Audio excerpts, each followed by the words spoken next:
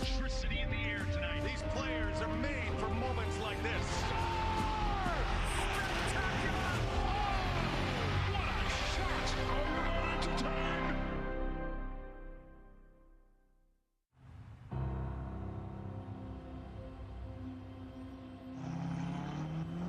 Something big is going down in the ATL. In case you didn't know, NASCAR's back on TNT with the first ever in-season challenge. I think we got a pretty good car. You ready for a tough one? Just got to execute, man. A revolution on wheels, 32 drivers, one bracket, head-to-head chaos for $1 million.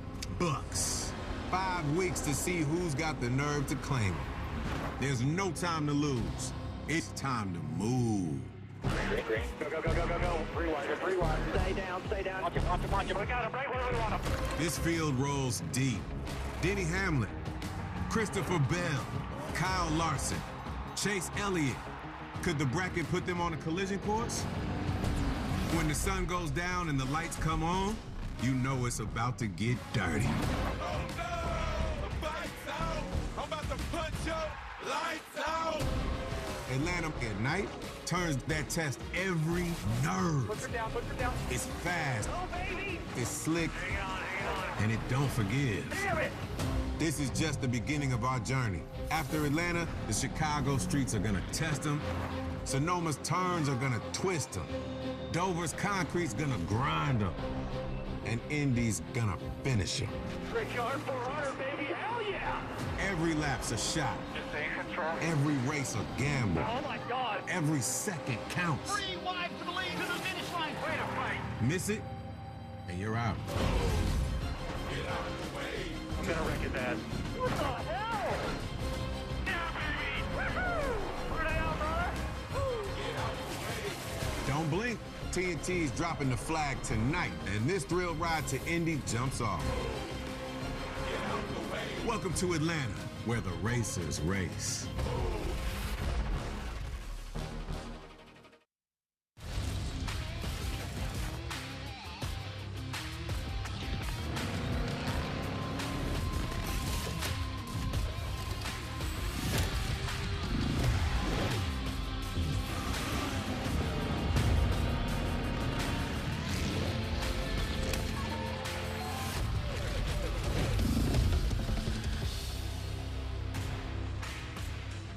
Exactly what Ludacris said. We are going to race today, but this is a summer in Atlanta right now. Yesterday it was hot and humid. Today it looks like this. Yes, we had some lightning in the area.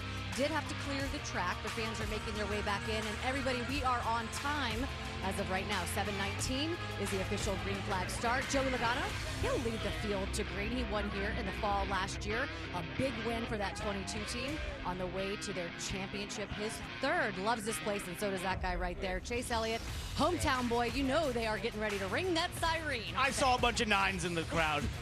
9 surprise. times. Yes. Not like that. Not like Ferris Bueller, but it was definitely for Chase Elliott. Hometown boy getting a lot of love from the fans. We like that right there. Oh, That yeah. direction looks significantly better than the other direction. We do like that a lot. Welcome to NASCAR Nation pre-race, brought to you by Vanda Pharmaceuticals. This is the Quaker State 400, available, by the way, at Walmart. I'm Shannon Spake, Parker Kligerman, Jamie McMurray, of course, the Daytona 500 champ, my teammates for the next 5 weeks. And just in case you were wondering, we did have to move inside because of the guy's hair. Yeah, sorry. We only have so much gel to hold his up. And you know, you touch the high maintenance one in our group. Oh, yeah. That's true. I We were a little thought afraid. Jamie's hair was excellent. It was starting to sprinkle out there, and his hair just won't stay the same. Until I saw yours, Parker. That's enough nerd jokes for the day. We can move on. Well, All we're right. going to be together for the next 5 weeks. One thing we're also going to do over the next 5 weeks is, of course, the in-season challenge. It's going to be a big one for these drivers. One driver going for $1 million. This is how it played out, right? Okay, so we got the top 32 drivers in points after Nashville. We had the seeding based on the highest finishing position and 3 seeding events. The 5 races, the next 5, we're going to Chicago next weekend, Sonoma, Dover, and Indy. And of course, it's single elimination with the best finish advancing to the next round. It's kind of like when you fill out your bracket for March Madness. Very similar. Yeah, it is. We've got one too. There it is. Let's take a look at some of these matchups. Well, you got the #1 seed up in the top left. That's Denny Hamlin. He gets that out of virtue of his win at Michigan and then finishing second last week. That puts him in that position on a tiebreaker with Chase Briscoe. He's got to beat Ty Dillon. I like his chances, Jay. I like Denny's chances right there. And as you look at this next bracket right here, I like this Elliott, Chase Elliott, and Austin Dillon. You see second row down. Elliott's won here before. This round is by far the most difficult because of the type of racing we have here, Parker. Yeah, I mean, you go into a place that anything can basically happen. This place, a ton of unknowns. This one, though, I call this the gauntlet. Look at the names you have here. You've got Briscoe, William Byron, Ryan Blaney, Kyle Larson, Tyler Reddick, Carson Hocevar. Whoever makes it out of this group, I feel like they should give a prize to these guys. Just to that group. This group right here. This one is incredibly tough. Poor Noah Gragson in that one. Can you match his energy, Jamie? I mean, he's pretty excited about that. They drew the short straw in the gauntlet group, as Parker would say. All right, we've got matchups all over the place. The McDowell Allmendinger won, and Busher, of course, we're going to find out. I think maybe someone on our team might have picked Busher to go all the way. So $1 million. And you might say, hey, these guys, they make money, right? These drivers already make money. But this could be life-changing for one of these drivers in the field. Well, and everybody wants to win. That's true. It doesn't matter about the money, but the $1 million just makes it even sweeter. And I think some of the drivers will have downplayed this a little bit, but I can assure you as it gets closer and closer to get to pay that $1 million, everyone's going to be paying attention. 100%. I know there's drivers out there who've been like, oh, I'm not paying attention. I don't care, that sort of thing. And who were you impersonating? Just a couple of them. And I get it, though. If I was racing full-time in the NASCAR Cup Series right now this year, I would never have paid attention to this possibly until this week. But then you'd look at that matchup and go, oh, I've got a chance. Right. Oh, wait. And who am I matched up against? Who am I matched up against? Right. And then you get late in this race here in Atlanta, and suddenly maybe that person's wrecked out, and you're like, oh, I've already made it through. I'm in. Yeah. Or you're looking at that last position, that last restart, and thinking, who am I going to restart behind? Maybe I'm not going to win this race, but I could beat that car I'm up against. Yeah. Right. And that's where it starts to play. And I think, to your point, once we get past this week, that becomes something that everyone's paying attention Well, to. it's the race within the race, right? Yeah. Like if you're not having a good day, as long as you're having a better day than the guy that's in that bracket right there, you got something to race for. There's a lot of fun matchups. One guy in here won $1 million in the All-Star race. It wasn't did, me. yeah. Yes, Yep, you gave did. half of it to the government. Absolutely. What's my cut? He does like to take that, doesn't he? I didn't even know you then, Parker. That's weird. Okay, enough of us for right now. Let's see all the rest of the guys and gals that are on our crew, because there are a ton of them. Look at everybody. TNT put together such a great group. We're going to head upstairs, or I guess I should say over. They're somewhere around here. Maybe we can wave or go down. I don't know. Put bunny ears behind them. Of course, Steve Letarte, Dale Earnhardt Jr., and Adam Alexander. You guys, I mean, listen, you guys got a lot to cover tonight. Not only the in-season challenge, but of course the craziness that we're going to see on this track today. Well, this place is absolutely electric, Shannon. We're looking forward to it, and I think that's why the word of the night is upset, maybe underdogs producing in this in-season challenge opener. This thing is going to be wild, as Shannon said, on track and in the bracket, Dale. Yeah, it's going to be fun going week to week to see which one of us has correctly predicted the winners, right? So that's going to be a lot of fun over the next several weeks, but I'm really looking forward to this race tonight.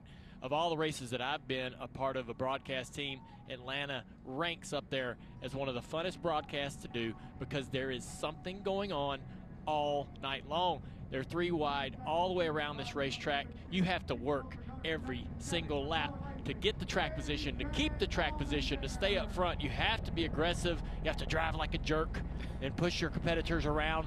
And we know it's going to be fireworks at the end. So just going to be a great night. It's turned into one of the best tickets in the NASCAR schedule. Yeah, racing in Atlanta is like taking rush hour traffic from Talladega and put it on your surface streets of your neighborhood. That's really what it looks like. It's in fast forward.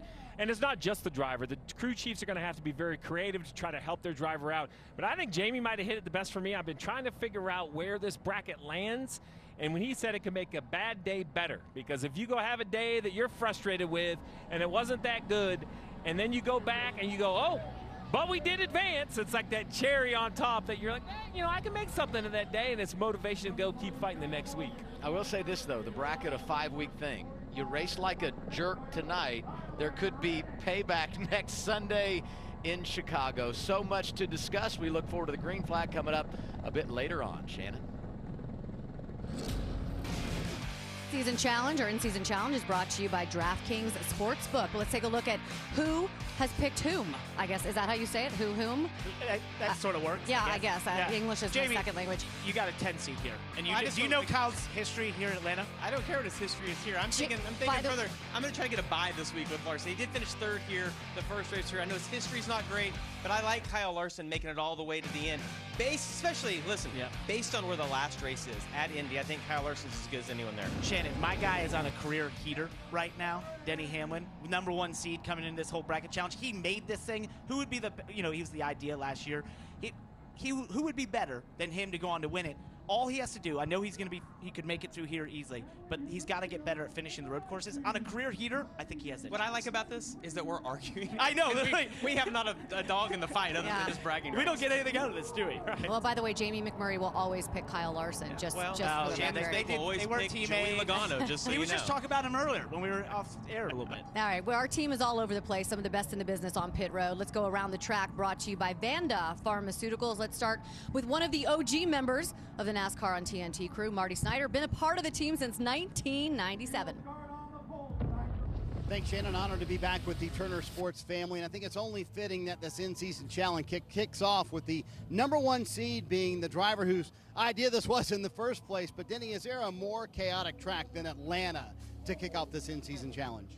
Not sure that there's one that's going to be more unpredictable than this one for sure. We're obviously starting in the back there, so we'll have our eye on the 10 car for the most of the race and make sure we try to move on from this round. But this will be a tough one. 33rds, pretty deep in the field, but remember here in the spring, his teammate Christopher Bell started 32nd and won. Chase Briscoe, your winner from last week at Pocono, his first with his new team, Joe Gibbs Racing. Chase, what was the best part about that victory and savoring it with Coach Gibbs and your team this week? Yeah, honestly, I think my favorite part was Monday morning. Brooks woke me up at like 7:30 in the morning, just literally beating me with this checkered flag from the night before. So that was cool. As a kid, I would always bring, my dad would bring the trophy home. So for me to be able to, be on the other side of that now is really, really cool. But yeah, just the whole thing, right? Obviously getting coach in Victory Lane, getting Johnny Morris, JP Morris, everybody at Bass Pro in Victory Lane. It's just been a lot of fun this past week. So yeah, hopefully we can do it again tonight. Brooks, who's going to win the race tonight, buddy? Daddy's going to win tonight. That's what his son Brooks says, rolling off 10th this evening. It's always nice to race in front of your home crowd. Chase Elliott doing that tonight. This is a special type of racing. Let's talk about that first. Do you need aggression or do you need patience to do well here tonight? A little bit of both. I think it's always a fine line, but yeah, just really cool to have a Saturday night race here at Atlanta. And, it's the energy since they've redone the track, I will say it's been pretty incredible to witness and be a part of. So excited about it. Have a special paint scheme on the old Napa Chevy tonight. It looks a little different than normal, thanks to Raylan. So we're looking forward to getting this show on the road. All right, Chase Elliott looking forward to racing in front of his hometown. Our 2023 NASCAR Cup Series champion, Ryan Blaney. Ryan, during qualifying, I was standing right next to you when the lightning hit. You were pretty upset because you thought you had some speed in the car. It looked like it worked out pretty well for you. Yeah, not too bad. I'll tell you, really cool accomplishment for Team Penske and Wood Brothers to lock out the first two rows.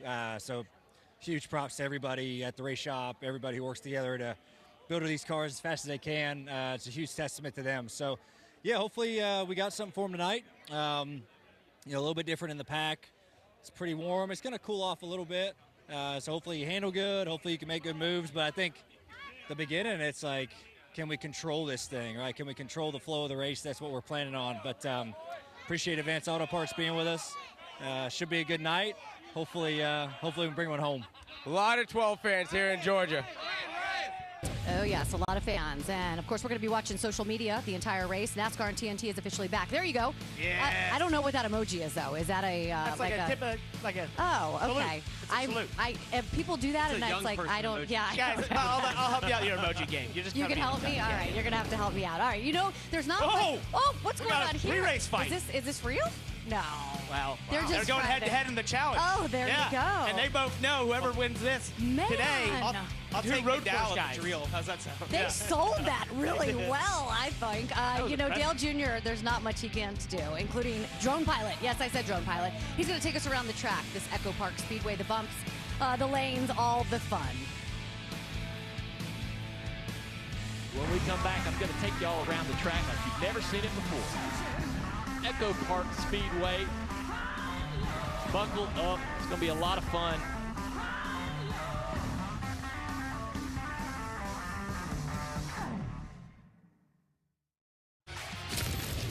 NASCAR Nation Pre-Race is presented by Vanda Pharmaceuticals.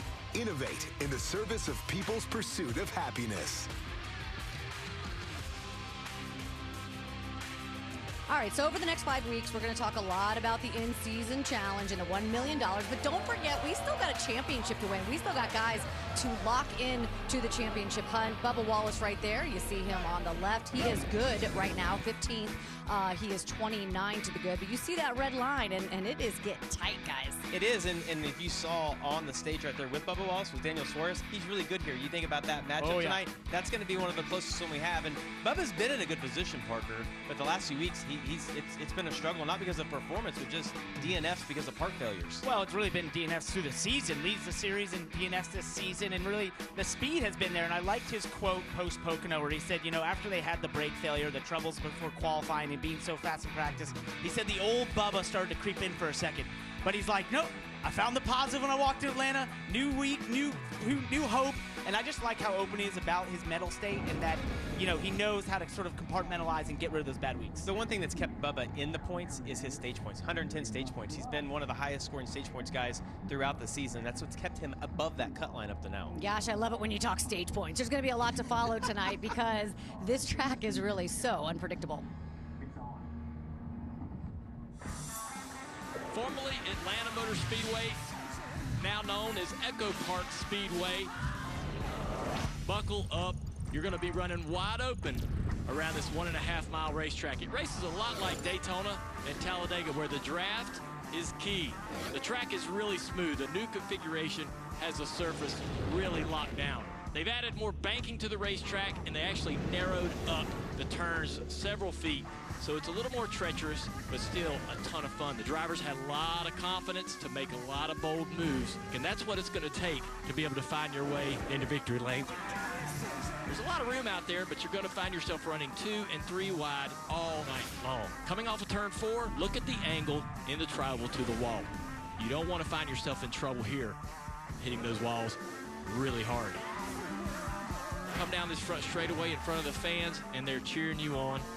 Pit road's a little tricky, though. We're going to enter on the back stretch. That's unique to any other track in NASCAR. You can hammer around that apron at 90 miles an hour, but you have to back it down to 45 once you get to that yellow line on pit road. During the pit stop, you can make a lot of gains in track position just on pit road alone. Back out on the racetrack and trying to bring this thing home, you're going to have to be aggressive, changing lanes, blocking cars, running 3 wide. There may be even contact. Think about Daytona, but on fast forward. Everything is happening so much quicker here. Your brain's got to be like a supercomputer to process everything that you see happening. The trick is going to be what lane you want to be in when it's all said and done. My preference, I want to be on this top lane coming off of turn 4 as I head toward the checkered flag and cross the finish line. If I do all that right, I'll find myself right here in victory lane.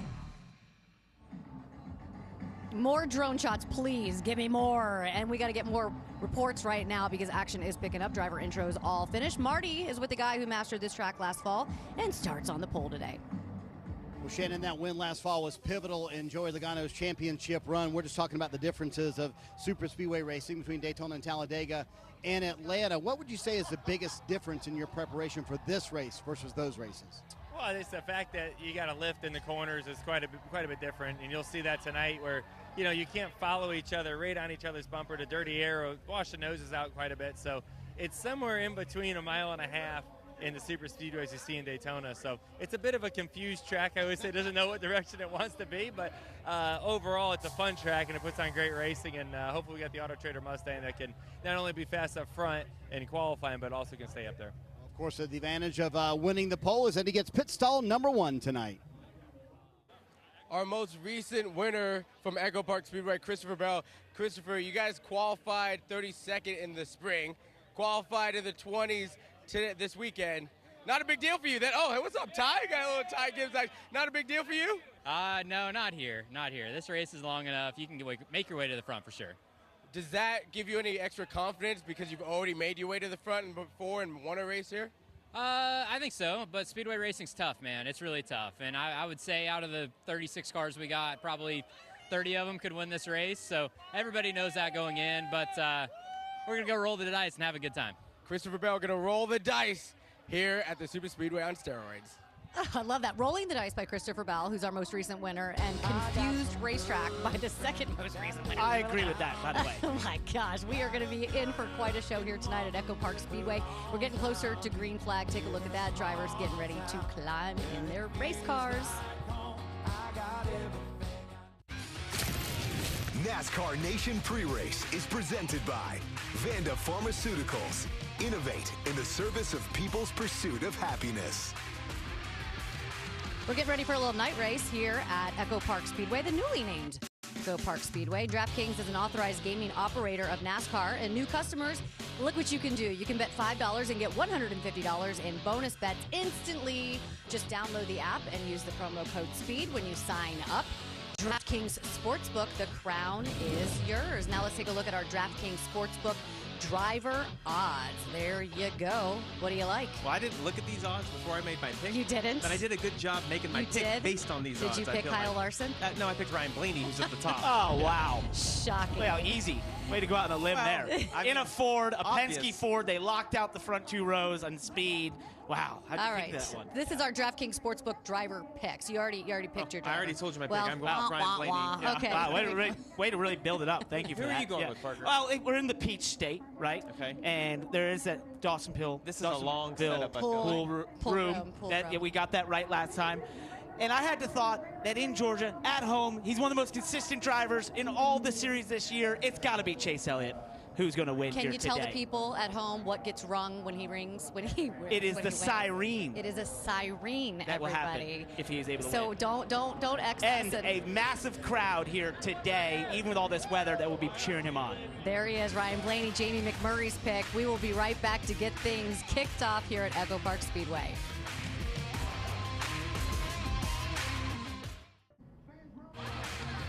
Back here at Echo Park Speedway, we've got 8 Fords leading the field to green. Drivers are ready to get this baby started. So let's head trackside to kick things off here at this 1.5 miles. At this time, we ask that you please rise as you are able, remove your hats, and veterans render a hand salute as the Dobbins Air Force Base Honor Guard presents our nation's colors. Here to offer tonight's invocation, please welcome the 12th Secretary of the United States Department of Veterans Affairs and United States Air Force Reserve Chaplain, the Honorable Doug Collins. Dear Heavenly Father, we thank you for letting us be here tonight. We thank you for man and machine that will go fast. We thank you for a breeze that keeps us cool. We thank you for a country that stands tall, for a flag that stands for freedom. We thank you for a president who takes care of us, and Father, we thank care of a state that comes together for a race tonight. Father, may you guide us and direct us, for it is in your precious name as we look forward to a race tonight. May you keep us all safe and keep our veterans wherever they may be in your precious hands and your arms. Amen. Here to perform our national anthem, please welcome TV personality, comedian, and singer, Jesse Wu. Oh, say, can you see by the dawn's early light what so proudly we hailed at the twilight's last gleaming, whose broad stripes and bright stars through the perilous fight o'er the ramparts we watched were so gallantly streaming, and the rocket's red glare, the bombs bursting in air, gave proof through the night that our flag was still there. Oh, say, does that star-spangled banner yet wave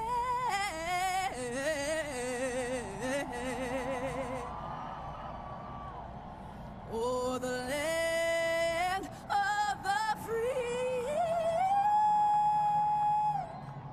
and the home of the brave?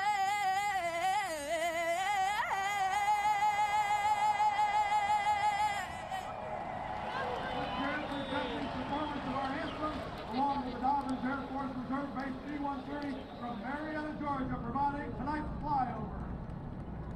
And thank you to the Echo Park Speedway Fire and Safety Team on to the third. Back here at Echo Park Speedway, and earlier this month, Speedway Motorsports and Echo Park Automotive introduced a new identity to this facility, formerly known as Atlanta Motor Speedway. This iconic track, the largest sports venue in Georgia, is now known as Echo Park Speedway. Oh yeah, look at that. The drivers have climbed into their race cars in the 45 of Tyler Reddick. He's going to start 23rd. Maybe that's good luck for 23:11. That's a good number, right? Take a look at that. Maybe that's a little good luck, too. Tyler Reddick, he's got Superman on his car, on his helmet as well. Superman is only in theaters July 11th. You can get your tickets now. And from the Man of Steel to the Man of Social, there is absolutely no kryptonite for Mamba Smith, who's going to be hanging out on the alt cast all race long. Mamba, it is good to see you, my friend. What's your message to the fans before this baby gets started? Hey, everybody. It is good to be seen. Hey, Shannon. Hey, everybody. Listen, TNT is back, but we brought some friends along with us. We know you're going to be watching the main broadcast right here on TNT, but the altcast with Larry Mack, America's crew chief, and the mayor, Jeff Burton, will be on True TV. Now, if you want to watch them in-car and have audio, go and check out the stream on Max. And, of course, social. Bleacher Report is here with us. We got BR Racing. It's going to be keeping you up to date with all the in-season challenge information. All right, take a look at that. There are probably going to be some comers and goers on that alt broadcast. What do you think, Jamie? Good chance? I mean, the mayor and America's crew chief together on the alt broadcast. Everyone is fired up. This NASCAR on TNT intro is fire. Yes, thank you guys, everyone. Social media, keep it coming. We've got, of course, Mamba Smith. He's going to be doing all of that work and talking to all of you guys throughout the race. Hey, you know what?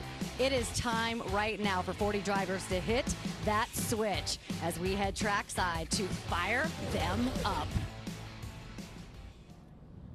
And now, here to say those most famous words in motorsports, please welcome a member of NASCAR's royal family, 8-time NASCAR Cup Series winner, and now one of the first brand ambassadors for Echo Park Automotive, Kyle Petty, along with Echo Park Automotive, Sonic Automotive, and Sonic Power Sports Chief Marketing Officer, Dino Bernacchi, and his son, Luca. Gentlemen, start your engines! Great job!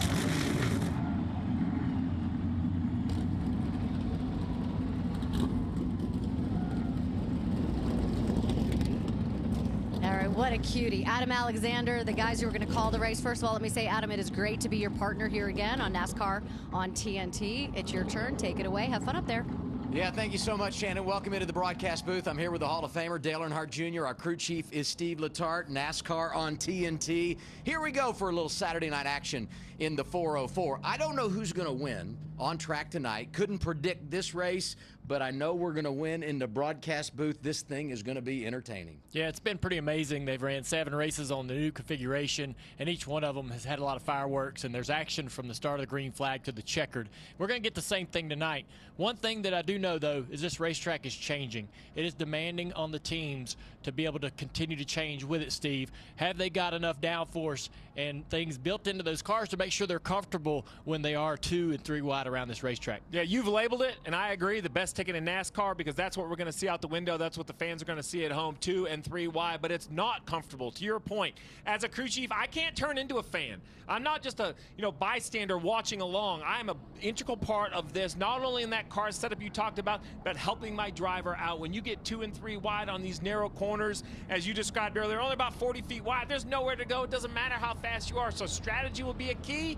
But then it gets to a point, Adam, when you kick back, get a cold drink, root your driver on. You've done all you could do from on top of the box. 9 races till we get to the playoffs. This is the land of opportunity for so many. Started racing at Atlanta back in 1960. Tonight we do it for the 8th time in the draft. We're green on TNT next. This is Atlanta, one of the most unpredictable races of the year. And when you turn the lights on at night, it always changes the energy at a race. Season starts right here. Tonight really is the land of opportunity. Anything can really happen. Let's execute. Let's kick the butt. It's the nighttime. It's the right time. Let's put the green flag in the air and turn them loose. Dale Jr. said it. The nighttime is the right time. NASCAR on TNT, ready to make it happen.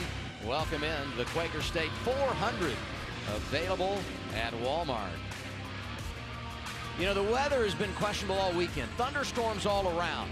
But right now, we're living right because the storms have moved away from us and we are set on schedule for the green flag. Qualifying happened here yesterday. Let's take a peek at that starting grid. Front row, the champ on the pole for the first time this year. Joey Logano won here last fall alongside Josh Berry. Fords were great yesterday. Row 2, Ryan Blaney next to his teammate Austin Cindric. Both have won in 2025. More Fords in row 3. Again, it's a teammate theme. Ryan Preece, Brad Keselowski. Brad, the best in the bunch when you talk about drivers winning in the draft of those in the field tonight. Row 4, 2 young drivers from the Ford camp. Cole Custer, Zane Smith, both looking for their first win of the campaign. Alex Bowman in row 5. He's above the cut line next to Chase Briscoe, coming off that big win last week at Pocono. Yeah, we got a few more there. Kyle Larson and Austin Dillon in row 6. And back in row 7, Chris Buescher, he's who I picked to win the season tournament. Let's talk to him. Chris Buescher's TNT boys in the booth. You got me? Yes, sir. Loud and clear.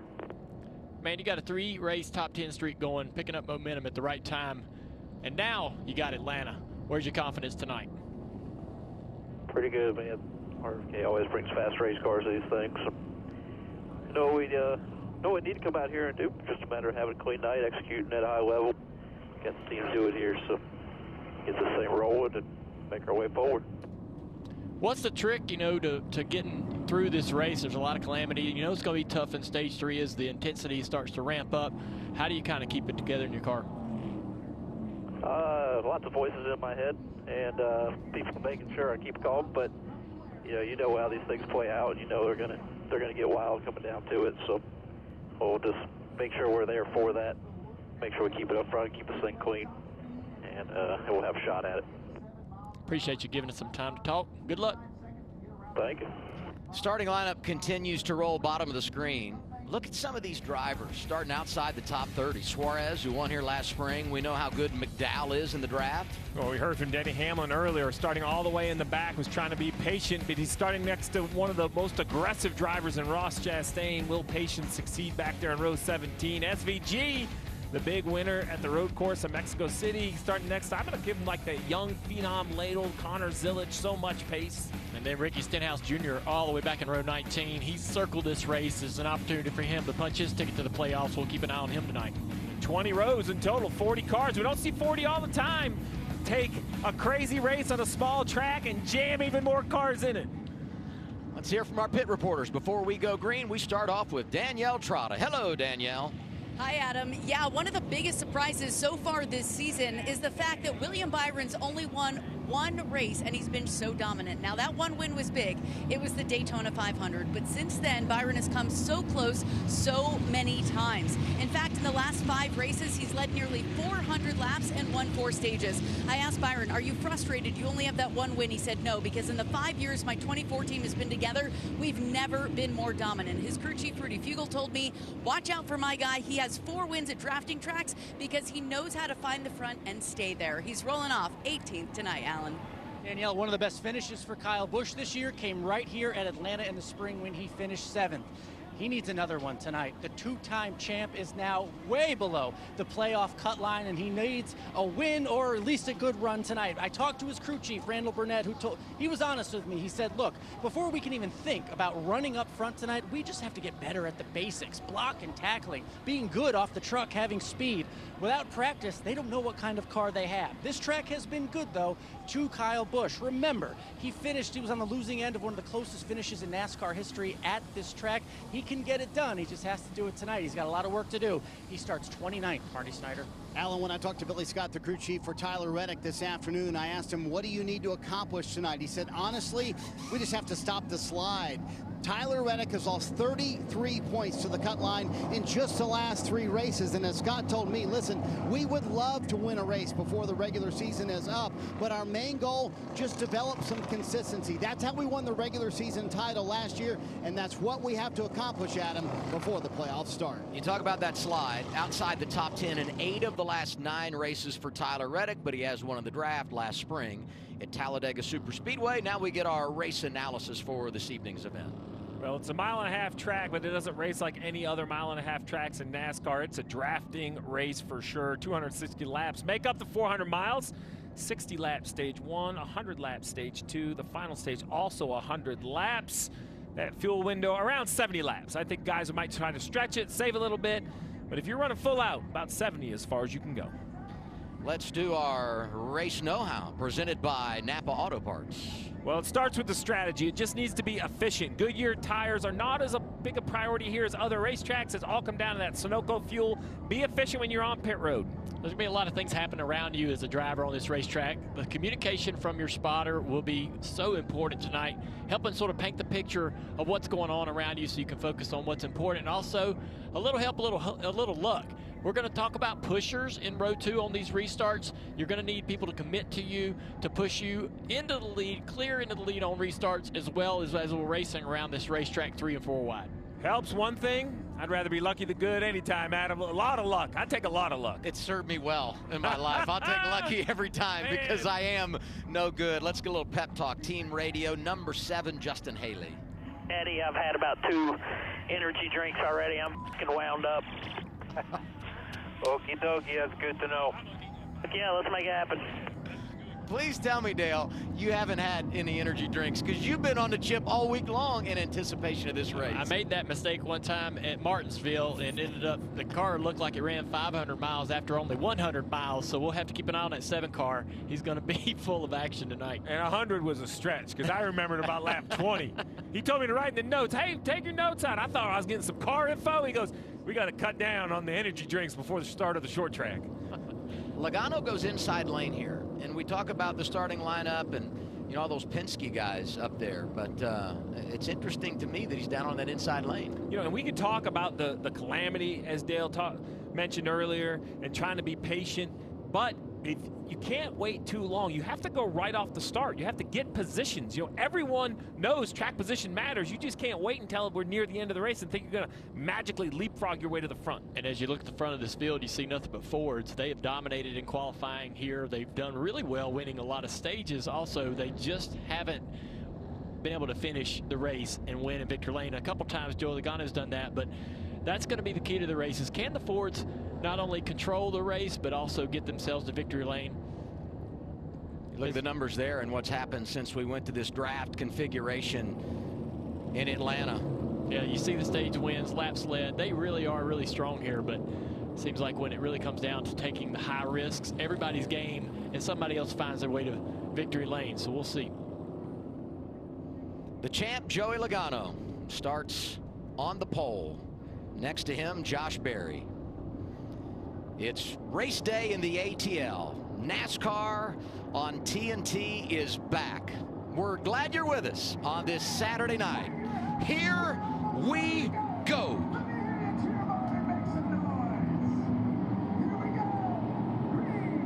Green, green, green.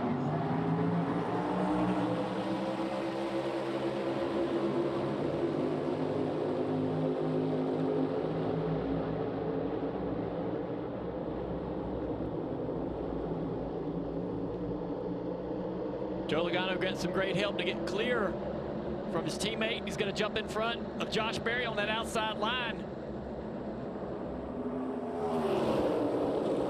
Now the 22 of Logano and Josh Berry are clear. Which teammate do they jump in front of? Cindric up high, Blaney down low.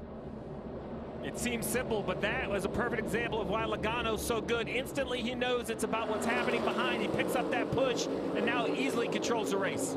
Look at that orange number 6 outside lane. That was Brad Keselowski trying to make a move, jump up inside the top 5. There he is looking for 4th alongside Blaney. Haley squeezed in the middle back there. These straightaways are pretty wide, corners narrow. The straightaways invite you to get in a spot you shouldn't be when you get to the end of the front stretch, especially here, the end of the dogleg, Dale. The track kind of turns left. There's a lot of room to just turn left as you see Blaney kind of hanging a right. Yeah, there's an opportunity for contact down the front straightaway. Everybody has a bit of a different interpretation of where they need to be, what line they need to run down the front straightaway. Saw some issues in the Xfinity race last night because of the side drafting and contact. Brad Keselowski trying to hang tough on the outside of Blaney. Keeps continuing to get the run to be able to stay on that outside of the 12. Blaney would love to get clear to join the other Penske cars in that front line. Those 3 cars out front. Yeah, Brad's got the help on the high side here, Adam. Looks like his teammate, the 60 Aprice, is now behind the 6 car. I loved your line in the drone map, a supercomputer. That's what the drivers needed to have, and you see instantly why.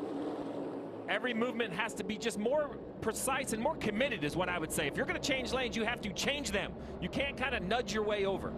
Mentioned Priest, another one of the Fords up there. Behind him, 38, Zane Smith, looking for victory for the first time this year. 41, Cole Custer.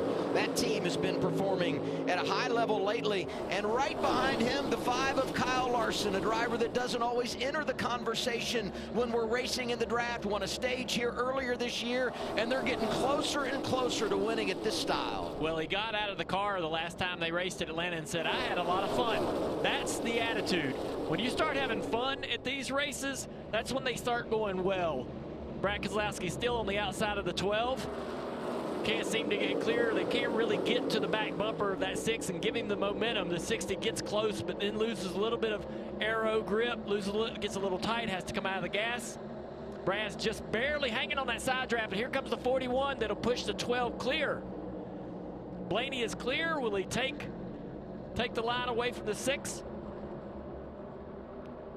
So clear, you can guard a little bit. Top 4, now top 5, nose to tail at the front. Blaney slides in line. There's Keselowski behind him. And now it's the 60 Aprice, 41 a Custer side by side. I'm watching as a driver. I'm seeing the outside line continue to prevail. So I'm be a little bit worried about being in the inside line. They don't have the numbers as well. They're about 1 car down on the inside line. That 41 hanging on the inside of the 60 there. Cole Custer, they had a great run over the past couple of weeks, showing a little bit of speed. Been a tough year for that 41. You see that 5 jump into the outside line, that's what he's seeing. He's like, hey, we're losing numbers on the inside line. I might jump to the top here. Now he's back to the bottom of 38.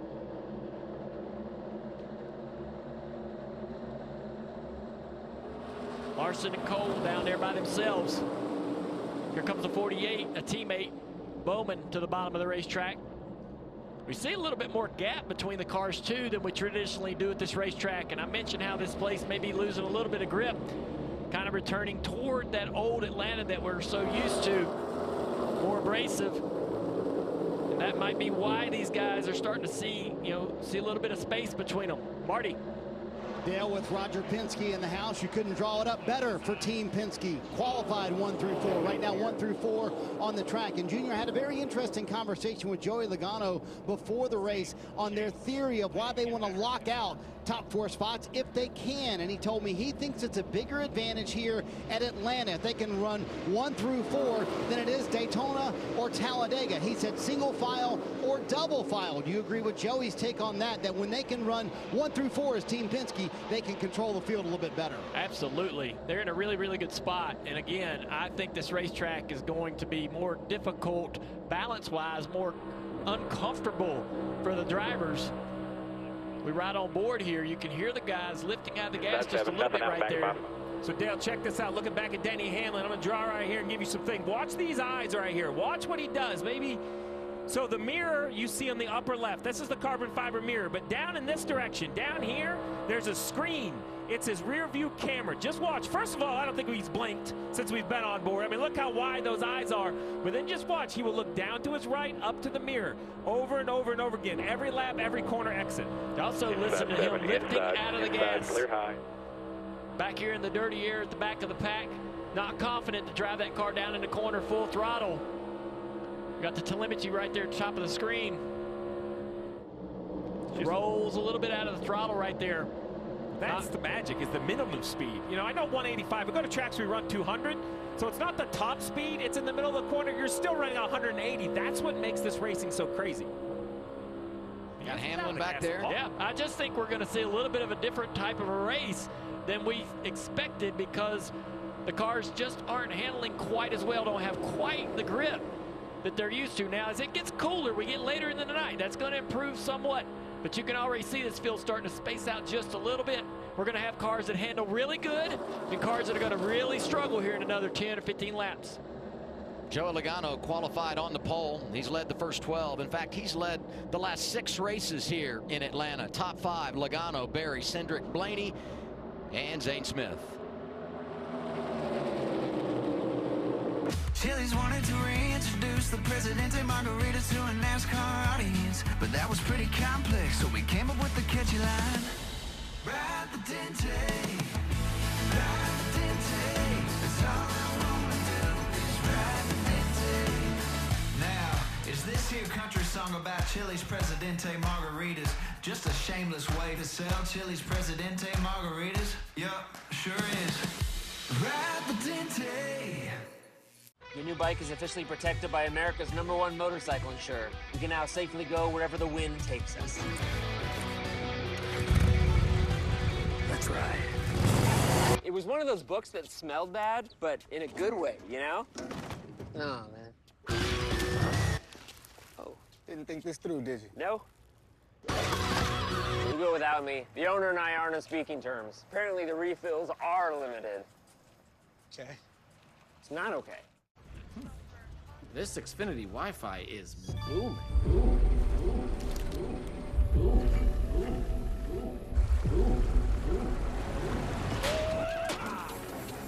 Next up, boom time. The Wi-Fi booming. The Wi-Fi is booming like a 10x double unicorn IPO. Scream me sideways. It's bursting with Wi-Fi. Well, everyone who knows a boom when they see one is going to want in. The Wi-Fi's booming. At Napa, we're the pros that know how to make your business our business. Pros everywhere you need us, with every part you need. From brake pads to stock your shop in Orange County, California. Andy, brake pads. To oil filters for your fleet in Orange County, Florida. It's why we built a nationwide network of parts and exceptional service, all driven by one mission: to keep businesses big, small, and everything in between moving full speed ahead. I'm getting 5% cash back on the monthly category I choose when I pay with my PayPal debit card. You gonna go? You can pay your own way. I use PayPal to buy this ticket. I'm paying it off over time. No fees, no interest. You know what else has no interest? Me. You can pay your own way. I'm still in here. More savings, more flexibility. The rewarding and trusted way to pay. PayPal. Welcome to a whole lot more on the line. More drivers going head-to-head means more stakes, more grit, and more to prove. The challenge is on. 32 drivers enter $1 million showdown. 5 races of bracket-busting matchups. More pressure, more risk, and more reward. Only on TNT and streaming on Max. Welcome to the in-season challenge. Welcome to NASCAR. NASCAR Cup Series racing on TNT is brought to you by Arby's. Arby's, we have the meats. And by Straight Talk Wireless. Real unlimited data for fans of fast. Official partner of NASCAR. 19 laps in, stage 1 here at Atlanta. Joey Logano is the race leader. Let's get a report on Tyler Reddick. Here's Marty Snyder. Boy, Adam, you hear a super speedway race and you think teams should be able to, and drivers should be able to run their way to the front, but the Toyotas who qualified in the back have gone nowhere, including Tyler Reddick, who's only gained 1 spot. What's going on with the 45? Listen in. Really tight. Copy, really tight. I'll let Bubba know as well. Still 1 off. So, Junior, what I find interesting, that comment of really tight came on lap 2. I am hearing more comments about ill-handling race cars way earlier in a run at Atlanta than I have ever heard. We're on lap 20, and I don't know that I've heard one driver that's happy with his car yet. Why is that the case this time around? I just think the track changes quickly and loses a lot of grip as we go from race to race here annually. So it's obviously affecting these teams. They have to guess on how much grip to have in the car when they get here. Some are going to hit that perfectly, some will not. We've got some people that have struggled. Briscoe's lost 26 spots. We talked about Custer early in the race. He's down 18. So big movers, though, the 77. Yeah, you said who hit it right. The 77 has figured it up, 21 spots and gaining, rolling right around the bottom of the racetrack. What about that car, Alan? And despite that, he says he is too tight going into turn 3, could possibly be even better. But remember, he had a career best finish here in the spring, finishing second, nearly won. It was just all about the timing of the caution, but Carson Hocevar going forward in the right direction. Remember, he's something of a lightning rod, maybe too aggressive, some competitors say. His crew chief said he likes the aggression because if he can be aggressive early, his driver, Carson Hocevar, is learning what he'll need to do late in this race to possibly get that checkered flag. If this is an ill-handling 77, I'm writing it in pencil. It's not going in ink because this thing is flying. You might not like it, but there's 35 or 36 others that would love to have what the 77 has right now. Fords continue to dominate, but the Chevrolets are starting to show up in the back of the top 10. Some of those Chevrolets being the 5 and the 24 of Larson and Byron right there. And their teammate Chase Elliott now in the 9 car. They're ready to make it uncomfortable for the Fords. We're not just going to let you sit here in line. You're going to have to defend. There they go, outside lane. Saw Larson getting pushed through by Byron. Is you're right on board with Chase Elliott. He's got the Chevy of Carson Hocevar in front of him. And as we talk Chevys, let's give some love to Austin Dillon. This the Napa Know-How onboard camera. I love this shot down. You can look at kind of the rear tires, that rear diffuser, that carbon fiber piece underneath the rear bumper. You can just see how much the cars move around and how much more speed the bottom of the racetrack has through the middle of the corner. You see Hocevar slide up in line. That's like you just clear yourself, I'm guessing. There was not a lot of room there. Well, you take a risk like Byron is right now to run to the bottom of the racetrack. If you can get cleared or somehow get saved by somebody with a little help from behind, that's going to work. Right here, he's going to lose a spot to the 12. Can he fit in front of the 2? He's going to force his way in. That's what you've got to do. Be selfish. Take what's yours. Now he's still hung to the inside of this 12. Not going to clear Blaney. Down the front straightaway, he's at a risk to lose spots. Here comes the 77. He's hoping to look. He's looking in the mirror. Hey, 77, Hocevar, help me out. Don't go 3 wide, Hocevar. Hold up. I need your help, bud. Hocevar, though, he don't care. He'll go around him and then slide up in front of him. 77 has got it working, and he is fearless behind the wheel. Carson Hocevar. And everybody mad at him at the end of the race here last time. Run second when we were in Atlanta. Looks like he's going to pick right up where he left off. Well, he came in with half the field mad at him before the race. So he doesn't have a whole lot to go. Now the 24 stuck in the middle. And those are the moves that frustrate him. That 22-year-old Hocevar, he doesn't care. He drives like he's 22. He doesn't feel like he owes anybody anything. That frustrates some of the veterans. Now Byron kind of making that middle work. But here, 2 teammates stuck side by side. And Hocevar says, what'd I do wrong? I passed you. I'm up to 5th. Brad Keselowski making a move to the inside of the Penske teammates down into turn 3. Saw Chase Elliott side by side with Austin Dillon. That's one of our opening round matchups in the in-season challenge. And Hocevar head-to-head with Ryan Blaney. They're both up there racing at the front of the field. And I think that's who was the most frustrated with them last time we were here in Atlanta is the 12 and the 77 seem to continue to find each other on the racetrack. They found each other in the bracket as well. Oh, the 24, Byron got a little loose off of 2. Gathers it up. Things are getting busy. Oh, Byron to the top of the 77. What a move. I loved it. He rolled right into the quarter panel and forced the 24 down to the non-preferred lane, and that's going to shut the 77 off. We got a whole lot going on right now. Top 5, top 10, but the one thing that has not changed, 22 out front. Joey Logano has led the first 29 laps. Next time around, we'll be halfway home in stage 1. He's missing all the excitement. I hope he's looking in the mirror. Here comes the 6 of Brad Keselowski. Made a great move in 1 and 2 to get to 3rd place. But down into 3, he takes the run. He has to. He's able to be able to recover that. Not passing Barry and be able to slot right back into 3rd. He's gonna get another great push down the front straightaway from the 12. Now he's going to the top of the racetrack of Josh Berry. Great move. I think Brad Keselowski will be able to fight and take over the 2nd spot. It's going to force Blaney to choose on who to help here. Hunt Brothers onboard camera riding with Joey Logano, and he's looking at what's coming from behind. Inside lane, Josh Berry in the 21. Outside, Brad Keselowski, his old teammate. Joey sees Brad coming. He's going to jump up there in front of the 6, get a little help off the nose of that 6 car, get pushed away, go back down, try to help his teammates, Josh Berry and Blaney.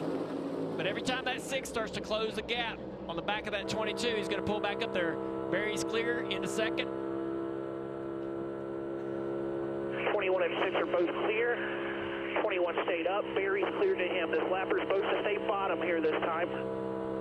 Right on board the Hunt Brothers camera. Did you hear the stress in the voice of Coleman Presley talking on the radio? I mean, the spotter stand is a hectic place. I love what I see out of Brad Keselowski. He is taking every single run he gets. It's time. Yep. Where he's at in the points, he's in a must-win. He knows it. He said it. He owns the team. He's going to drive, showing his other 2 drivers how to get it done on the speedway. With 9 races to go in the regular season, we're feeling the intensity. Huge opportunity tonight. Logano leads. Go inside the race with Max, home of the NASCAR Driver Cam, presented by DraftKings Sportsbook and Straight Talk Wireless. Access every in-car camera with real-time driver data, multi-view options, and full team audio. Watch NASCAR Driver Cam all season long, only on Max. I needed a deep breath. The drivers needed one. Yeah. Just a hint of a rain shower, so we're under caution just over halfway through the opening stage. Yeah, it's a lot of drivers that have been talking about the balance of their cars. This is a great chance for them to maybe come in and get some changes made. Let's listen to the 12 audio. I'm going to crash. This thing's a piece of ain't doing well. I mean, I'm just all over the place. It doesn't turn into 3 in 30 here. It doesn't turn to 1 and 2 on the bottom in 30 here. And I'm wrecking loose. Can we get around in the second lane?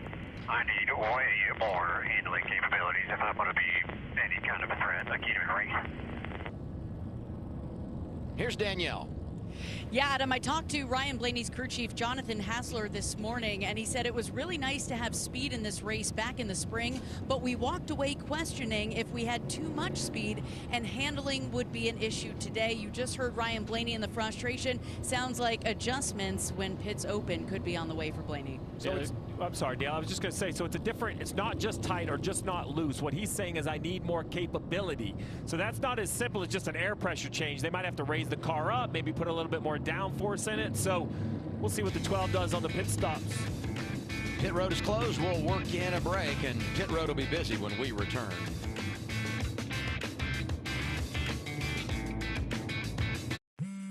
When it comes to your wireless plan, don't settle for less. Get more with a free 5G phone and real unlimited data from Straight Talk. More ways to connect. I love you, Mom. More reasons to share. And when you spend less with Straight Talk, you can get more moments to yourself by getting something for them. This is so much fun. Switch to Straight Talk and get a free 5G phone on us, on America's most reliable 5G network. Find us at Walmart and straighttalk.com. Don't miss your chance to race for the millions. Finalists, are you ready? The NASCAR Powerball Playoff is back. Enter now to win a VIP trip to the NASCAR Cup Series Championship race at the Phoenix Raceway, where you could take home $1 million. The winner is contestant number 2. The race for the million is on. It feels amazing. Powerball, the official lottery game of NASCAR, home to the NASCAR Powerball Playoff. When Ram killed the Hemi V8, people had opinions. We got it wrong, and we're fixing it. You hear that? That's our Hemi, and it's saying, I'm back. You want more? Buckle up. Ram's coming back to NASCAR. Let's go, baby. We're back in America's motorsport. The Hemi's back. We ain't going anywhere. Moving this summer? Pods is the most awarded container moving company. Pods brings the container to you. Then we'll take it to your new home or store it at a secure pod storage center. And you don't have to do the driving. Trust Pods with your next move. Book at pods.com. Sarah Benzino. Brandon Coley. Jablonski Auto Body, LLC. Yeah! Woo! What'd she call Harper? Oh, you mean Jablonski Auto Body, LLC. We actually sold the twins' naming rights. You know, like stadiums do. Kids are so expensive these days. Here he comes. Oasis Breeze Tan and Spa. Yeah! If you need a tan, I'm your man. Could do business with you. Or we can look at some investment options for you. Works for us. The right money moves aren't as absurd as you think. This melty white American cheese is the luckiest cheese alive. It gets to smother a quarter pound of rich steak to create Arby's cheesesteak. Sorry, other cheese. Arby's, we have the meat. It's the Brickyard 400, presented by PPG. This is such a prestigious place and such hallowed ground. This 3-day NASCAR Crown Jewel event features the NASCAR Xfinity Series Pennzoil 250. This is the Brickyard. This is Indianapolis. This is the coolest racetrack in the world. Don't miss the stars of NASCAR. Drive for a chance to kiss the bricks. Brickyard Weekend tickets available now at IMS.com.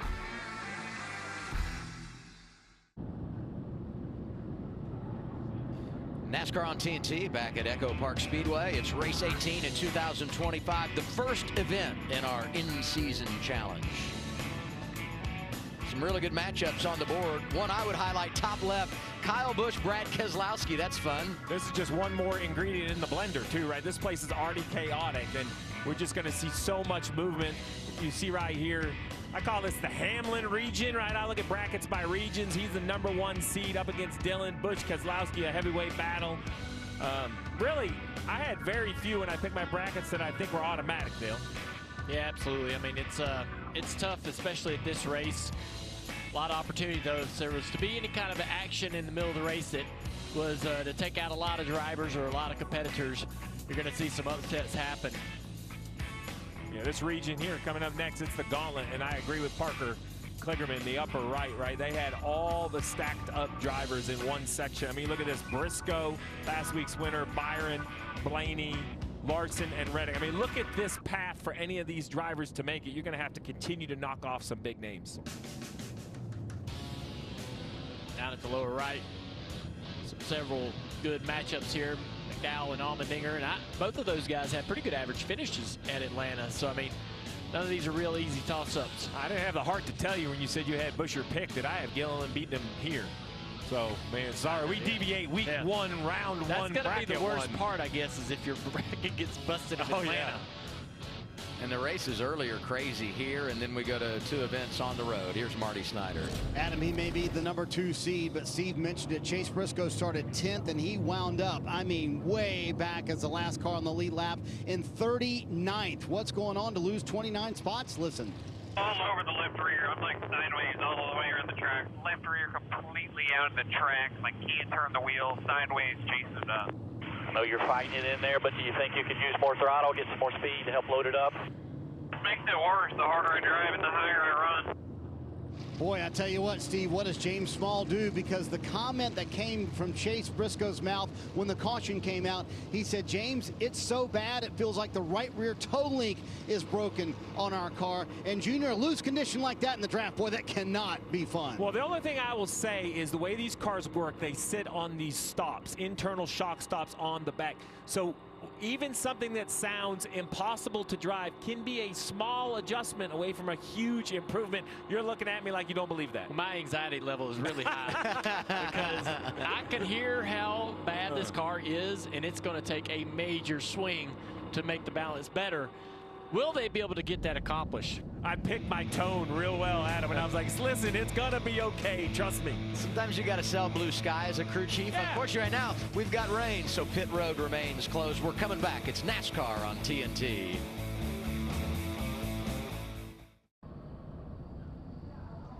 It started as a mist, then a sprinkle.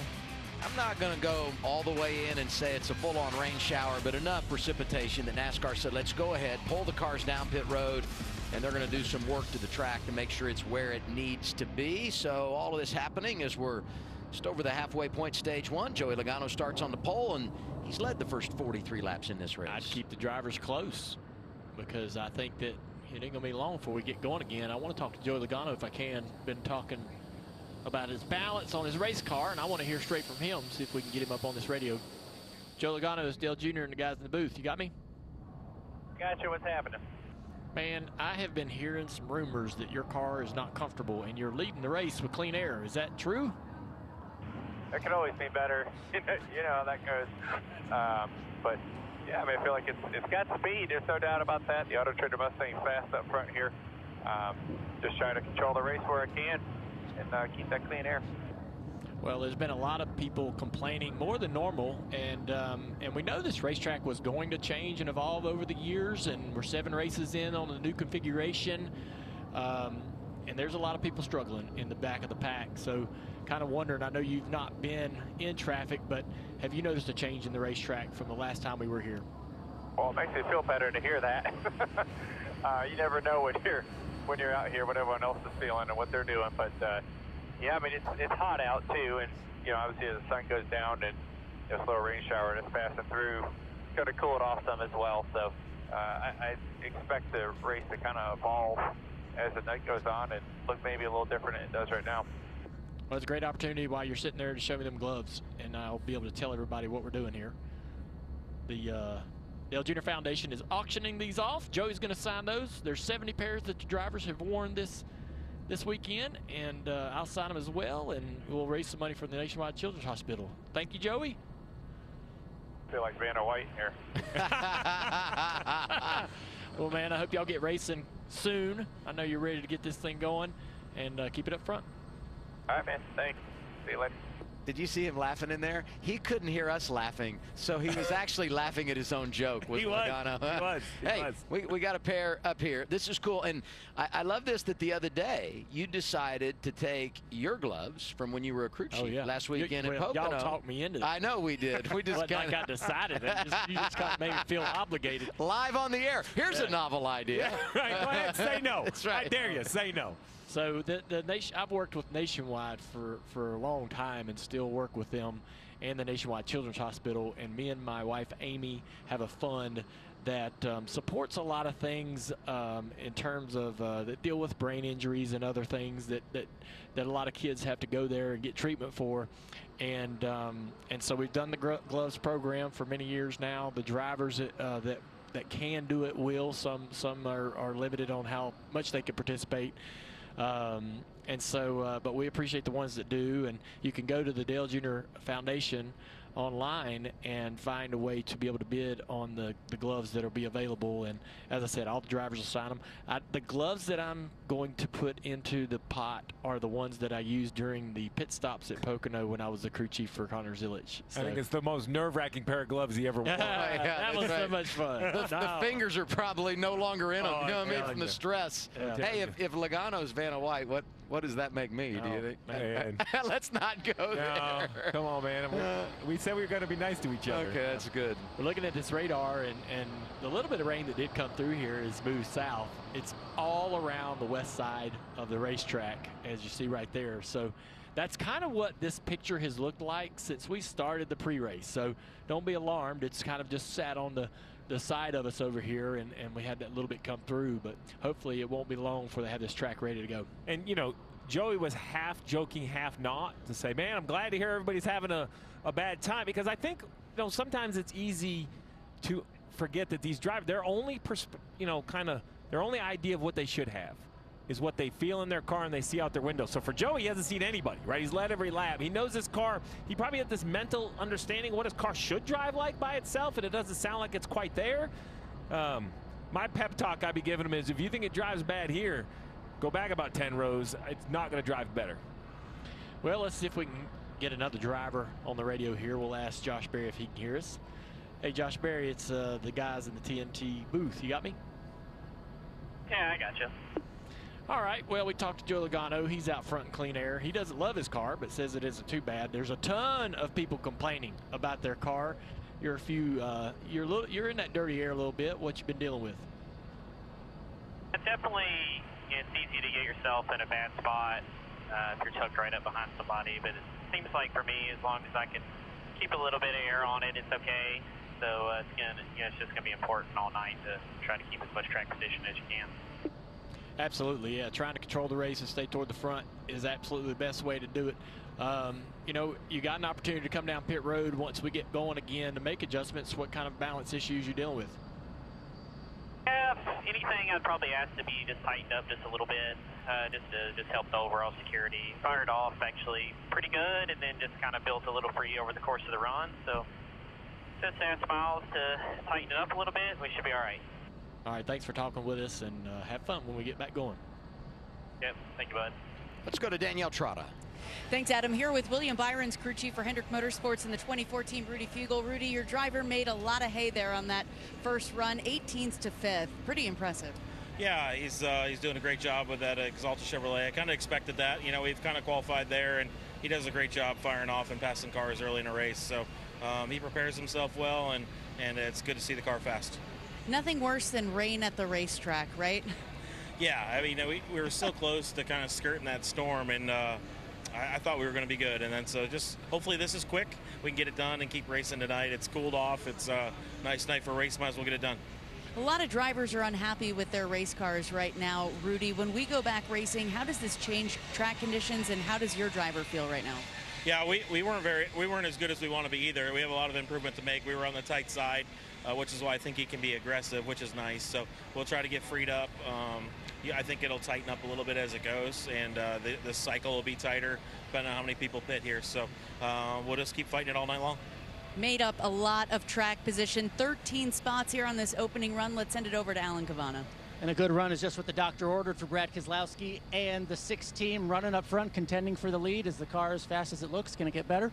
Yeah, our consumer cellular Ford's been good so far. I've been able to make some passes and move up a couple spots here. So just kind of have to see how this plays out with the rain. And if they open, when they open pit road, I'm sure some guys are going to pit. But being this close to the front, I'm not sure what we'll do just yet. The big talk after last week was team communication. How did you address that after the mistakes last week in Pocono? When something like that happens, you just talk about it as a group and talk about how to avoid it in the future. So we're all good there. We're all set. All right, Brad Keselowski said he's about 3 out of 10 loose. They'll work on it coming up in this next pit stop. That miscommunication got Brad pitting when pit road was closed, gave up a ton of track position. So I like it. Jeremy Bolin sits ahead on. So, man, we're good. We cleared that up. I'm sure it was not the most fun, but a needed conversation over the week. And both crew chiefs holding their cards close when it comes to will we pit or will we stay out when pit road is open. 43 laps in under the red flag for some rain. It's NASCAR on TNT. You're watching the Quaker State 400 available at Walmart. Stay with us. NASCAR Cup Series racing at what was Atlanta Motor Speedway, now Echo Park Speedway. They've made so many changes to this place. The new naming rights, boy, it just looks fantastic. Yeah, they did a good job. Put a nice fresh coat of paint metaphorically on this racetrack, and pretty exciting to come here and see the place look so good. Well, it just matches what everybody's talked about, right? This reconfiguration has just completely revamped a track that has so much history in the sport. Yeah. So now we got the reconfiguration, and then Echo Park jumps in and it has this new branding. It's just everything seems to be tipping the right direction for this great racetrack just south of Atlanta. One guy that said at the top of the show he was excited about the energy he was seeing about this racetrack and reconfiguration was Chase Elliott. Let's try to talk to him. Hey, Chase, it's the guys in the TNT booth. You got me?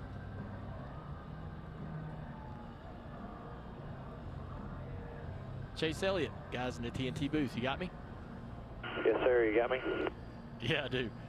Man, we've been listening to a lot of drivers, and there's some that aren't very happy with the race cars. You look pretty good. All the Hendrick cars are kind of driving up the back bumper, them Fords up front. How's it driving? Well, I'm not sure who you're listening to, but you must not be listening to me. I feel like we've been struggling. Yeah, really having a hard time getting the back of my car on the racetrack, and we've seen some of that before with that first run here. It seems like it's always a little treacherous, so just trying to decide how much of that's the track or how much of that we need to fix. But I'm definitely in the boat with the guys that are hanging on right now. Well, it's it's an early night, but as this track changes and cools off, maybe the grip goes up. How much of a swing do you guys take on that race car? You're gonna have an opportunity to work on it here in a minute when we get rolling. Yeah, I mean that's what we're debating, right? It's like I said, we've seen this trend before where that first run's always just really sketchy. I mean, we've seen guys have some big wrecks in that first run, and then everyone complains about it, and you get a couple more runs into the race, and it's like all your problems kind of go away. I feel like it's a little worse today than it has been the last couple times we've been here, so we're just trying to decide, to your point, how much you try to fix or how much the track's going to fix for you, because you don't want to get too far up the road and have to come back the other way later on. So, yeah, we'll see. Fun stuff. Man, it's fun watching. Y'all make it pretty exciting up here in the booth. You making all those crazy moves. Good luck, and we'll be watching. Yeah, man, it's been wild so far, so y'all have fun, enjoy. Fun stuff with a hint of sarcasm from NASCAR's most popular driver. There's Alan Gustafson as crew chief, and you know, I think that's the debate, and you can see the wheels turning. Alan's been on the pit box just so much in his life. He's a champ. He's won so many races, right? You're talking about 39 wins, 729 starts. He knows. And I asked myself, is that a track change that Chase is talking about? I know these are the best stock car drivers in the world, but let's just remind the fans, no practice? Is it like you just have to reset? Do you have to go run 30 laps in Atlanta and be like, whew, I guess it's just what it drives like. Yeah. You know, like, does the car really get a whole lot better? Like, I think Alan and Chase, this is what this combination is so good at is, you know, Chase isn't happy, but he also has accepted that Alan might not turn every knob on this thing. He might just say, man, you just have to be patient and let the track come to us as it cools. And Alan saw what I saw. That car drove up into the top 10 and looked relatively sporty, right? Yeah. So Alan's kind of wondering how much he doesn't want to dial that stuff out of the car. And we're talking Alan Gustafson here. Maybe hear from Alan Cavani. He's downstairs with a 2-cam. Yeah, and Brian Wilson, his crew chief, the crew chief for Austin Cindric, up 2 spots early in this race. Early on, playing out, we had the heat, we had the weather. How is it for the car right now? Yeah, I mean, overall, it seems like the track temp is lower than what we expected throughout the week, so our handling's not bad. It's a little bit free on entry. We think that with the track temp cooling down here, it's probably going to come to us a little bit, so we like the spot we're in. When we listen on the radio, I hear a lot of communication between spotter Doug Campbell and Austin. He likes to get a lot of information, who's good, who's where. How important is that communication? Yeah, it's huge, and it's something they work on a lot. Doug puts in a lot of time with Austin. They work on their terminology so that they can communicate quickly and efficiently.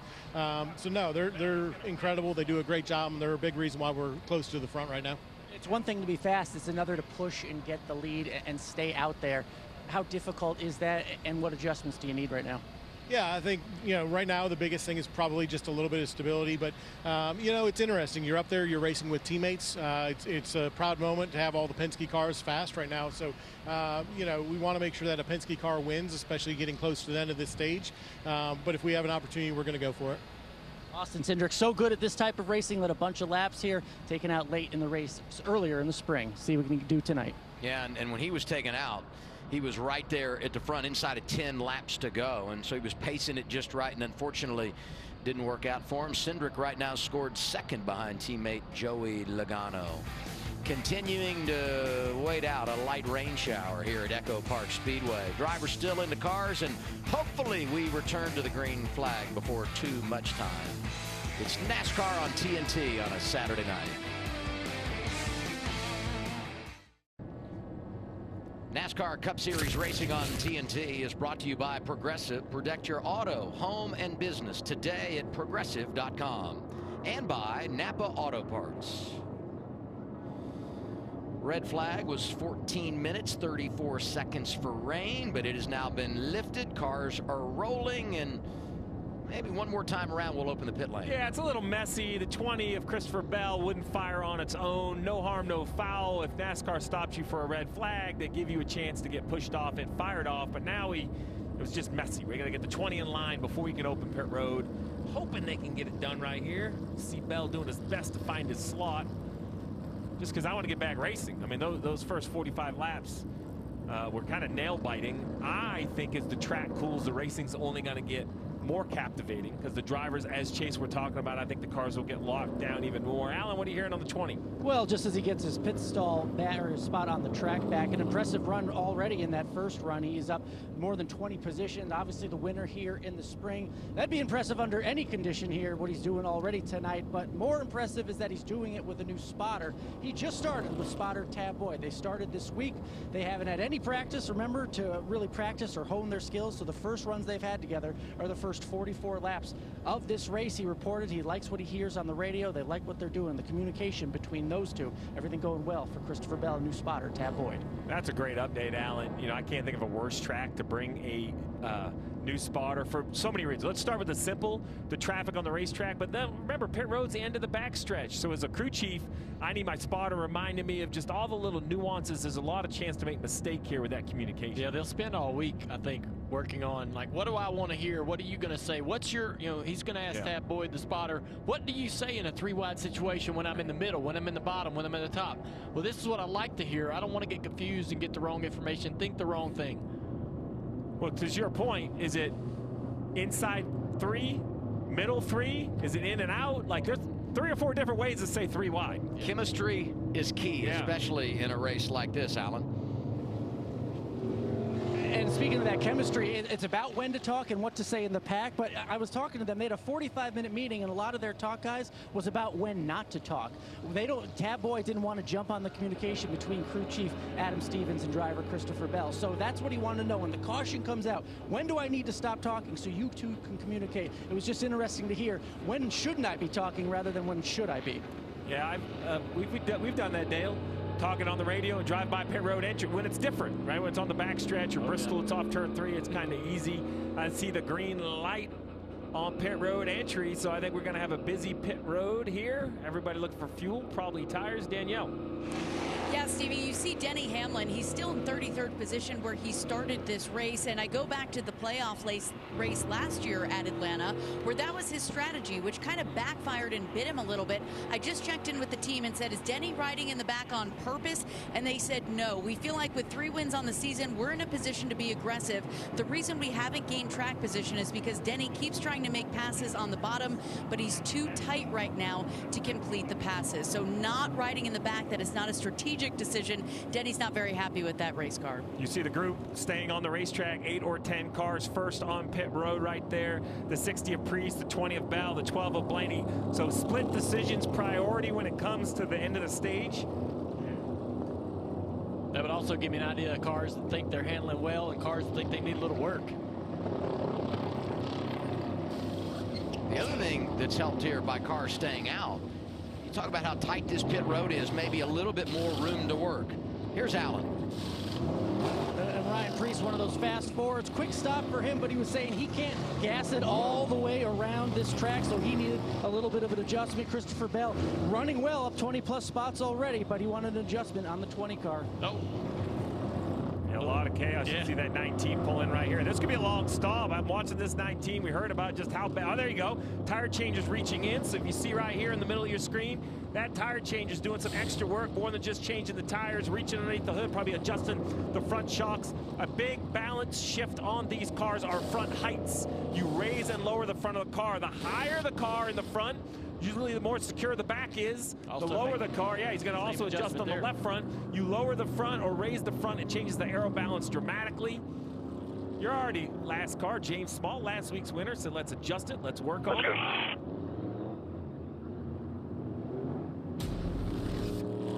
Denny Hamlin, one of those that made a pit stop.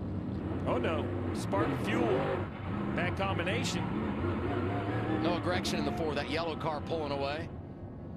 Watch this. Bell kicks it out. Bubba Wallace has to go into the grass to avoid him. And that looks harmless, but on the back of these cars are some vertical panels that are very important for aerodynamics. You know, you hit a little pothole or a hole in the grass, so. And watching all these drivers that come off pit road, going to be interesting when we return to green, because you would anticipate the drivers that stay out here are going to pit at the end of the stage, and a lot of these drivers that just made a pit stop will be racing for control of the race when we go green in that second stage, Dale. Here's your good look at the choose as the drivers approach. And this, for me, is going to be the real test of, is handling an issue? And the reason I say that are there are 6 cars that are on the racetrack with old tires. Now, everyone behind them is on fresher tires. So the question is, if handling is really a magical key to unlock tonight's success, those fresh tires should kind of dominate. They should be able to push around those old tires in these last 12 or 13 laps. Going to be 12 laps to go in stage 1 when we return to the green flag.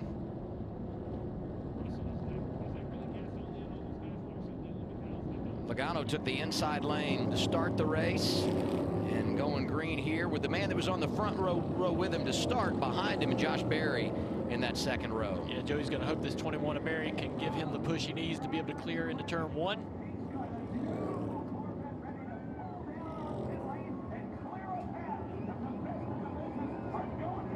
Pace car will head in here, and the field will come to the restart zone, presented by Echo Park Automotive. Logano Cindric front row.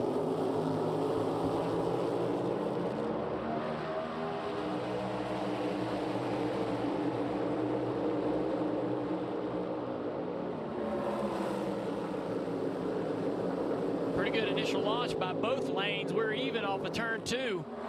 Who's going to have the momentum down the back straightaway? The 2 of Cindric inches out ahead down the back straightaway off into turn 3. Who's going to have momentum and who's going to be able to handle the push? I like the top line right here. But that 6 has got to get into the back bumper of that 2. He's going to have a huge run down the front straightaway. That's going to push the 2 clear. Cindric led that lap, first lap today, not led by Joey Logano. 11 to go in the stage, and they are 3 wide back in the pack. Joey back to the inside, but here comes the 6 of Brad Keselowski. He's going to give that 2 a bump off into turn 3. Now Brad's looking in the mirror, looking for help from the 24 of Byron. Larson up in that mix, bottom lane, third row. Is going to be the 77 of Carson Hocevar having a good first stage. Climbing the banking right there. That 23 of Bubba Wallace fresh off pit road. Are the tires helping? He's to the outside of the 3. Looked pretty confident. He ran up top, tugged the wheel. That could be difficult on older tires. Does he have enough time with 10 to go? The 5 goes up in a defensive move with a 20. Oh, here we go. On board. Toyota on board. Let's see what Bubba's thinking. Where can he go with this run? I was saying that these guys that pitted might be racing for position and control when we get ready for stage 2. Bubba Wallace said, to heck with that. I want to drive through and finish things in stage 1, and he looks good in that outside lane. Cindric trying to help his teammates down the back straightaway. He's going to have to get up in front of that 6, though. Is that 24 of Byron and Brad Keselowski? Nose to tail, trying to create momentum. Logano back to the inside. He's going to lead this lap. That inside lane doing pretty good right now. Pretty surprised by that. Saw Michael McDowell flash inside the top 10. 71 starting to come to life late in the stage. We're just all evened up down the back straightaway, Steve. That's exactly right. Locked up is what I was going to say. The front row cannot find anything. And the 23, tries to get to the outside of the 5. And look at the 20 of Christopher Bell. He went high, low, and now he's racing for position. He's inside of the other Toyota, Bubba Wallace. Ricky Stenhouse Jr. way in the back to start this race. The 47 has got it wound up. Bell also on a little bit fresher tire. They're side by side, about 5th row back. Oh, little smoke, little contact right there, maybe outside wall. This is going, I mean, we still got 7 coming to 6 to go. Hocevar into the top line there. Moves in front of the 3. He's going to have a big run down this front straightaway in that 77. Anytime the 77 and 47 are together, my alert goes Hocevar up. trying to go 3 wide there. I love that move. I love the air on the nose and trying to split those 2. What will he do down here? Is he thinking middle again? He's got to get a run to create somehow. Oh, he loses the nose of the car, gets tight almost into the left rear of the 24. 47. And look at the 47 of Stenhouse from the back of the field. 3 wide, Bell, Larson, Stenhouse. And remember, Bell and Stenhouse, an opening round matchup in the in-season challenge. This racing incredible. Byron to the outside now, trying to make it 3 wide on the 6 of Keselowski. Keselowski's going to clear. I like what the 77 just did. He's going to be 3 wide bottom right here in row 2. 3 wide bottom for the 77. Can he clear him? He's got to get up the racetrack. He's not able to clear. Losing all kinds of speed down the front straightaway and positions. Fire to go. Here comes Brad Keselowski. Orange number 6 looking high for the lead. Off the nose of the 24, using that big run. Dale off turn 2. Now what do they do side by side? Cindric side drafts, evens up down the back straightaway. Here comes his help, the 22 of Logano to the bottom of the racetrack. Oh, the 20's going around. The 20's getting the 5's wrecking as well. Crash. The 3. Oh, the 12 of Blaney up into the wall. Austin Dillon. Throw your brackets away. Throw all your brackets away. They've all been busted. That all started with the 20 of Bell. He kind of rolled in the corner and went for one of those low, lazy slides. And by himself in normal racing, I think he would have had room to catch it. But with the traffic so close, Dale, they just keep stacking up. And it's like, you know, kind of running into somebody on the interstate. Eventually, you just keep hitting each other too difficult, too hard. You see the window net down on the 12 already. He knows how hard he hit the wall. That's going to end the stage with only 3 to go. Man, that was crazy. Bell won here in the spring, led 1 lap. And the AMR safety team is on the scene talking with Ryan Blaney. One of a handful involved in this crash. Inside of 5 to go, stage 1.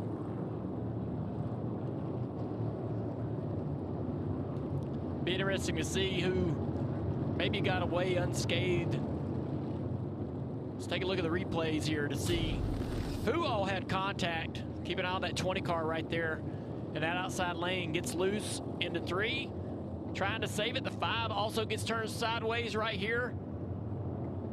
Bubba Wallace into the left front of the 20. Blaney across the track into the wall head on. The 20 enters, and when he looks high, I think it just gets air on the car, and it just switches from tight to loose. Yeah, so the 3, 12, and the 20. I'll be interested to see if there's real damage to the 5. The nose on the 23 of Bubba Wallace had some damage. I think the 5's going to be okay. Yeah, 16 kind of gets banged around right there as well. Incredible save by the 5. Damage to the nose of the 87 of Connor Zilic. That's pretty severe. Riding with Bell here.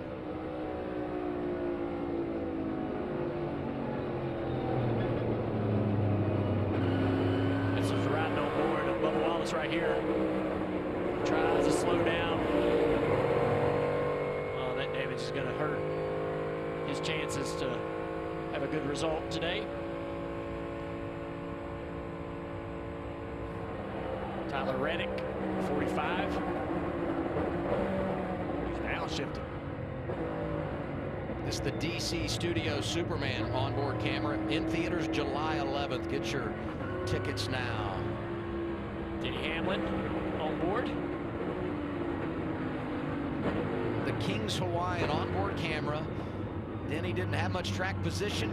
Almost comes to a stop to make sure he doesn't get in the middle of this. That's the one thing I do love about the next gen car in these type of situations. When we have pack racing, the braking performance of this car allows a lot of these drivers in the back of the field to avoid being caught up in these wrecks. In the older cars, you wouldn't be able to slow down. You'd lock tires up, slide into these crashes pretty regularly, and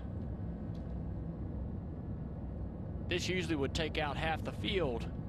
But now with the braking performance we have, it gives these guys a chance. Look at the 9 right there to the left of Bubba Wallace on that replay, just sneaking through. Kyle Busch. Yeah, a lot of drivers did some good work. But that damage right there to the 23 is going to be tough.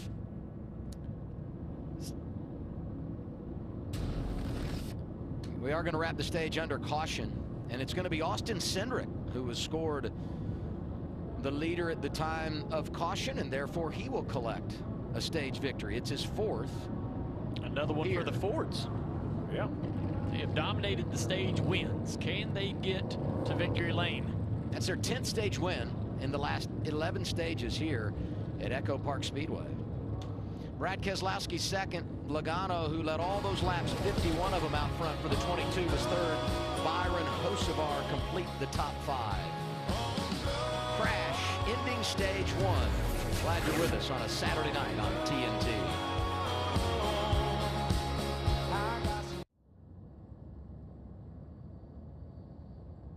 NASCAR Cup Series racing on TNT is brought to you by Burger King at BK. Have it your way. You rule. And by Progressive. Save when you bundle motorcycle, RV, and boat insurance. Visit progressive.com. Stage 1 is complete here at Echo Park Speedway. Had a rain shower that brought out our first caution and a crash inside of 5 laps to go stage 1 that brings out caution number 2. Austin Cindric wins the opening stage. And people playing along at home got the DraftKings Sportsbook reminder here. So much on the line with race number 1 in the in-season challenge. Yeah, DraftKings has done a great job. They have put odds up for who could win the whole challenge. They also put odds up for all the head-to-head matchups. So if you're kind of new to it and you say, hey, I want to pick my guy just against his guy in the bracket, you can also wager on that. A lot of options. Not a lot of options for the leaders, right? They stayed out for the stage points. It was a decision, a strategic decision. I didn't hate it, but I call it the fuel tax. You've kicked it down the road. You deferred your taxes. Well, it's time to pay. So most of the top 10 are going to have to come down pit road. And even if others come behind them, Adam, they're just not going to be in the stall very long. They only need a little splash of gas. So all of those guys like Cindric, Keselowski, Logano, when you talk to Logano and he said, my car drives okay, and you told him about everybody that drove bad in the back, well, he's going to get an experience what it's like to be in the back after this cycle of pit stops. Ironically, some of those drivers that were the best off pit road in that last cycle that you think would be in position here to gain some track position were involved in the crash, and now they got to, repair their cars. So that's the risk, because you just know the way this race works. You're not going to stay the leader all day. At some point, you have to cycle your driver towards the back. And that's when, as a crew chief, your stomach just goes in knots, right? It's, hey, man, I'm sorry. We needed fuel. Hope is never a great plan, and sometimes that's the only thing you do is just hope. We have one car turning left. Pit road's still closed, so... Yeah, that's the 23 of Bubba Wallace come down and work on the nose of that car. The 3 of Austin Dillon's also been on pit road with a few others to try to get a bit of a head start on repairing some of the damage suffered in that crash. What I don't know for the 23, this is where this track gets to be awkward. Like Talladega, I would say that damage actually wouldn't hurt him if you could stay in line. Yeah. But here, not as much speed, but if they hurt the downforce, like we talk about handling, have we hurt the handling of the 23? Yeah, I think he's still got a shot at having a great competitive night. It's just going to determine on how much that damage is going to bother him. Alan. Outside the care center with Ryan Blaney, he's been checked and released. Seems like the story of the year. Fast car and early end to a race. What happened out there? We'll show you the replay, but what'd you see? I couldn't see much. I just knew they kind of started spinning and coming down. I tried to get to the apron, and by the time I got there, it kind of got blocked. But yeah, just thanks, man. Like I said, story of our year. Just getting caught up in other people's garbage, and I can't. Just when I feel like we get it going pretty good and find some momentum, we never really seem to have things go our way. But really appreciate Advanced Auto Parts Ford for bringing us a fast car, and tried to flip the stage and just was right in the middle of it. So yeah, just thanks, and that's just the way it goes sometimes. So re-rack and go at it at Chicago next week. The Ford's had such speed. How was your car? Yeah, it was okay.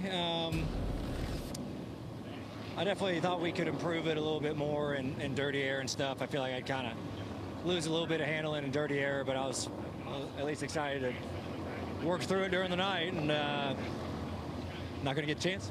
Tough end for Ryan Blaney, his 6th DNF of the season. Glad he won at Nashville to lock himself into the playoffs, because, as Alan said, 6 DNFs, they've had so much bad luck. So you see the top 10 needing fuel, but more coming, so there is going to be a split decision. And for the bracket followers right there, 5th car in line, 77 of Hocevar, with Ryan Blaney wrecked out, the way the scoring works, 77's going to advance. So just like that, Hocevar on to round 2. Looks like Chase Ellis is going to stay on the racetrack, having come right before the end of the stage, as well as Chris Buescher. I got a few guys staying out to take control of the race. Those drivers that dominated stage 1, when you look at laps led, going to get their service here, led by Cindric. Byron in, so is Keselowski, Alan.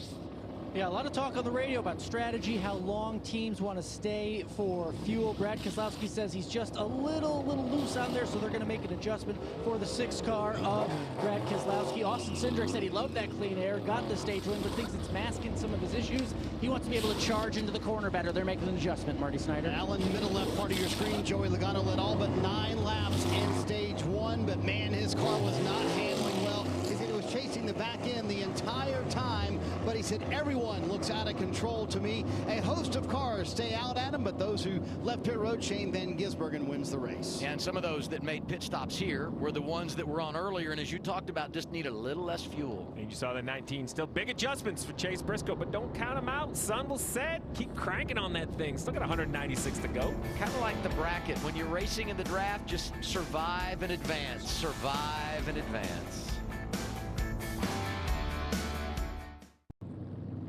Getting ready for stage 2. Time now for our NASCAR in-season challenge update presented by DraftKings Sportsbook. Let's go over to Larry McReynolds, Jeff Burton, the alt cast over on True TV. What's up, fellas? Hey guys, what's going on? It's been a crazy race. I'm going to tell you what's going on here is that I had Christopher Bell winning the whole thing and he just crashed. So I'm not very happy with that. Well, I actually had Carson Hocevar advancing after this round. A lot of people looked at me like I had 2 heads.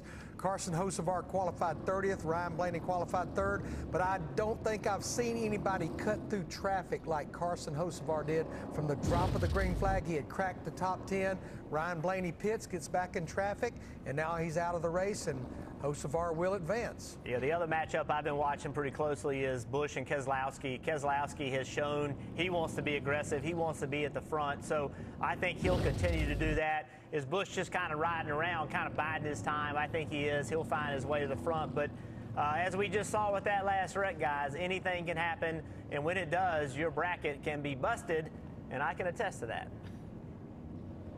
Burton's bracket busted. Oh, yeah. It does happen, yeah. And we feel your pain. This relief lap sponsored by National Debt Relief. When debt hits hard, National Debt Relief gets you back on track. David Starr gets his lap back here at Echo Park Speedway. And if I'm admitting it, oh, there's the choose. Chase going to the bottom, kind of a mix. I had both Bell and Blaney advancing, so I have problems. I think what'll be interesting now about the particular stage in the race is all of the cars that we saw at the front of the field, Logano, Keselowski, Cindric, Byron, Hocevar, they're all now outside the top 15. Which of those cars, if not all of them, can drive through this field? Can they get back toward the front, try to get back control of this race? We also have some drivers that were at the back that are now at the front. Hamlin is going to be up in the top 10 now. Can they maintain and keep that track position that is so valuable in this race? And with this stage being 100 laps, a pit stop will be required. You cannot run it.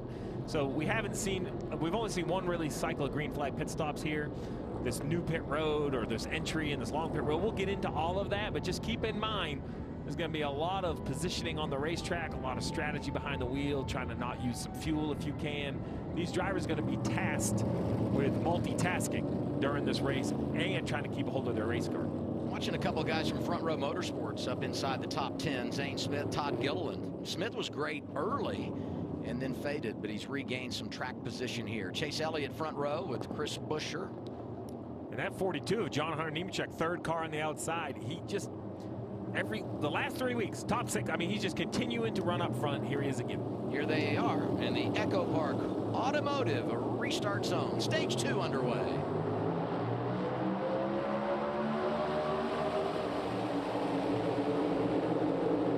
Not a very uniform start. The 9-car Chase Elliott well clear off into turn 1. Can the outside organize for a big run down the back straightaway?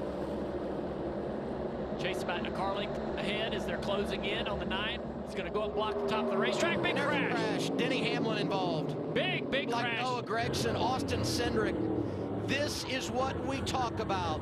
Compromise track position, and you get right in the middle of it.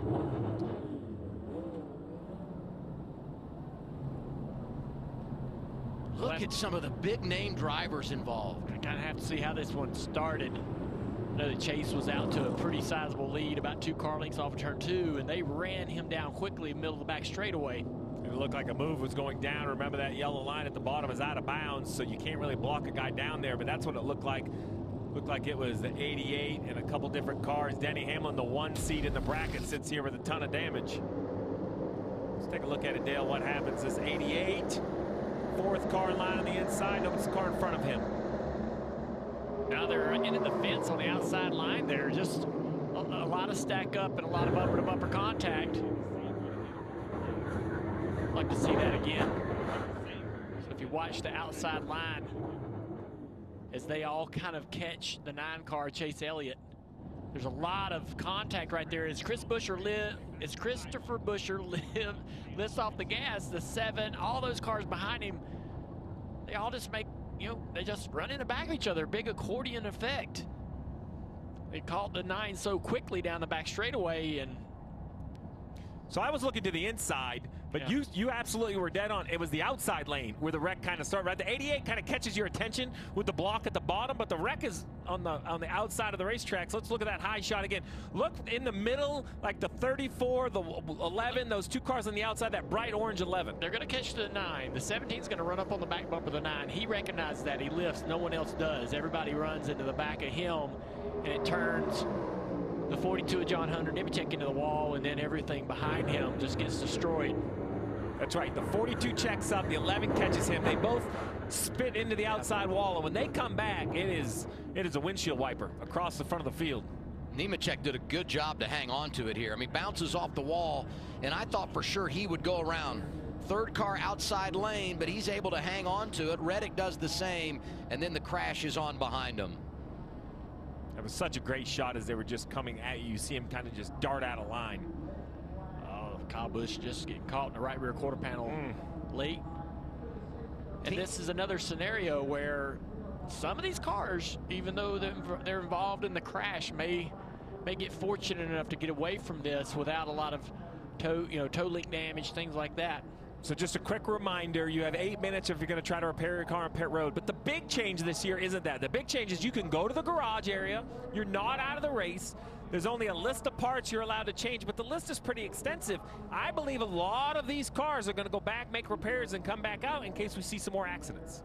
And, we got this in-season challenge going on. Yeah. There's a whole lot to race for tonight. Joe Logano got a lot of damage in this wreck. That's how it all went down. Team Penske sweeps the front 2 rows. They dominate stage 1. They get the win. But Ryan Blaney eliminated in that crash late in stage 1. And the other 3 caught up right here. You're riding with Daniel Suarez.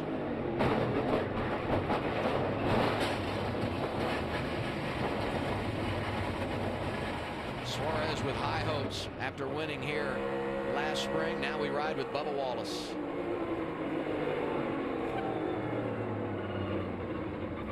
Can he get it slowed down? What a job. We're not done yet. Yeah, right. He did a good job there. There you go. This is right at the front. Kind of the cause, 1142. It looks like Denny watch his hair bounce around in that headrest. So many hard shots. But it looks like he turns the 42, but there's contact in front of the 42 as well. The 7, the 42, all those cars. I'm trying to figure out why the 42. I mean, it wasn't on purpose, right? Like, why the 42's nose darts right? Is it off the rear bumper of the 7? The 11's offset when he runs into the back of him. Okay. Kind of hits him a little bit to the left side. Oh, boy. That ride right there can hurt as much as the wreck. You ain't lying. Starts on the pole, leads 51 laps, nothing to show for it for Joey Logano. This is Austin Cindric we're riding with here. Oh, man. Seas parted and closed instantly.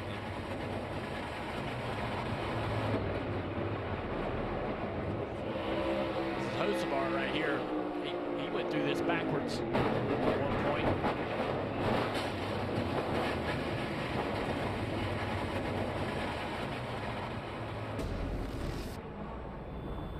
And that's Denny. He's putting his hand up there between his helmet and the headrest to sort of see that bouncing. That the next gen, when you bend and break things. This is sort of the way it rides when it gets back. Probably got like half the field, didn't it?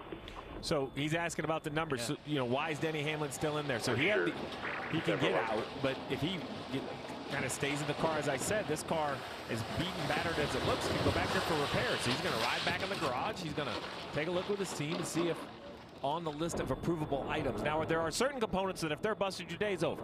Yeah. I like this change. I like that the teams can work on them, can repair. I mean, the fans bought tickets. They've come out here. We want to see as many cars on the racetrack as possible. And you have a big wreck like that, can really limit the field. It limits the field. That's the big deal for me right here at this point of the race is it completely will change what kind of race we'll see going forward. Now, there's still a lot of race cars on the back straightaway. They're going to try to compete in this race, but that took out a lot of heavy hitters.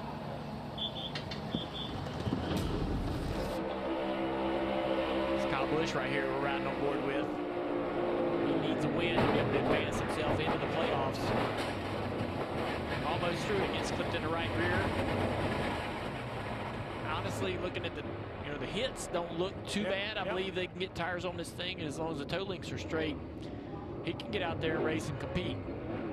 Well, you referenced the playoffs, win and you're in, but there are a number of drivers dancing around that cut line that have gotten some damage tonight.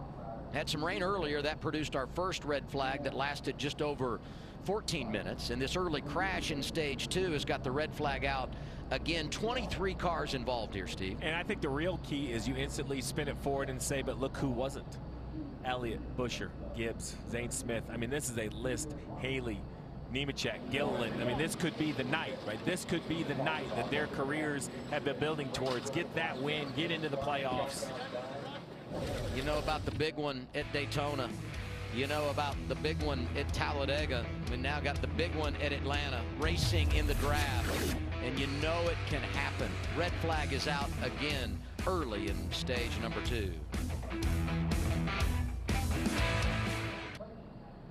Since we went to the drafting configuration here at Atlanta, we're averaging 9 cautions per race. 29 different drivers involved in a crash tonight, and here you see the list. Page by page. Yeah, this is gonna have to scroll a little bit to really catch them all. Page 1 only got to car number 11. It would have actually been an easier graphic to say, hey, these are the few that didn't hit, that weren't involved. It would have been a shorter graphic. Unreal.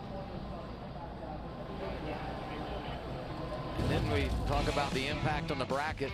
This from Jordan Bianchi. I would say that about sums it up for many. I keep cheating down and looking at my bracket. Christopher Bell is in the garage. His opening round matchup, this guy, Ricky Stenhouse Jr., who right now is 17th. Here's 47 audio. Ask you, what happened on that replay? Did you see? Said it looked like it was a bad push between the 11 and the 42. Copy. I think people are at home are like, dang, there went my bracket. Marty? Adam, it's chaos down here in the garage area. The Austin Cindric's car is on a tow truck. There were about 6 tow trucks lined up just to come in to the garage area. There goes Cindric's car. One interesting point to make, and I want to take us over here. Denny Hamlin's team is going to start work as soon as the red flag is lifted, which obviously it has been because that work has started. But one important point, that last caution, Christopher Bell and his team, they're about 20 minutes deep into their work. There are a lot of parts broken on this 20 car, but they do have a 20-minute head start, and who knows how many cars they can pass after that big wreck. 20 minutes, and we didn't run a lot of races, so he's not down a ton of laps. I mean, he's down too many to contend for the win, but it's all about positioning. It's like a throwback old school kind of race right here. What do you have, Alan? I'm outside the Care Center. Corey LaJoy, the first driver out involved in that wreck. I know you don't get many shots this year. What happened from your perspective?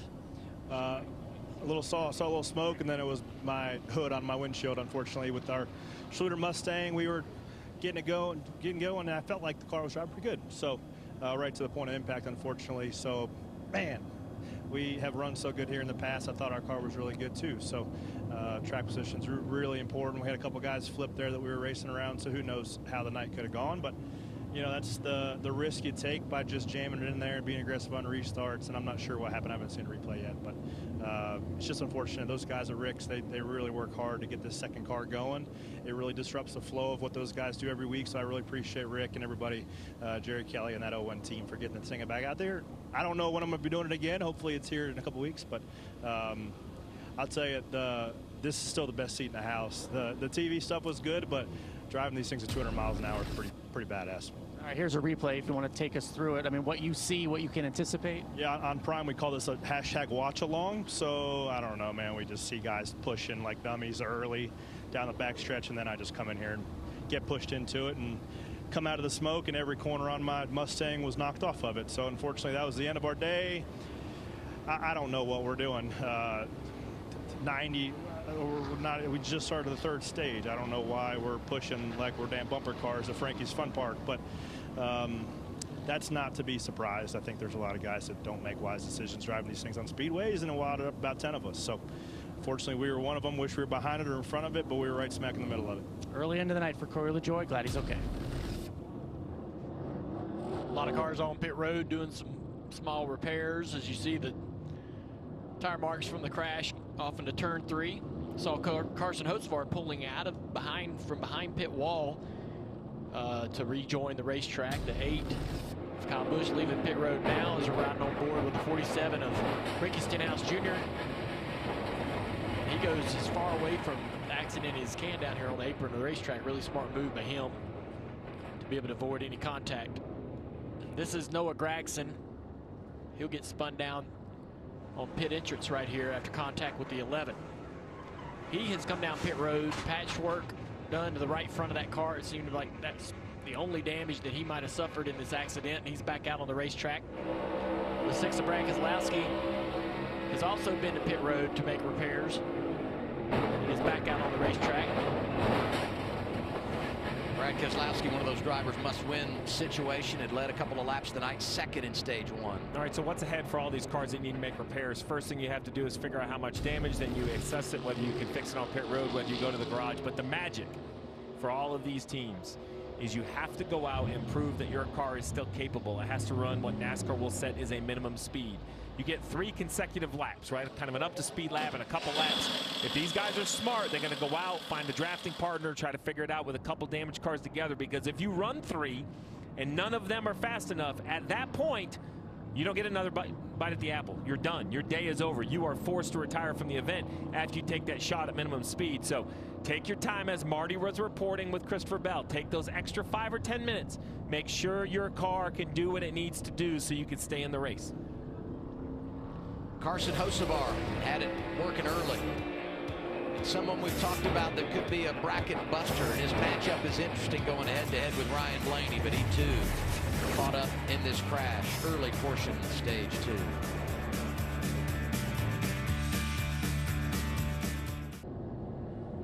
Got 2 red flags tonight. The second produced when we had this big crash. Just getting going stage 2, riding on board here with Daniel Suarez.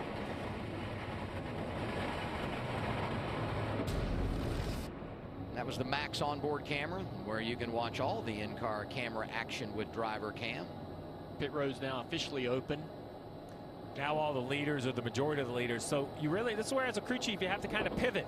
You have to decide, with this many cars out of the race, you don't have to be as aggressive in your pit strategy, Marty. I think you can be a little more conservative, get your car driving well so you're around at the end of the night. Yeah, and Steve, I think Billy Scott made a fantastic point to Tyler Reddick. He said, listen, we're going to be short to make it to the end of the stage here with 86 now to go in stage 2. He said, however, this gives us a really good chance to reset our tires, reset our fuel. So the 45 coming down pit road. Chase Elliott somehow missed all of that. Alan Gustafson making that call to leave his driver out and stay out under that last caution. He comes down pit road, just 2 tires fuel for Chase Elliott, and again 86 to go. They could not make it to the end of the stage. Alan.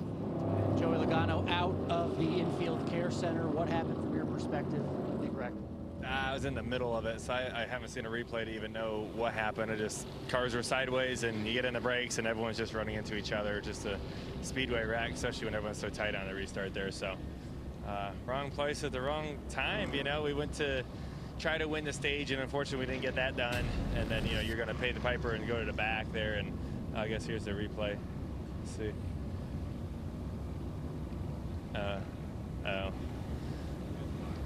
Yeah, the whole field wrecked. Yeah, and I'm just I'm in the suit there. Oh my gosh, look at that. Oh, that's horrible. There's always a question about being aggressive too early. What's your perspective on that? I mean, I don't know. I mean, it said like it could have been a bad push. It's kind of hard to say, right? I mean, you just see I'm just in the middle of everything, so it's unfortunate. I did think it got all of our cars, and the Penske cars were so strong, so fast, and it's unfortunate that it happens, but it's part of the game sometimes. And I say sometimes you're the ball, sometimes you're the bat. Today we're the ball. Yeah, fast car early end of the evening for Joey Logano, Marty. Kind of want to show you the chaos here in the Cup Series garage area, Alan. William Byron, they have officially called it a night for William Byron and his team. Ross Chastain also back here. I believe they are done as well.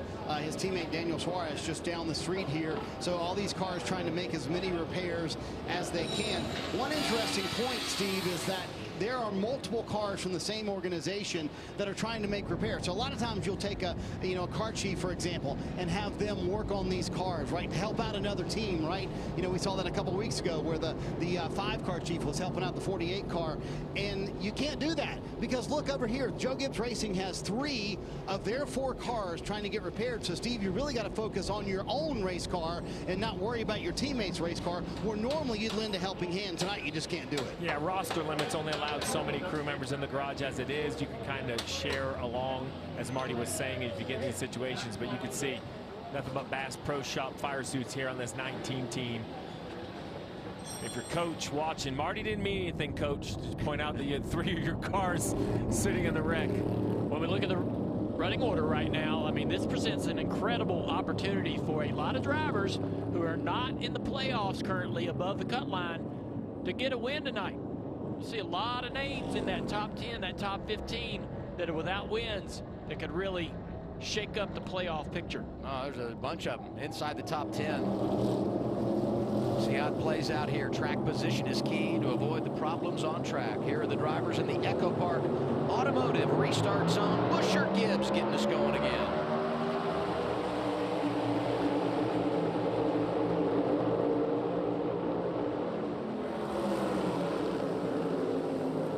Trying to give a good push to that 54.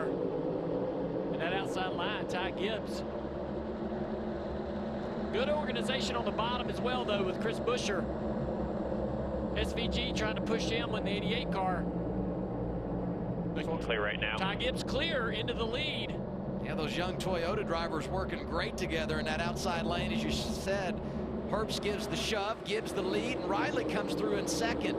Chase Elliott next in line in the 9 and made a pit stop. He's trying to get back to the front.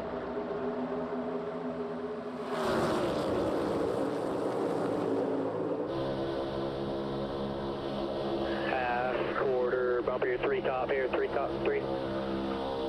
Shane Van Gisbergen making it happen in the 88. Yeah, he just went 3 wide around the 17 of Busher. Chase Elliott backs out of the gas there on the top of 3 wide. Thought I might have seen a little bit of smoke out there from someone. Just a little bit of dirt from the speeding drive put down from the earlier crashes. 45 of Reddick to the top of the racetrack trying to make some moves. 4 wide back there. 6 of Brad Keselowski gets to the bottom, kind of puts his own grease. My goodness. 10 of Ty Dillon had no clue that Brad was down there. Great move by Brad. Ty Dillon just about cleaned him and Brad both out. How about Ty Dillon? 17th right now. Came in as the 32nd seed against top-seeded Denny Hamlin in position to advance back to the front. Battle for the lead is on. I mean, Van Gisbergen said, I can do it on the road. I can do it in the draft. The driver from New Zealand is right there. And just as I say it, he shuffled out. Zane Smith making a move in the 38. A little bit of a mistake. He blocked so low, he left that middle open for the 38. It ends up working out, but I thought he had a mistake there on the 38. Yeah, it's just, you don't know what you don't know. He's learning and fast forward out there. This move right here, Dale, you talked about it, Ty Dillon. Look at the right, the orange 6, and now watch Ty right across his nose. Brad cut some slack there. We were going to have a second big wreck at the backstretch. That's right. Brad, see how quickly this happens. You're like, oh man. And you get angry about that because, you know, you expect those drivers to understand where you are. You expect the spotters to be elite, to be able to tell the 10 car there's a car down there. Back up front, Chase Elliott with a big move to the inside. All the way alongside Riley Herbst for third position. Doesn't have much help in that bottom groove. I like the maneuverability of the 9 car right now. I mean, he's been making it work in multiple lanes, moving around. Not sure if he's happy with it, but it seems like he can do some things that other drivers can't. Okay, 3 bottom. 45 right around the top, still driving through the field. Tyler Reddick has made up a lot of spots since the restart. Up 9 right now, going for more. All the way to third spot with that big push off the nose of the 7 of Haley. That's how you do it. You create momentum, you take the run, and you try to keep that run going with side drafts and anything else you can get. Reference drivers looking for a win to get in the playoffs. Oh my goodness. Squeeze right up in front of Herbst right there. Herbst had to get out of the gas and cut him a break. That lets Haley get alongside the 35 down into turn 1. Battle up front for the lead. The 17 trying to get to the quarter panel. You see that big wheel out of the 17. These cars are wide open, but not driving good. A big slide out of the 17. He is working hard to get to the outside. Oh, the 9 just shoehorns his way to the inside of the 45. Chase Elliott aggressive. That winless streak. He's ready to stop talking about it. You would think that the big crash we had in turn 3 would calm everybody down, have everybody thinking about the risks they're taking on the racetrack. But what I think is everybody sees opportunity. That's right. I presented with a chance to go out there and take this race, get the win. So a lot of the heavy hitters knocked out by that crash. Action is picking up front. Only 2 drivers on track that have a win this year. Van Gisbergen and Kyle Larson. Chase Elliott just flexing muscles in the 9. Herbst 3 wide around Chase now to the inside. Riley Herbst clear into the lead. Got a little help from his teammate in the 45. Now Chase Elliott in the middle, 3 wide. Not a really good spot to be with this car. What a difference a week makes. So many struggles for 23-11 at Pocono, and here they are controlling the draft in Atlanta. Herbst out front, Reddick behind. And there's just so much energy in the pack. It's hard to believe.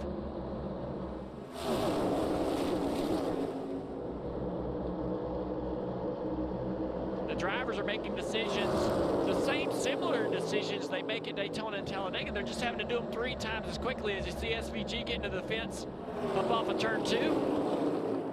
Found himself in some dirty air there and lost the nose of the car. Reddick wants to lead. Here comes the 45. Jumps in front of his teammate. Still on tight with you, pushing you.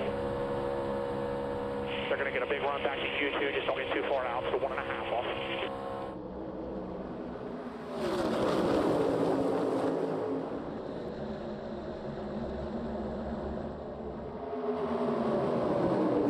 A Stenhouse up in the mix. Look at the 78 of BJ McLeod up in the top 10. It's a name we don't see at the racetrack often. Maybe having the run of his career on the Cup side. You mentioned it, Dale, just opportunity. So many names, so many teams with a chance. And it's anything but calm down. It's shocking to me that they just keep swapping the lead. Chris Buescher, the name at the top of the board now as he swings low, slides high. 17 in front of the 45. 3, he is by 3.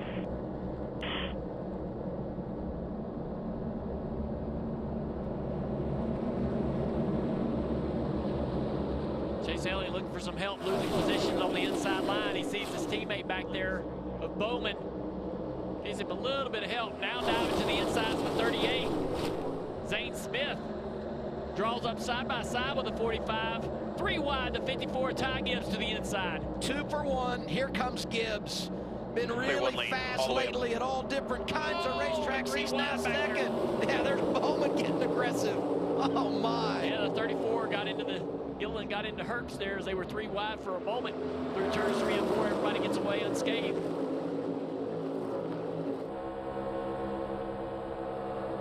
fresh names in the front and some really young drivers delivering right now in the draft.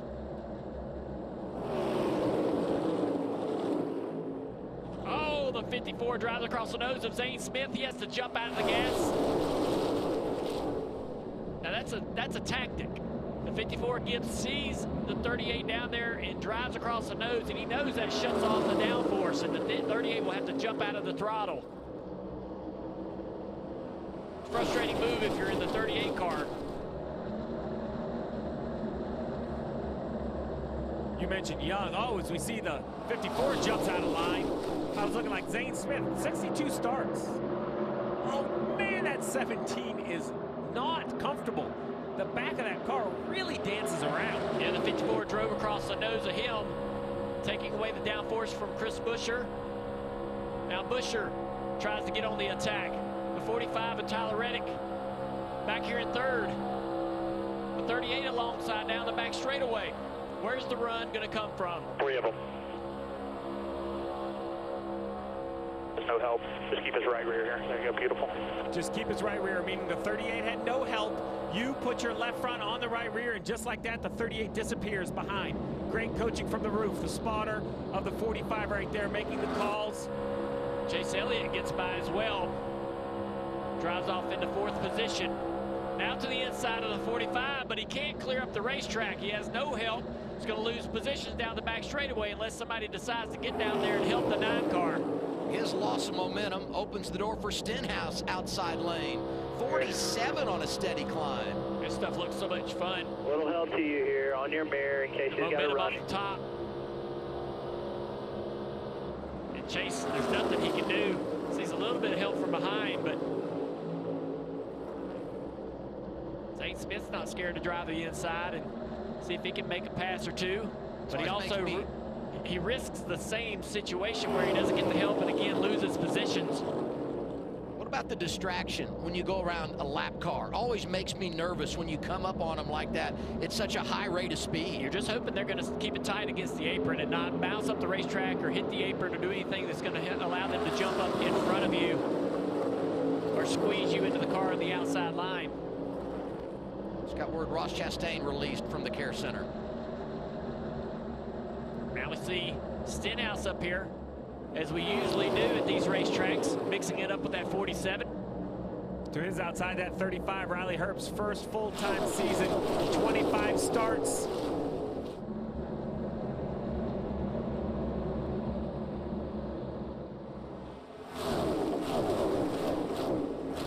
Stenhouse looking for more, going to the inside of our leader. He doesn't have any help down here, so it's going to be almost impossible for him. He's not going to clear.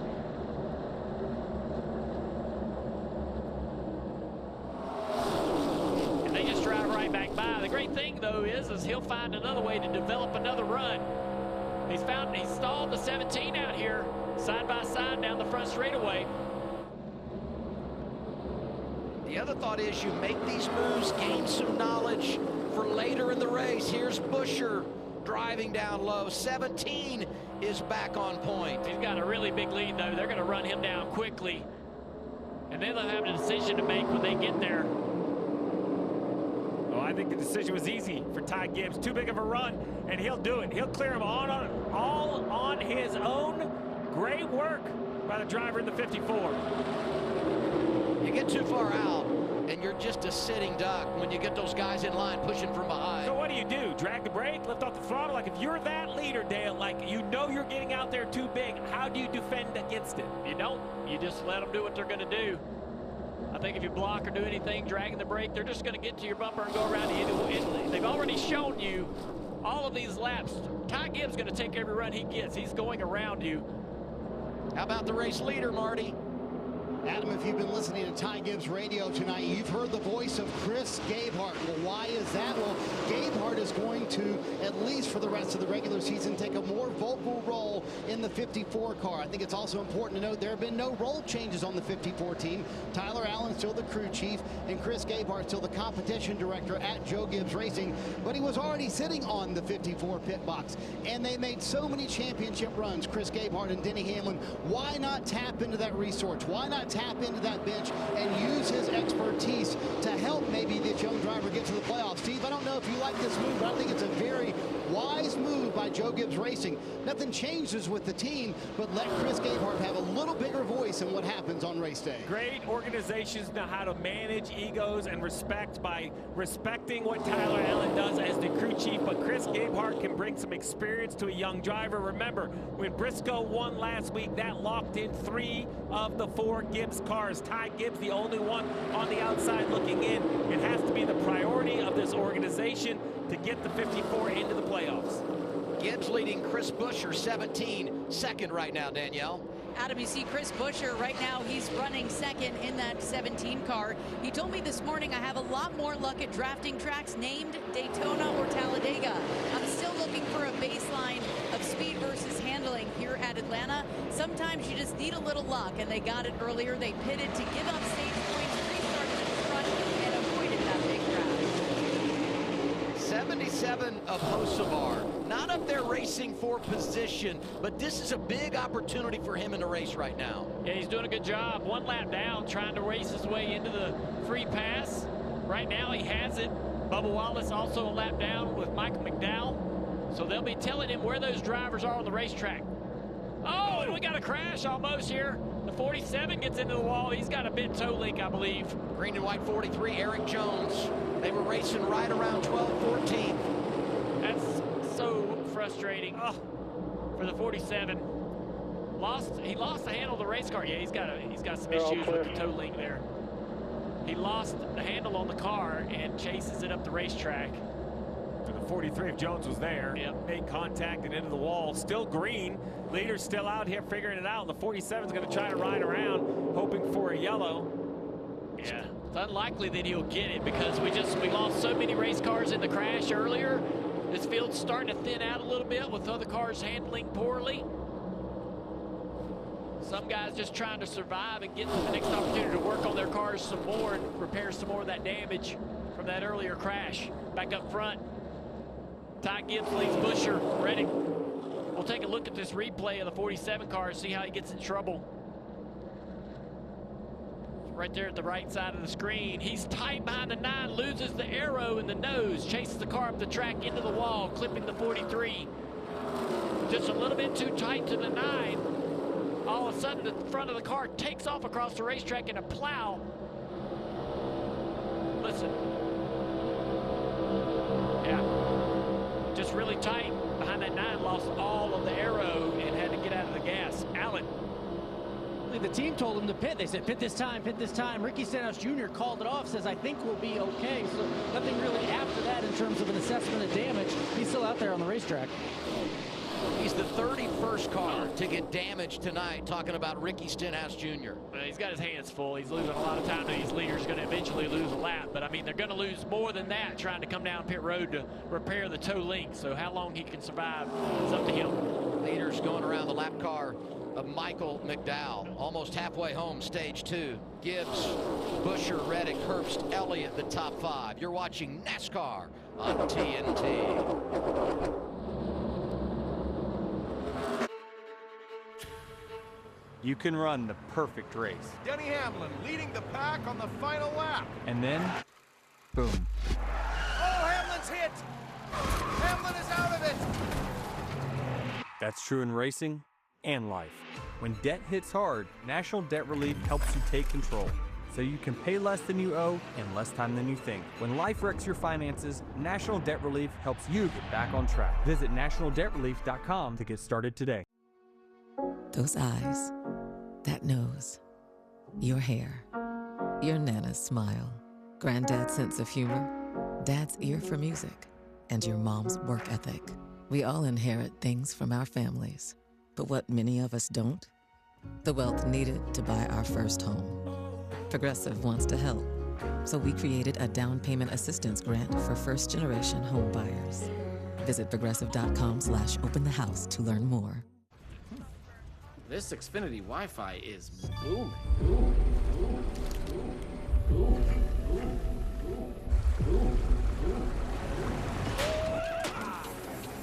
Next up, boom time.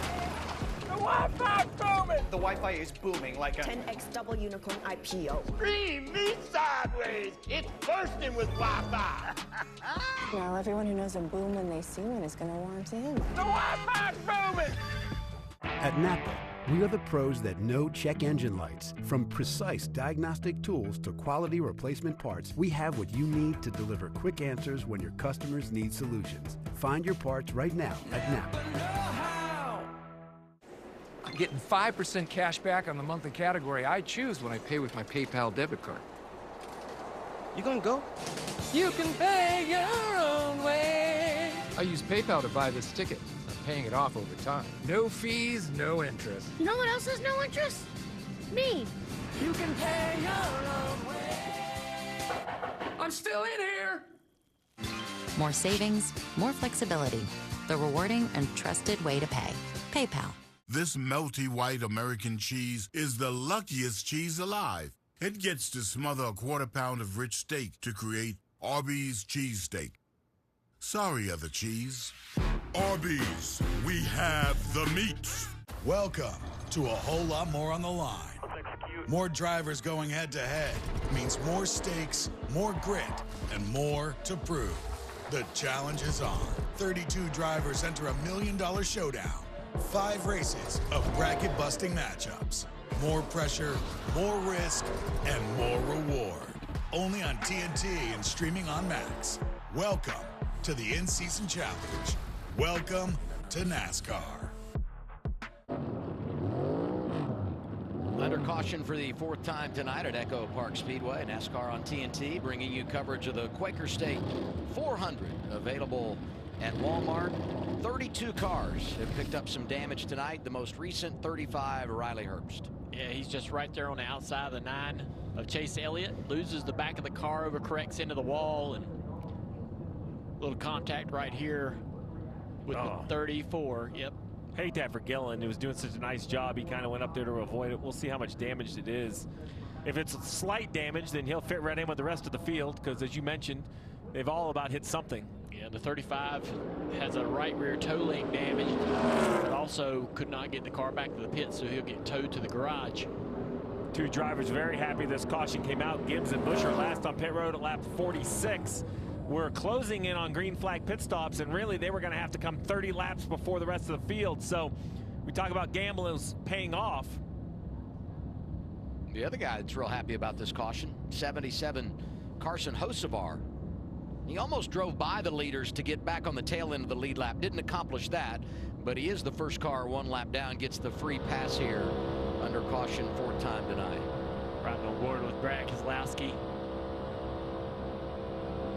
The audio's a little off on that.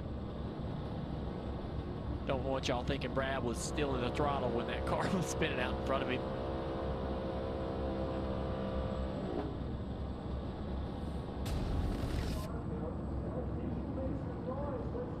So now that the 35 couldn't get back to the stall, he'll have to get towed all the way to the, basically to the garage, do some repairs. Let's listen into the 54. Say again, Bob. Do we have any teammates still out here? Oh, copy. Teammates. We got the 45 who's in good shape, and that's it. Okay. No more. When you skip all the ones that come right out of your race shop and you just go to manufacturer teammates, that makes a major statement on what we're dealing with, doesn't it? Yeah, the 45 isn't a Gibbs car. It's just, let's see. Oh, I found another Toyota. There's another Toyota out here. One of them. And you look at this top 10 currently, and none of these drivers, a lot of these drivers have yet to go to victory lane. Yeah, I mean, and we said coming into tonight, there's so much on the line. Yeah. And the unpredictability of this place and the wild card tracks that are coming. And tonight, some drivers trying to take advantage here. Hey, F1 the movie now playing in theaters and IMAX, rated PG-13. Check it out.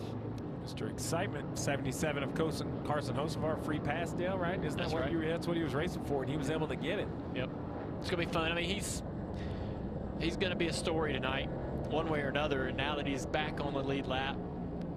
And again, a lot of these cars, like him, that are out there are still damaged, still requiring a little bit of repair and work to make them faster, right? They're out there racing, but there's some things they can do to actually help the aero and give them even a better shot at victory. You just need time to do it, right? Yep. We've been racing under green. Really use this caution, pit multiple times if you need.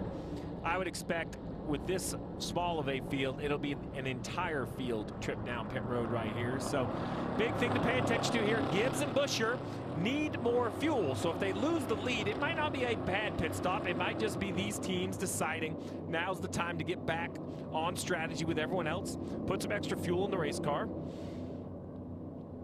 Reddick, Elliott, Bowman should be on the good side of it, which means maybe a little quicker stop here, gain some track position for the restart for this second half of stage 2. And if you're watching, you heard Dale earlier talk about 90 miles an hour. That's only under green. Under caution, you're going to run 45 all the way around the corner. This is the most penalized pit road in the series for speeding. We'll see with a small field, Danielle. Hopefully they all keep it clean. Here's Chris Buscher coming in from the second position. Was wrecking loose in stage 1 when he was mid-pack. Now that he has clean air, just slightly loose, happy with the car, Alan. Wants Ty Gibbs to stop a little short. He did 4 tires and fuel for the 54. Likes his car. Says it's just a bit, it's too neutral. No notes from Chris. Marty? Tyler Reddick told Billy Scott, Allen said, we're pretty good. However, I can't maneuver like some other cars can. And Billy Scott decided to match the tires to the fuel that he needed. An exchange of track position on the pit lane. First off, Tyler Reddick picks up a couple of spots. Restart when we return. This weekend, the ATL. Next weekend, the Windy City Street Racing in Chicago. All the fun begins Saturday. Xfinity practice and qualifying on the CW app. Cup practice qualifying on True TV, 1 p.m. Eastern time on Saturday. Xfinity race Saturday afternoon. Then Sunday, NASCAR on TNT, 2 p.m. Eastern time. I've been up there the last 2 years, and I will tell you, it is breathtaking to see these cars go around Grant Park in downtown Chicago. Going to be fun. Look forward to it. This relief lap is sponsored by National Debt Relief. Carson Hocevar will get his lap back here at Echo Park Speedway on the lead lap. Lookout 77 going to be on the attack. This is one of those write this down, mark this moment. This is a this isn't just a free lap back. This is an exciting lap back. This car damage on the right front, but overall doesn't look too bad. Marty, how about the 9 of Chase Elliott? I'm busy writing down that the 77's back on the lead lap, Steve. And Chase Elliott, you know, we wondered how the racetrack might change tonight, Junior. He just told Alan Gustafson before that last stop, honestly, our handling hasn't changed since the start of the race. So still very free for Chase Elliott, but he's on 4 fresh tires here.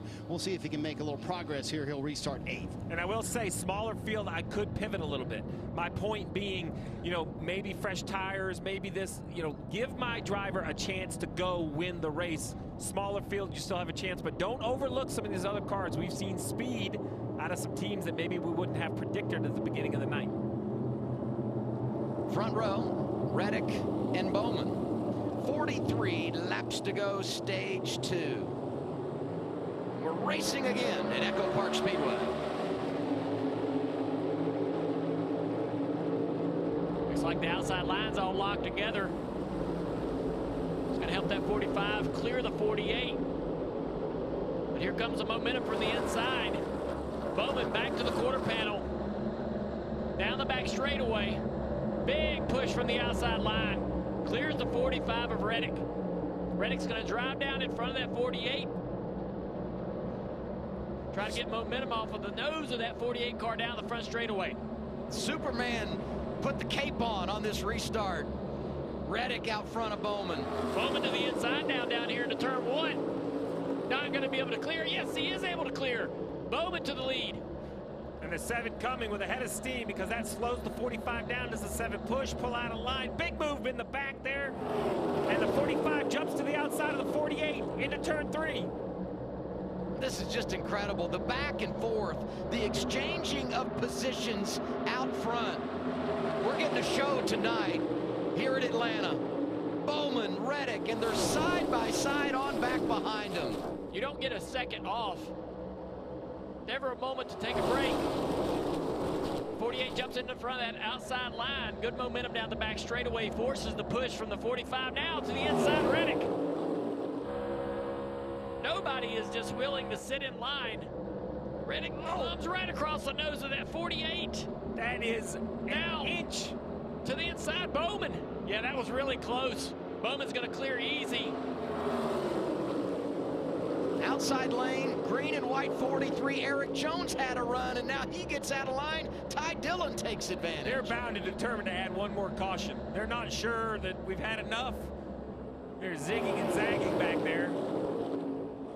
Brad, that bright orange car. Great scheme for Brad because we like to see him anywhere in the pack. He's always making moves.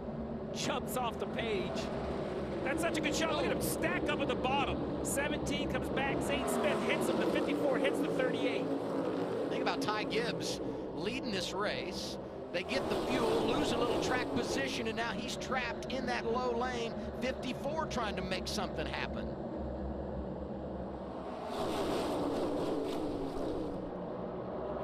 Right now, no big runs. Out behind the leader of Bowman. Ty Dillon trying to make some moves back there to the inside of the 43. How about Ty Dillon, the 32nd seed? Looking decent with advancement with the 11 having issues. But can you imagine if he could win this race? Leading right now the 48 of Bowman, Danielle. Yeah, Steve.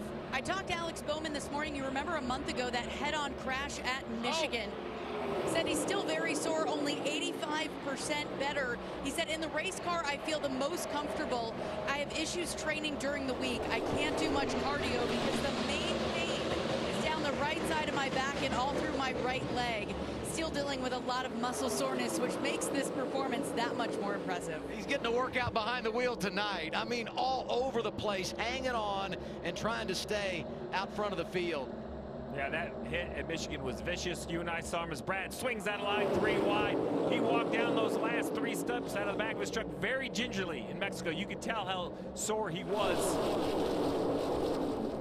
But a gutty performance there to get a top 5. Bowman now well above the cut line. If you can believe it, we're 6 laps from halfway. I mean, we aren't even halfway, and this is the intensity of the racing. Your man Busher, Chase Elliott jumps out of line. Your man Busher you believed in him for the bracket. He's trying to give you something to cheer for, doing a really nice job. I feel like Ty Gibbs is getting frustrated because of the loss of track position, and he just can't seem to make it work here. He was in the low lane, now the high lane, 54 outside. And that's what Marty talked about. Chris Gale on the radio, that experience, that's where it is needed. That is the 54 signature. Great speed, either mental fatigue or a simple mistake. If the 54 is showing frustration, they got to calm him down, keep him in it. Tons of talent, tons of speed, try to keep it pointing in the right direction. Yeah, you talk about Chris Gabehart and just the knowledge that he brings. Such a tremendous leader for this race team. Alan? Well, Brad Keselowski, you can see him in that bright orange car. He was just lurking there, going back to about 9th right now. But he was involved in that wreck not too long ago. They kept working on the car. He told the team, look, the steering isn't perfect, but it's close. So they've been working on it. And he says he's just trying to be smart. He was a little free. When they pitted the last time, he told the team, if we're coming down pit road, I want 4 tires. And he's making all use out of those 4 tires right now. Bowman back clear with a push from the 45 of Reddick. Side by side for second. Chase Elliott keeps making that 3-wide move to the inside down the front straightaway. He just needs a hole here at the end, right, Dale? I mean, that's what he's looking for, is to try to slide up in line. He might get it here. No, the 6 is going to be right on his quarter panel. And just like that. When you're watching home in the 9 right there, that's not because he's off the gas. Look at Brad outside. You outside. Zane Smith inside. If you didn't know it, that's inside 3 wide. And that makes Zane's car really tight to have the 6 on his inside there. And that's why Zane couldn't stay through the throttle in the corner. See the matchup. This is one we highlighted for the opening round. Brad Keselowski, Kyle Busch. SVG, he wants back in the action in that 88 car. Shane Van Gisbergen, just such a student of the game. Talking Brad Keselowski, Chase Elliott with the move around the 6. Yeah, Chase has been very aggressive, taking every run that he can. Seeing that front 5 or 6 single file. Pulling out of line is one thing. Finding a hole back in line is the key. You can kind of jump out of line, but can you get blended back in? As they get side by side, that's going to present an opportunity for Chase to go the inside here down the back straightaway. Does he go 3 wide? He sure does. Time and time again. Trying to take advantage of Zane Smith. Man, if he could clear, he's going to clear Zane, but he's right to the inside of the 45 now, down the front straightaway. That outside line's going to have this momentum and speed. Oh, man, look at the 54, the big swing to the left. Ty Gibbs said, I'm done riding. Get me some of that. Swinging to the inside and slides up in front of Elliott with a wiggle. Just incredible stuff. Elliott's going to give him a big push down the back straightaway. Now the 9 will try to slide up, fill that hole. There's not a lot of room. Will he fit? He does.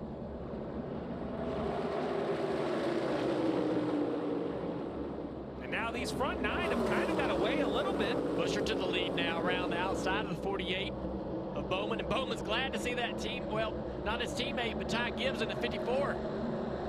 Stay there, Ty. Give me a little help down this back straightaway. A Ford is there, a Chevy, and a couple of Toyotas.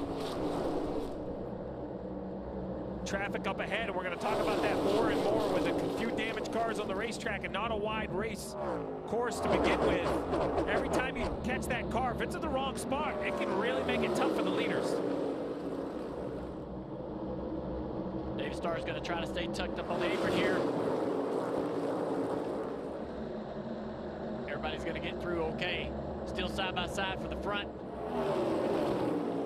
I believe the 7 just blocked the 42 with contact. I think they laid it on the nose and just kept turning. It was like the 42 and Nemechek was dancing down around that line that you see, the white and yellow line, which, by the way, is out of bounds here at this racetrack. A long way to go in this race.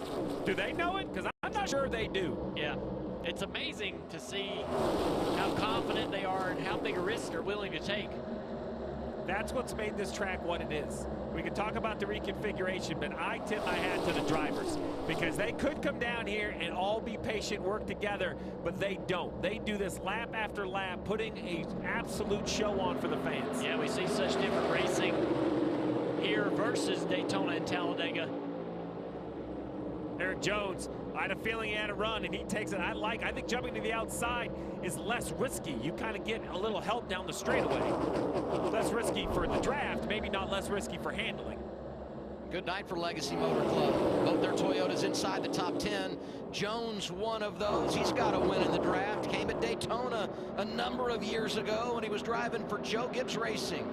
Bowman in front of Busher. Then it's Reddick and Zane Smith, the top 4. 25 laps to go, stage 2. Big finish coming in this second stint of the race. Hang with us. You're watching NASCAR on TNT.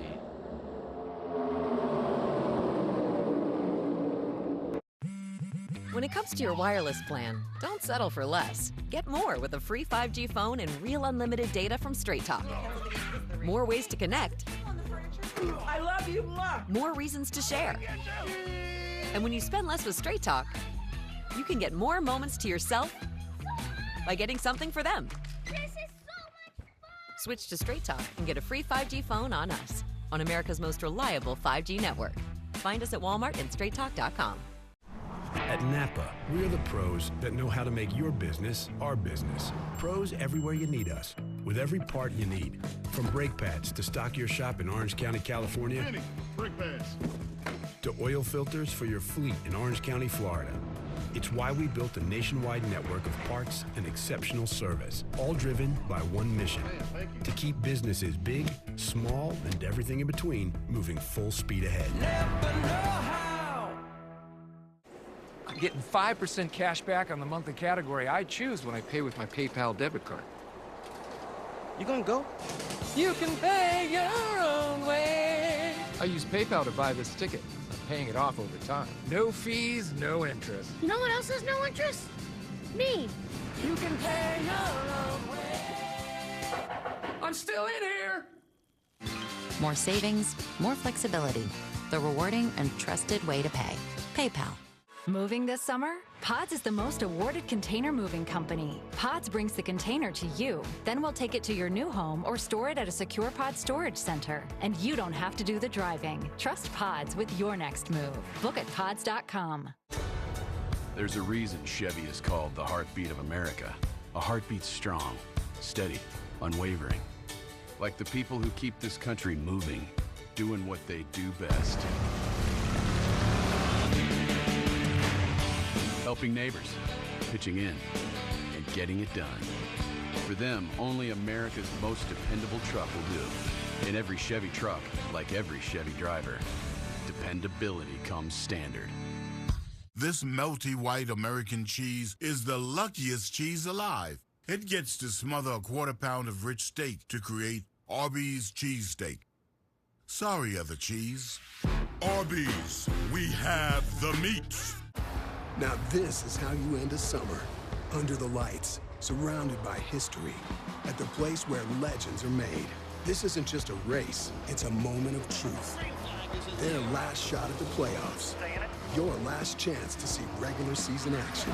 Friday night, Xfinity lights the fuse. Saturday night, the Cup Series delivers the fireworks. This is Daytona. This is everything. Get your tickets now at DaytonaInternationalSpeedway.com. I would say with 19 laps to go in the stage, the intensity is going to pick up, but it's impossible to get more intense than it is right now. Bowman leading, and everybody's pushing and shoving through the field, trying to make it happen in the draft. Here's Allen. And outside infield care with Chase Briscoe, who was involved in that lap 69 crash. We saw one of your teammates get back out. What was the status of the 19? What were they doing? Yeah, I don't know how bad our damage was. I know that they were fixing it. We were about ready to go, and I guess Nascar came over there and saw that our chassis was broke or bent or something, so they're like, yeah, you guys can't go back out. So, yeah, kind of wasted 30 minutes, working on it. But, yeah, this is unfortunate, night for our Bass Pro Shops. Toyota just kind of missed the balance there at the beginning and kind of put us behind. And then, obviously, that big wreck just nowhere to go. So, yeah, looking forward to 2 road courses coming up. Our road course program is doing pretty good. So, yeah, hopefully a JGR car, Toyota can win. And, yeah, it's an unfortunate day for us. It was a rough start for the race and then such an early aggression. How do you describe that from a driver's perspective, that wreck? Yeah, I don't know. I honestly was so far back in the middle of it. I don't even know what caused it. But, yeah, just everybody here, that's kind of the name of the game. You have to be aggressive. You have to push. And I'm sure it's just, a bad push or something. So, yeah, I'm sure they're not done wrecking yet. They tried to fix the 19. No luck. Just to clean it up, so NASCAR has said, hey, you got to come to the garage. We're going to let you fix it, but we're also going to take a look at it. These cars are built with certain crush zones, certain parts of the chassis, and when they're compromised, you're just done. The car's no longer safe enough, in their opinion, for competition to see Jones swing left. So that's what Briscoe's talking about, excuse me. NASCAR doesn't pick and choose. They kind of look at all of them when they get back there wrecked. Yeah, the 43's made some really good moves to be able to put himself up here in the top 5. Going to squeeze that 45 right there and maintain that position. And his teammate, the 42 of John Hunter Nemechek, both of the legacy cars are now in the top 10. So this is what is shocking me tonight. It's not as much the moves as the slight block or squeeze, Dale. I've seen cars pull in line what I would consider less clear or with less room than any other races. Those are teammates about to slide right in front of one another. Jimmy Johnson just closed his eyes. Yes. He owns both those cars. He said, please, guys, not both of them at the same time. Busher blocks Jones. He has to get out of the gas. The 45 to the bottom of the racetrack. And now we got a new leader, the 9 of Chase Elliott, in front of the Georgia fans. Stand and cheer. Engine number 9 showing off here in Atlanta. 17, Busher around the top of the 48. The 45 just squeezed into it. He parallel parked with a foot to spare. Busher's going to have a huge run on the leader. Busher's to the top of the racetrack. Chase goes down and blocks the run from the 45 on the inside, side by side for second down the back straightaway. Still got a 1.5, 1.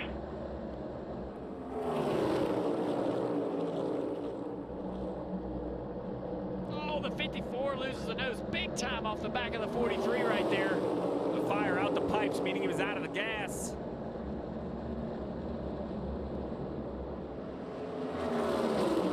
'88, Shane Van Gisbergen making a splash again. 3 wide for third. The 43 trying to get around Busher. He's going to clear him. Big move by the 42 back there. Nemechek going to the inside, 3 wide. Jones now to the inside of the 45 for second. Busher's going to come up here and help the 45 down the front straightaway. Jones did all that work to get a couple of those spots. He's going to give a few back. 45 to the outside of our leader, Chase Elliott, off of turn 2. Big momentum by Reddick. Getting the push from the 17, the side draft. Chase Elliott slows him down.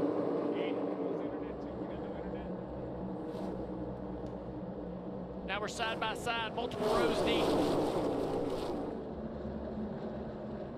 Prior to the race, Chase Elliott talked to Alan Cavana about the balance of patience and aggression. 10 to go in the stage. Someone who I feel like has been really patient right now as they go around the lapper of David Starr is Eric Jones, just easing his way to the front in the 43, and he's right there in that second lane now as we head toward 9 to go, stage 2. The opposite of that is that 54 and the 6, back about 4 cars, anything but patience. They are zigging and zagging, trying to find a move as the 43 backs up to his teammate, the 42. Big run. What can the 43 do with it? He's in a bad spot because he can't drive up to the back bumper of the 9. He has to lift out of the gas. And you see the car's not handling really well in traffic when he's really close to the 9 of Chase Elliott. That doesn't allow that inside line to really get organized and do what they need to do to push the 9 clear. The outside line can keep the momentum up, running off the top of the racetrack down the straightaway.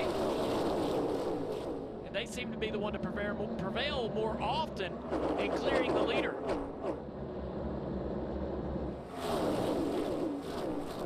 Eight to go in the stage. Chase finally gets the push he needs off the nose of the 43. A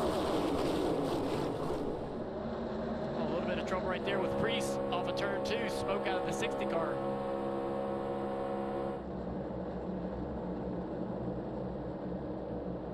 Oh, the 9 is way out. 45 also too wide behind. Let's see as this lead accordions back to the pack. If anybody can get any energy, that 3 is helping the 9 a little bit right here with a little draft. Yeah, Chase is trying to get a little bit of help there. 7 go in the stage. It's going to be tough to try to block all the momentum from behind. It's going to come, though. This big momentum from the 17 and the 45 down the back straightaway. Remember, we had a crash and ended stage 1 under caution. Something to think about as things fire up here at the end of stage number 2. 6 to go. Big push from the 17 to the 45. He's going to stay right behind Chase. Dives to the inside of turn 1. Side by side for the lead. It's not enough momentum for him to clear. Barely. Yes, he's going to get in front of the 9. Nemechek helping in that exchange. Back to the inside here. Clear. Such a good job by the 9 to go from defense to offense in just one straightaway. Take the run. It's my kind of racing here. Look at the 45, a good little push he got. Goes to the inside of the 9. Drives up the racetrack, takes the air away from the 9 car. Chase with another run, coming back on the inside possibly. We'll see what he does if he gets low. Oh, no! Oh, the 17! John Nemechek gets in the back bumper of the 17. Incredible save by Chris Buescher.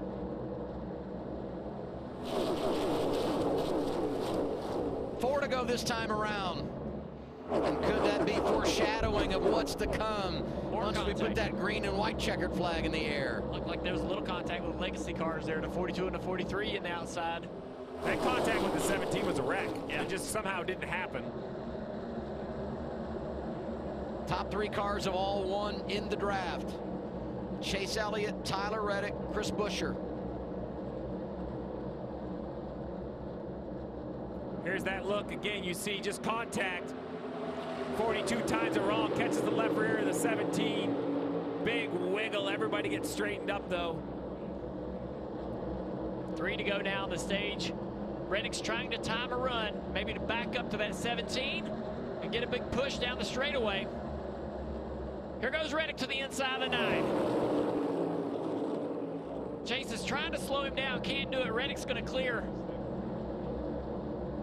Now Chase needs to figure out how to put a run together. 2 to go. Bowman's starting to get with it. Pulls up alongside of Buescher. Eric Jones right there as well. Chase has got to back up to the 17 here if he can. Oh, they're all tight right here down the back straightaway. Chase is going to get to the inside. He doesn't have a big run. 45 is going to get to stall him out a little bit, possibly. Stay on his quarter panel. Here we are, 1 lap to go, stage number 2. Anybody's guess who's going to win it? Who you got? Tyler Reddick, Chase Elliott, Chris Buescher, Alex Bowman. They're all right there. Reddick doesn't clear through 1 and 2, side by side down the back straightaway. Big pushes from behind on both lanes. Chris Buescher, the only driver in the top 7 with a stage win this year. Side by side, coming back to the green and white checkered flag. Outside lane, Reddick. Inside lane, Chase Elliott.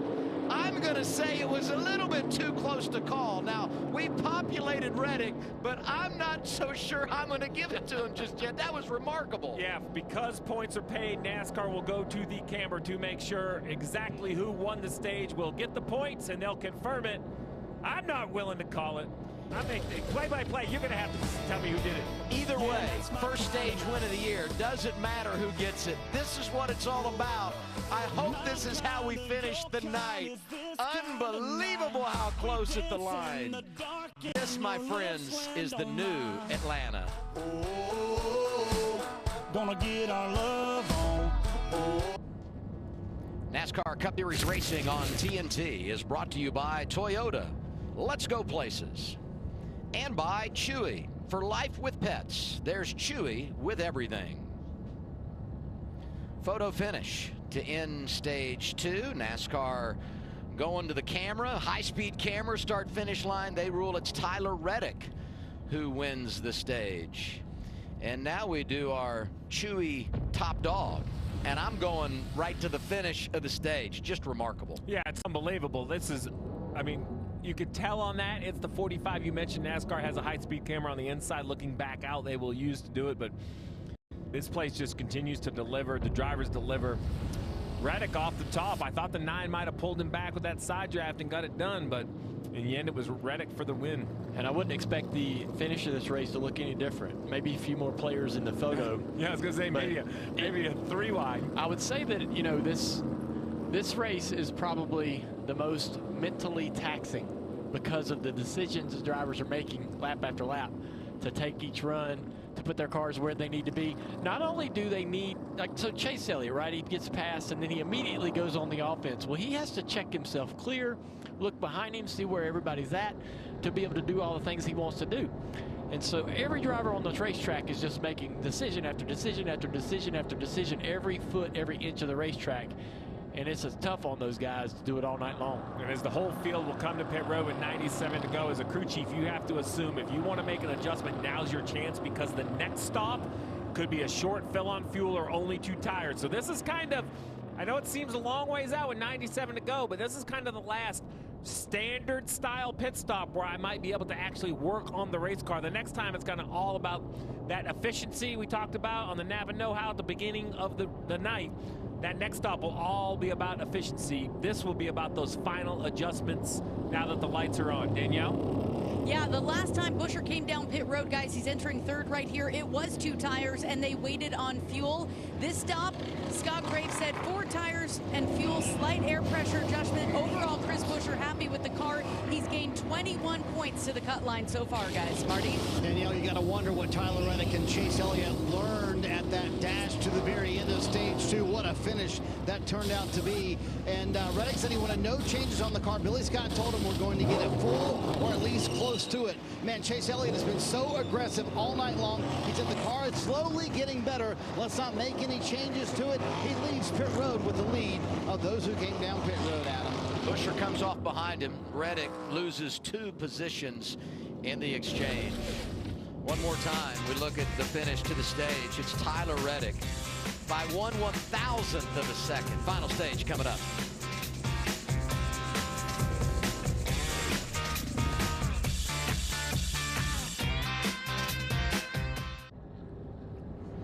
Getting ready for the final stage at Echo Park Speedway. We get our progressive race recap. Here's Shannon, Jamie, and Parker.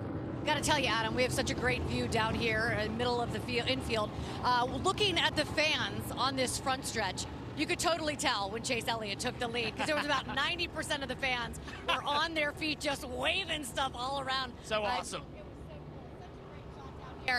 We knew that this race had the potential to be wild, crazy, it has been all that and more. It's been, yeah, chaotic. And I mean, the thing that sticks out to me is when you look at the top 10 from that last stage, 5 of those guys have to win to get in. That puts a lot of pressure on that cut line. The finish of that race, I mean, it looked like Elliott had it, and then Reddick actually ends up getting it. So, yeah, pretty wild. Legacy Motor Club is something else that sticks out to me. Both of those cars being in the top 10. It's going to be an absolutely huge night for Legacy Motor Club. 2 cars in the top 10 at the end of that stage, but both of them were in the top 5 there for a little bit close to the end of the stage. It's going to be absolutely massive there, and I love the haymakers that Chase Elliott and Tyler Reddick were throwing there late in that run, because, Shannon, it's so interesting watching this, how aggressive they are, because it's so hard to generate a run here. It's so difficult to get a run to materialize and happen that if you have it, you've got to take it and run with it. And I think that's why you see the aggression that you see, because it's just so hard to get those runs unless you're throwing haymakers at the end like those. Well, you can't imagine it's going to get much more aggressive than what we've already seen. How can it get any more? But it will. Like, when you get down to the end of this, we're going to have probably one of those 3 wide finishes. So, I mean, Atlanta went from, I mean, honestly, this wasn't that great of a track prior to the repave. No. I don't think the drivers wanted the repave. It has turned out to be just one of the best tracks in the entire The old Atlanta was great for us, the drivers. Yeah. It wasn't great for you guys watching at home. This one's just awesome all around. Don't repave it. Don't repave it. That's what we heard for years, and they did, and this is what it turned out to be. Remember the start of stage 2, though, guys. Oh, chaos. Yeah, that's what's going to happen here, too. There's not enough cars left to wreck that large, just so you know. There was 23 cars. Be careful what you say. There is enough cars left to wreck. We are going to be here for post-race coverage, so we want you guys to join us. We'll hear from some of our favorite drivers. But you know what, Adam? We still have 100 laps to go. And, man, if anything we've learned in the first 2 stages is we don't know anything about this Atlanta Motor Speedway. Yeah, good stuff coming. Thank you, Shannon and guys. And now we get our relief lap, sponsored by National Debt Relief. Bubba Wallace getting back on the lead lap here at Echo Park Speedway. It's been a long process for this 23 to get back on the lead lap, and not sure what kind of race car he has after the repairs. How dare Parker says there's not enough cars left to wreck. If there's one, there's enough. Yeah, you talk about Bubba Wallace and his situation. Been a yo-yo at the cut line recently. 33 above right now. Every position is a point, so being on the lead lap, enormous here for that group. Still no host of our sighting late in stage 2. We thought he might get up through there after getting his lap back. We'll see what he can do in this stage. Oh, I believe we're going to see him at some point. I just haven't counted him out yet. Elliott Busher front row. We're rolling final stage.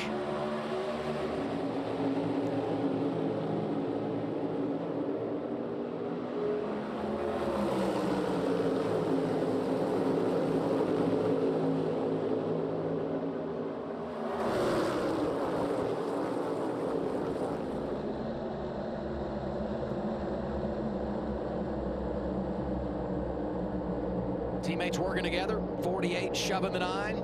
Elliott in command.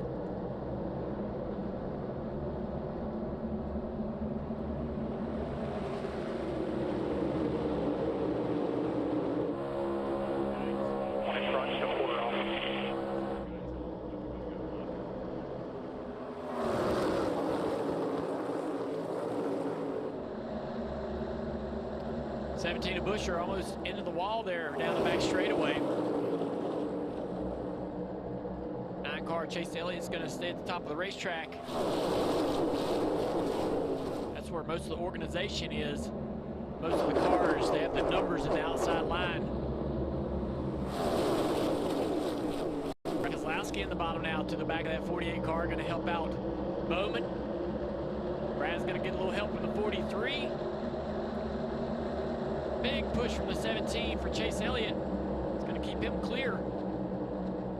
Good thing for the 9, he kept the 17 side by side with the 48. That doesn't allow that 17 to turn left.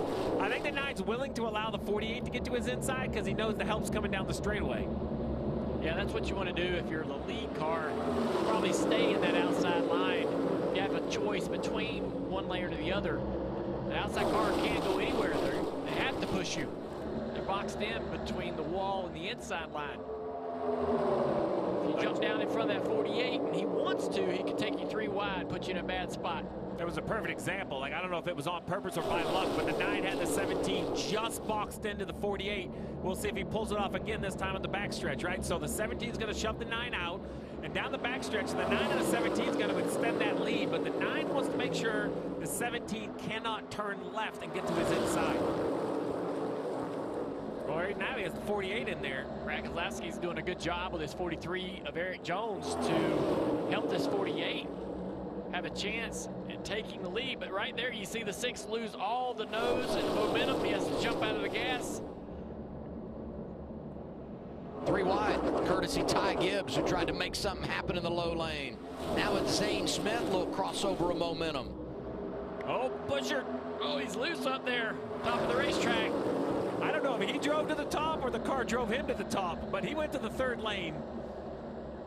And that killed the 9's momentum, right? And that allowed the 48 of Bowman to be clear now on the bottom. This is really the first time we've seen the bottom succeed a couple rows deep. Yeah, Brad Keselowski and Eric Jones did really good work to actually make that possible. Brad's an aggressive pusher. We've seen that in the past at Daytona and Talladega, and now here. I've always heard he's the best. Do you put that vote in? Do you some think? guys would disagree. Okay, let me ask this. Yeah. If you don't get wrecked, do you love the push that you're getting? Yeah, he's going to push you hard, that's for sure. Now he's about to clear this 9 of Chase Elliott. Can he get up in front? He does. Good speed out of this 6-car big crash on the front straightaway. Shane Van Gisbergen going for a ride. Caution is out. Number 6 tonight. Really lucky that wasn't worse. Inside the top 10 when it got away from him, and he really has been strong since the middle portion of stage 2. A lot of time in the top 10. He's got a bent toe link right there on the left rear. It looks like some big damage or some contact to that left rear. I think he also mentioned maybe contact with the wall, possibly off of turn 4, that sent him across the racetrack. Let's take a look. The white car right there on the outside line. Let's see what happens here. Yeah, caught the wall a little bit. 54 was kind of in the middle there. Yeah, a little bit of everything going on right there. The contact with the 54 trying to go 3 wide. Just 3 cars trying to go into a spot where only 2 will fit. Wow. Bubba Wallace front row seat. And that just could have been a lot bigger than it was. I know Shane's got the damage.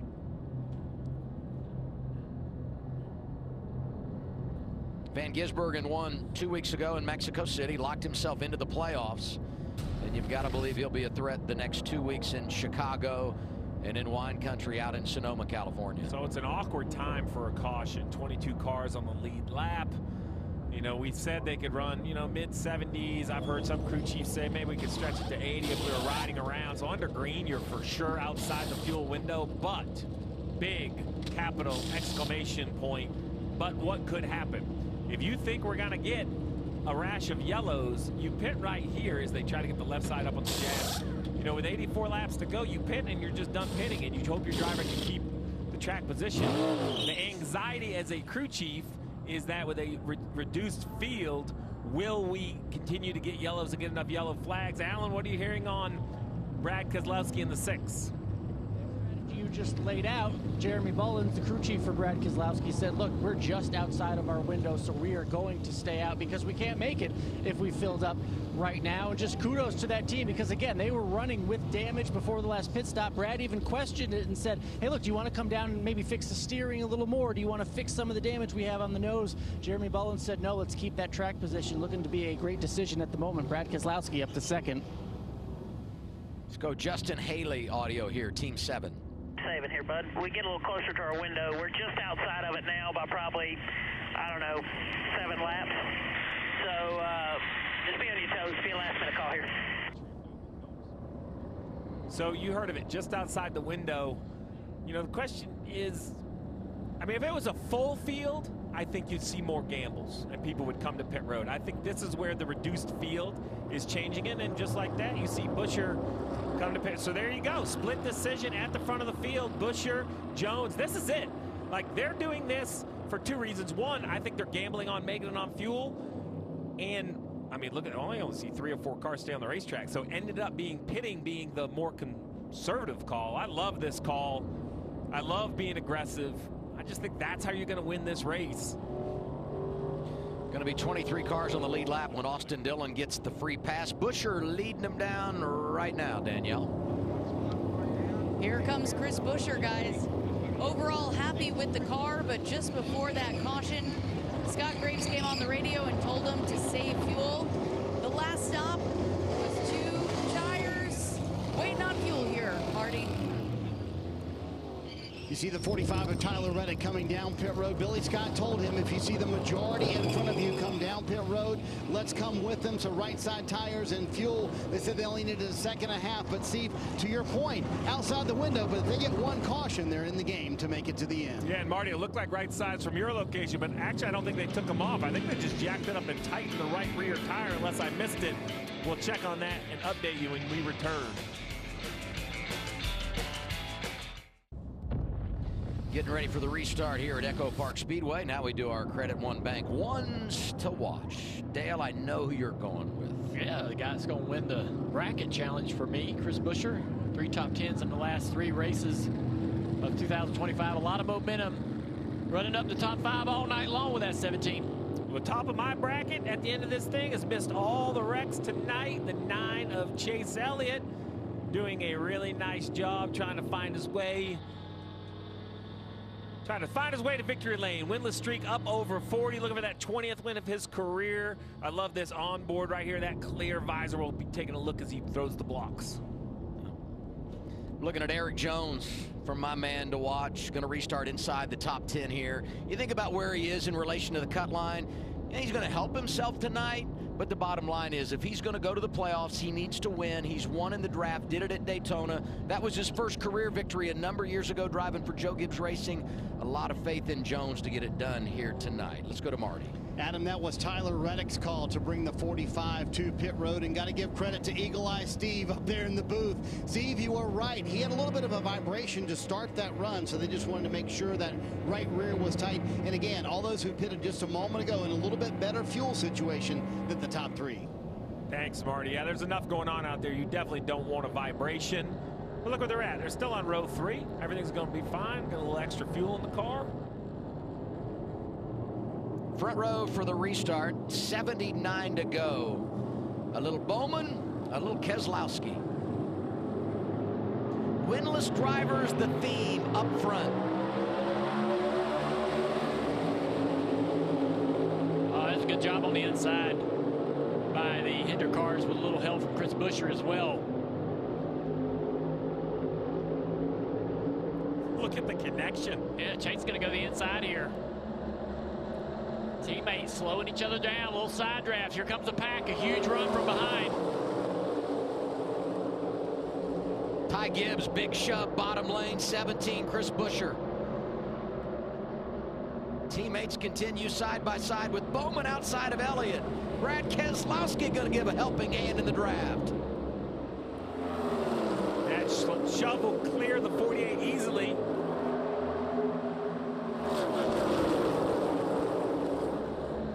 Just a little bit too far out front, but Brad is equally gapped to 3rd place, so no run coming from behind just yet to the 48.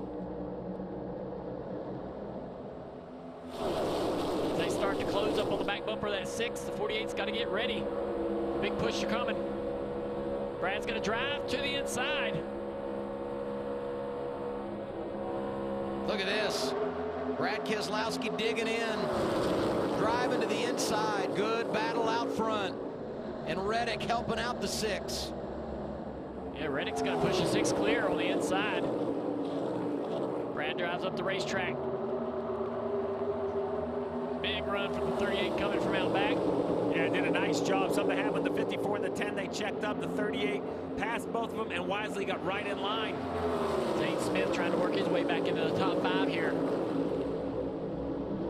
Could it be the second time in 3 weeks we get a driver from outside the top 30 in points win his way to the playoffs? Shane Van Gisbergen did it, and now Brad Keselowski leading as we get our right side, try to keep it rolling 7th caution of the night. Yeah, Bubba Wallace just got back on the lead lap. He's running 12th. Everyone that just pitted, shutting off, coasting. This is a free lap right here for all these cars trying to stretch their fuel. Let's see what happened to the 23 of Bubba Wallace. Oh, where is he at? Oh, he just lost it. Yeah, top of the screen. Comes in sideways. That's interesting. He had just gotten himself back on the lead lap, so maybe this is the first time since the accident that he's actually put the car in really, really competitive speed, really pushed the car. And just for some reason, it jumps out from underneath him. I go right to that cut line. Bubba right now being shown 15 out. And Dale and I talked about this. Every year, the cut line winners move the cut line up. And with Brad leading, it's even crazier because he's so far down in points, he's on no one's leaderboard. So when you populate him into 12th as a winner, that is just a big change. Yeah, and I should have put an asterisk on that because the 15 points obviously being majorly impacted by the fact that Keselowski is leading this race. Well, that's what we talked about weeks ago, is how that cut line's going to move with new winners. And Steve said it would move. I believe most of the things you say, Steve. Hey, I like that. I'll take it. You were so correct, because Bubba was way up at one point, more than 60 points above the cut line. And now, we still got racing to go, but Bowman, Buescher, those guys aren't safe. Buescher's even told us he's in a must-win situation. Brad Keselowski leading. Here's 6 radio. I feel like we got to put fuel on it here because we could make it from here. I mean, we're still just outside of it, but we're close enough now to where I think by the time you get one more caution, you'll be okay. And 4. I agree. This is not an option. They're kicking themselves probably because a lot of guys that just pitted 8 laps ago you see on the pylon, they're going to stay out and use these yellows and hope to connect, so they're going to lose some track position. But not pitting here is just ignoring the facts, right? I didn't hate their call to stay out. I don't think they made a mistake. The yellow kind of just caught them off guard. It was an unfortunate yellow happened right away. I like what Jeremy Bullins is saying. Remember, all the way back to last week, the communication issues. This car comes down pit road when it's closed. They put themselves back in position to have a chance. There's a lot of ups and downs in the roller coaster of a NASCAR season, and that relationship from driver and crew chief gets tested because it's so emotional. So I love the very clean and clear direction from on top of the pit box. It's come in, get fuel. You got a lot of time. You never know. Now our Xfinity fastest lap.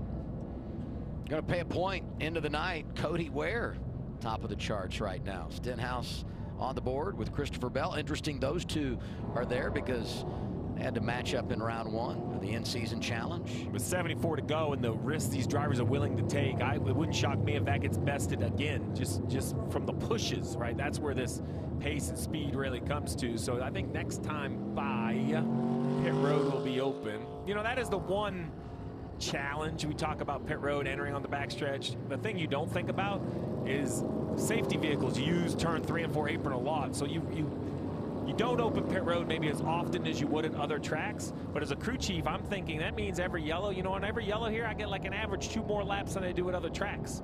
So that goes into that fuel conservation conversation.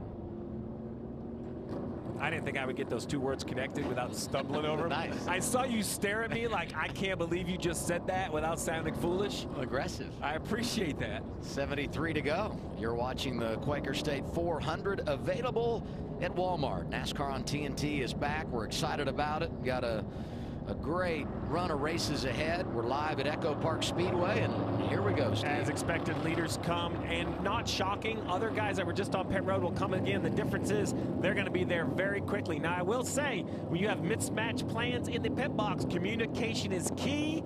You don't want to run into each other with someone entering while somebody else is leaving. Danielle, Alex Bowman in the 48 heading to you. Alex Bowman has led 25 laps tonight. He's coming up on the 1-year mark, Stevie, since his last win at the Chicago Street Course. He's certainly putting himself in position tonight. Entering the pit second, just behind Brad Keselowski. He's going to pull off here. Let's see what the call is. Ally 48 group over the wall, taking right sides only, guys. Let's send it to Alan. Brad Keselowski needs 2.5 seconds of fuel. That's 5 gallons according to the team, and he was told to go like hell once he gets that fuel, Marty Snyder. Alan, Billy Scott admitted, I'm really on the fence about this one, but Tyler Reddick does come to pit road, kind of made the call on his own again. He'll win the race off pit road too, because they pitted the last time, didn't need as long of a stop as everyone else did. Reddick gets out first, but the RFK cars come out behind him. They've been strong lately. Big restart when we return to Echo Park Speedway.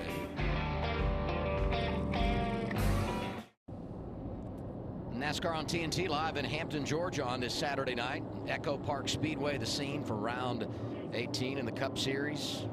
Echo Park specializing in pre-owned vehicle sales. They've done a great job with this racetrack, and the place looks outstanding. Big restart coming here, 70 to go. Big penalty on pit road. Tyler Reddick going to have to come from deep in the field. Haley and Gibbs as we roll once again, and they're head-to-head in their opening round matchup. Does it get any better than this when you talk about the in-season challenge?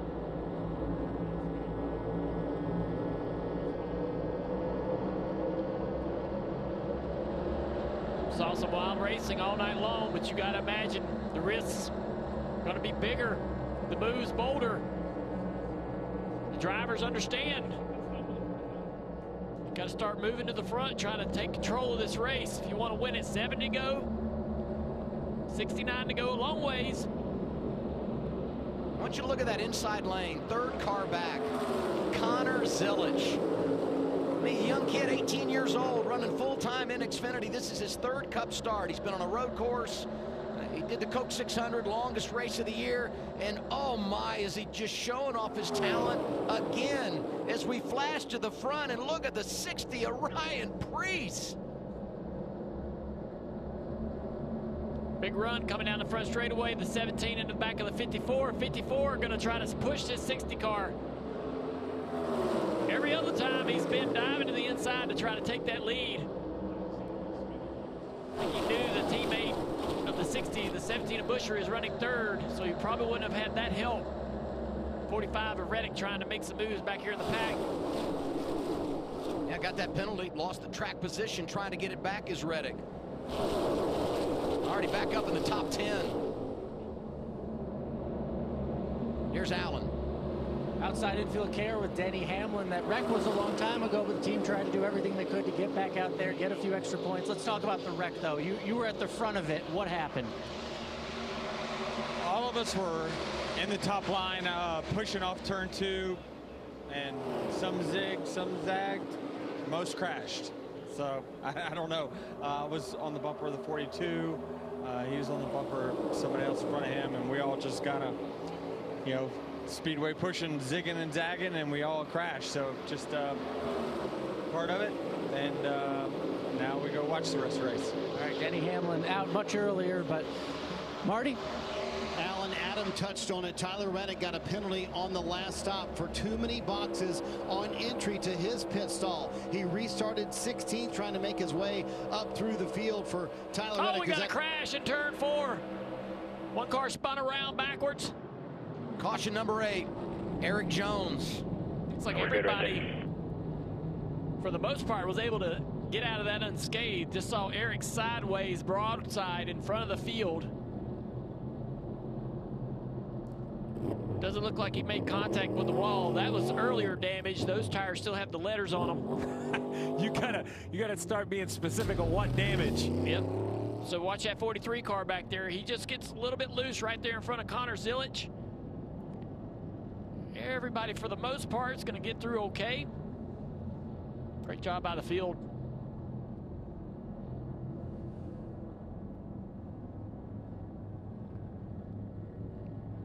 Pictures look unbelievable. Gives me an opportunity to salute our crew.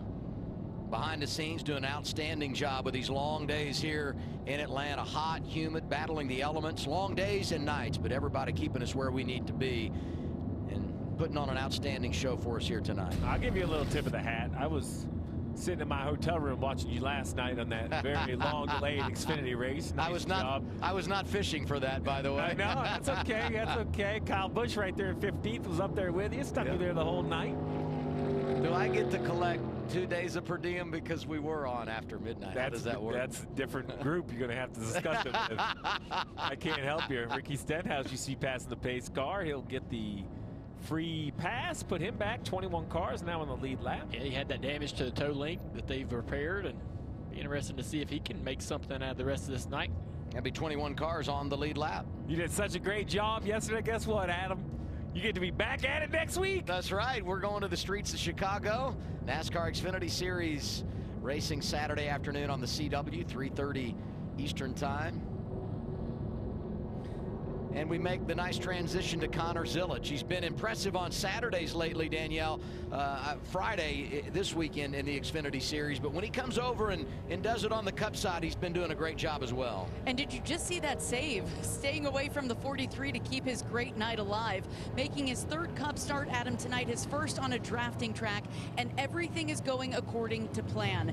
He told me this morning the goal tonight is just to learn. Take it easy in the first stage. Learn how this next-gen car drafts. And then by the final stage, be in position up front when it counts. And we mentioned the fourth place Xfinity finish last night. He said there's nothing relative. The car is different. The draft is different. Look how quickly he is picking things up here in the Cup Series, Adam. Impressive. No doubt. Yeah, the one thing I'll say about him is when he talks about racing this Cup car, he says, I'm just there to learn. He talks about his experience out on the racetrack and what he's learned and what he's done and seen racing in these Cup races, but he always kind of backs that up with, I'm only out there to learn. I'm only out there to run the laps and understand the car.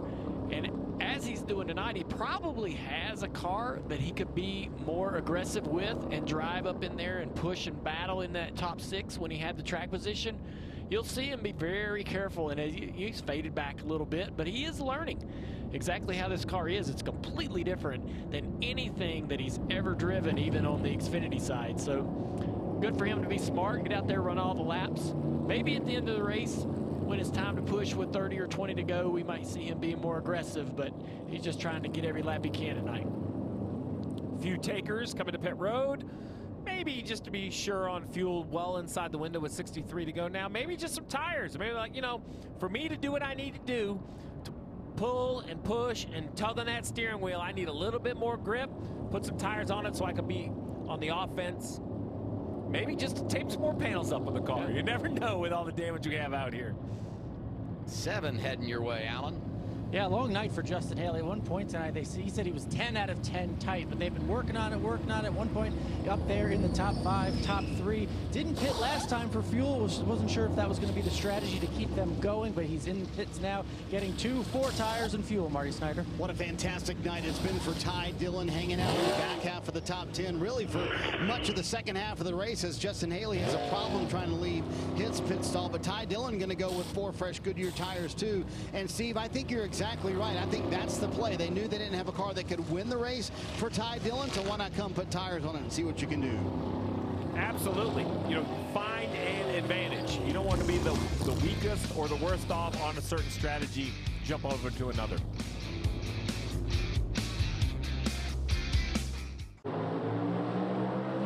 Perfect timing. Green flag in the air. Restart, 60 to go. Love the mix. Got some standard players at the front. Priest is now up there. We got Hocevar back there, Zilic, Cody Ware, all kinds of players. Chase Elliott's going to jump in front of that outside line. Right, Priest thinking differently there. Brad Keselowski second. Look at the RFK cars performing late again. All 3 of them inside the top 4.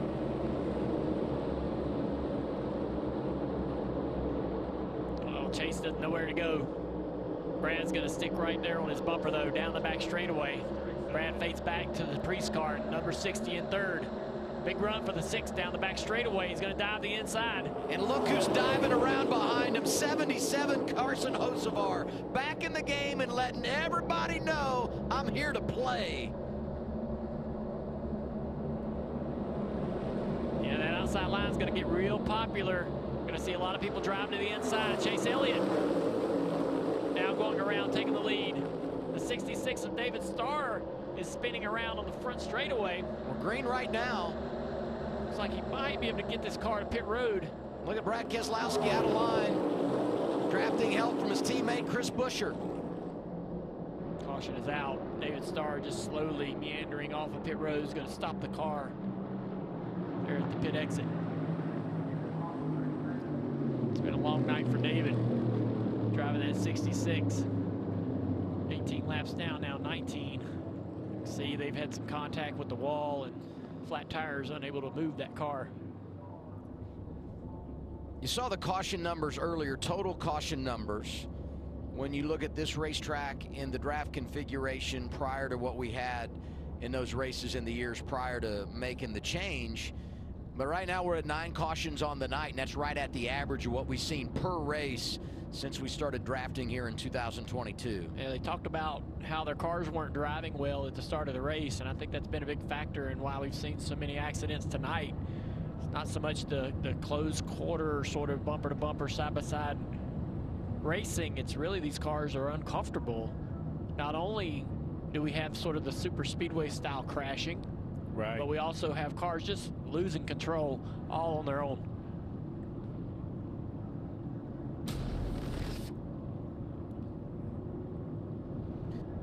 We're going to take a look at this replay right here with David Starr down the front straightaway, and he's already lost the car off of turn 4.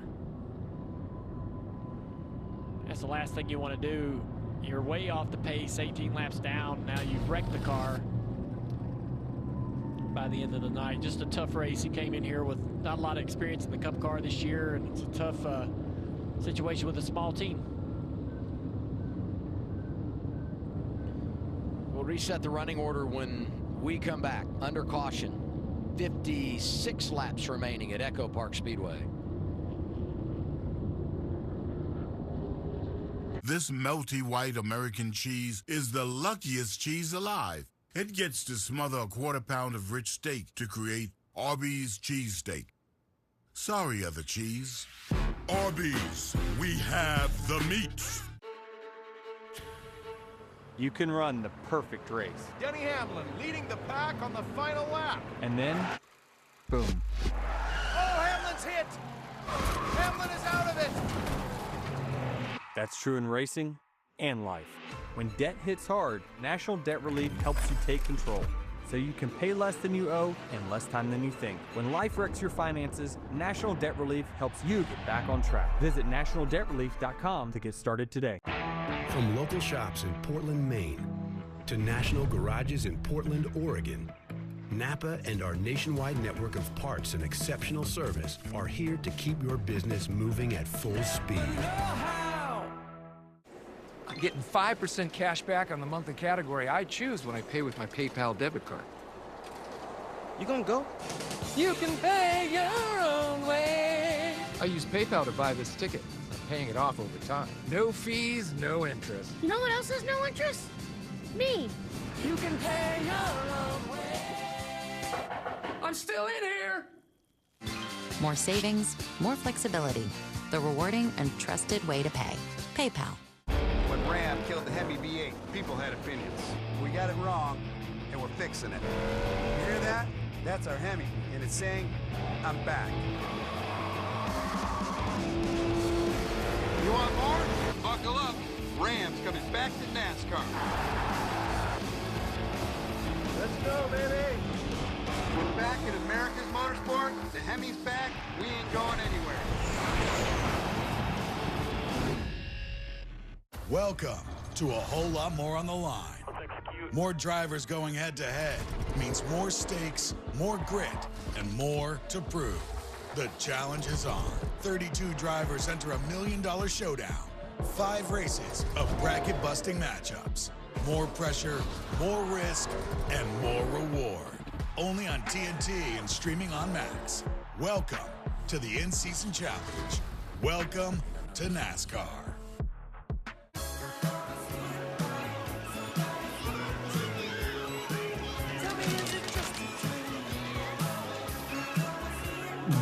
Shark Week.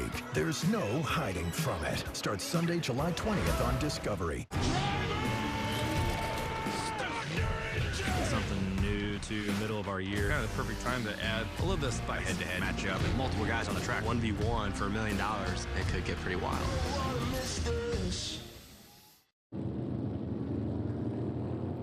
Restart will come with 53 to go. Doing the choose here. Chase Elliott goes inside. Brad Keselowski outside. Ty Gibbs back in the top 4 here. Going to be lined up on the inside. He was really aggressive when he had that track position a bit earlier in the race. Everyone inside the top 10 for the restart winless in 2025.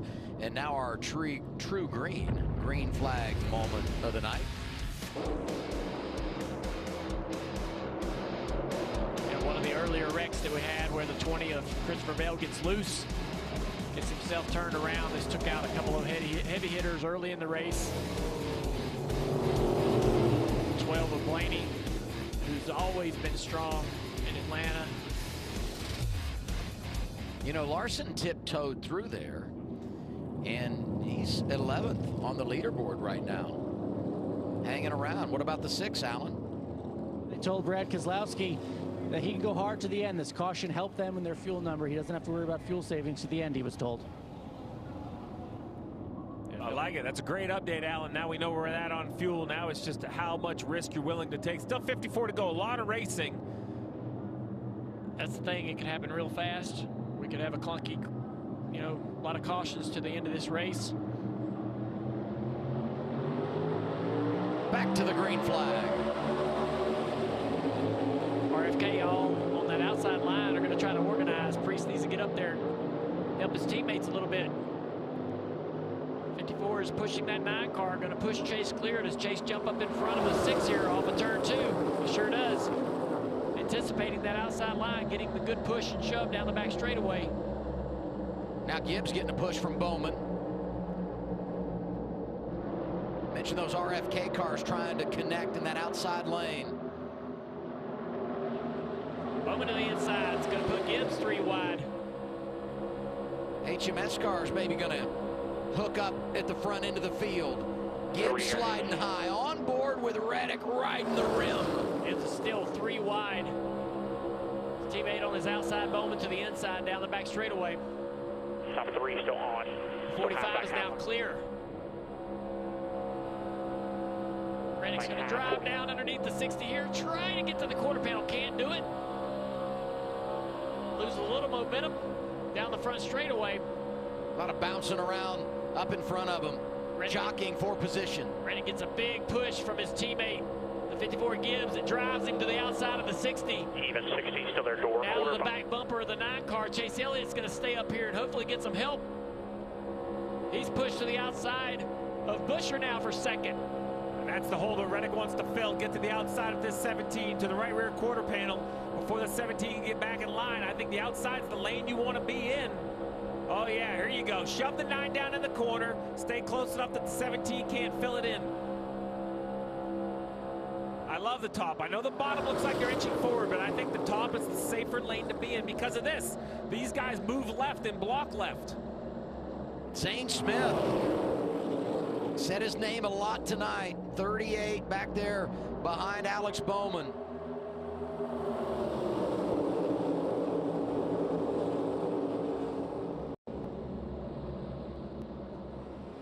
There's Zane pulling out a line. Side by side with a 48. Oh, the 48's going to drag him back, though, with the side draft, and that's a bad spot to be in off of turn 2. No momentum, no help.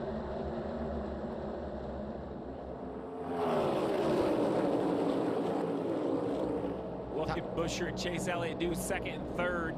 Or are they comfortable here? Do they want to click some laps off out of the mess, be a little patient, try to get inside 20 to go before you start back? They haven't been patient all night, so I don't know why I'm suggesting they may do that now, but we'll see. I think the two RFK cars running kind of offset is a little bit of a defensive tactic. See how they do it down here.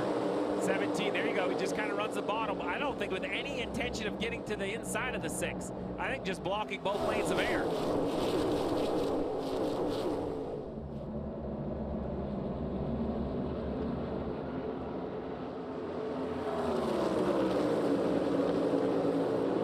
It's kind of like the 6 knows the 17 is going to go down. He shuts the air off to the 9, and they're doing like a little bit of a left to right accordion, doing a really nice job. 45 of Reddick to the inside of Chase Elliott. Got to put him on the inside of the 17 off of turn 4. When Chase backed up to the 54, either on purpose or by chance, he should have an offensive run here coming the other direction. There you go. Onboard camera shows it. Chase Elliott sneaking through, trying to slide up in front of Busher for second. Can't do it. Almost had it. Got the 45. Push his 9 car down into the corner. Still even with the 7.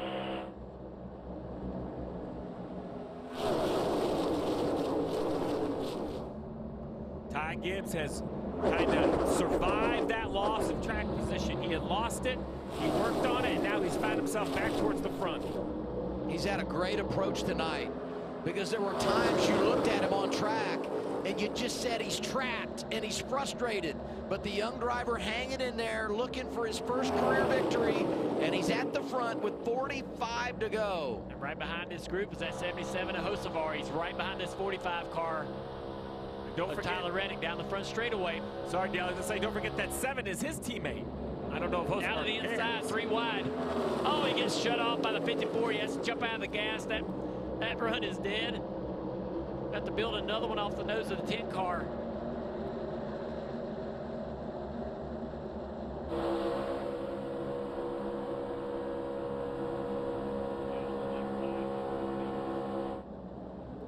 You'll see them on the straightaways get really tight when they're side by side. You're trying to slow down that car with the side draft. Hold that car in position and wait for some help to come from behind to push you. Moment to the inside of his teammate, Chase Elliott. Big run by the 54, 3 wide. Ty Gibbs to the inside as the Hendrick boys slow themselves down. A little 2-for-1 action there. Ty Gibbs up to 5th. Good run by the 7 here, Haley. He came in, got some gas, got some tires, and he's drove that car on those new tires all the way up into the top 3. I knew you were going to get your shot in there. I do agree, those new tires are looking good. Yeah, that reminds me, last year, Blaney has a late spin. They come in, they put tires on, and he was able to drive back up and be a contender. We talk about Haley, now he slides in the wrong direction. Reddick taking advantage. I think the question of if you change tires comes down to how many laps to go. I don't think you do it with 5 or 8 to go. If you have 20 or so, maybe you could argue that you have to have them. Yeah, I think so. Look at Reddick right there. That was a nice move. Higher by half, higher. We have a bit of a mix between like the new Atlanta and the old Atlanta where tires can give you some offense. This is where the new tires are going to matter. The 7 going to run right to the bottom, keep it wide open, tug the wheel into it. Now, it didn't work. He didn't clear the 45, but he had good confidence to drive down there. 45 car of Reddick takes a spot back, and Kyle Larson gets loose, almost wrecks. Wall saves him. He's had trouble with that car since early in the race, being involved in one of the earlier wrecks. Larson 20th right now. Chase Elliott to the inside of the 45. Oh, man, this is a good run right here. Your call. What does he do with it? Can he get up in front of that 17? He does. Into second place, Chase Elliott. Now Busher back to the inside. What a squeeze. Oh, contact right there. Busher and Chase Elliott made some pretty sizable contact. That's at least 2 or 3 times tonight that Busher has been compromised. Look at the door mark and on that somehow hangs on to it. To push you. That 9 car's got a nice little door mark right at the number on the left side from that 17. That was a pretty hard hit. That speaks to what we're seeing here tonight. I like it.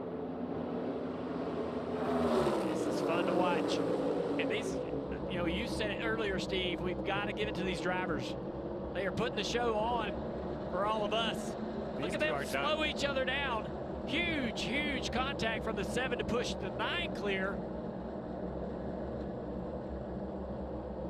This is the 9 sliding in front of the 17, and it was inches. The 17 turns left. The 9 runs them down, and then they decide, I don't know. Bam. Wow. Contact. Oh, front row seat right here, Dale. Yeah, that's like toe link bending contact right there. Golly, how did they do that? Oh, how did they not wreck? Well, up top, they're good. To the outside of the 6, the 9. I think this is going to be the move for the lead. He's got to the right rear. He's got help with the 7.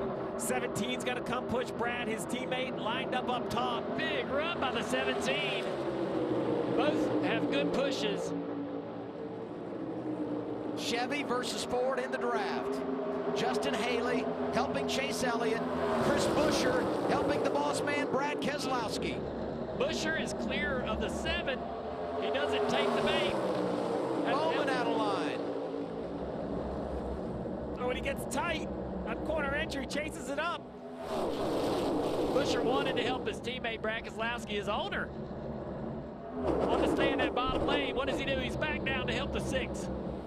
He's going to sacrifice himself a little bit right here because he's not going to clear the 9. It does help the 6 stay clear, but now Buescher's got some work to do by himself down there on the inside. Ty Dillon getting aggressive in the 10. Was 4th in line in the bottom lane, and now here he comes. Showing something for Team Collie. Still covered underneath. 35, now 34 laps to go. It's wild. I don't know if it can happen for 34 more laps, right? There's just so many opportunities right there. Oh, there's contact. There The 7's around. Haley, big slide. It looked like Ty Gibbs might have gotten in the left rear of the 7. There were 3 wide. To me. Right rear tire's flat. You barely touched the rear. All good. Ryan Sparks on the radio, coaching his driver. He's trying to get it there. These cars are run so low, they sit on the wear block. Let's see what happens. Oh, the 10 gets loose on the inside there and just has to correct up the racetrack into the 7. I did an amazing job by the 7 not to overcorrect to the right. I mean, that car tank slapped, and he turned right, and they thought it was going to go into the outside wall. Watch this correction, right? He gets caught. It goes left right here, then right. Watch this move. Boom. I'm shocked that thing didn't spin back to the right. Really nice work by the drivers in the 7.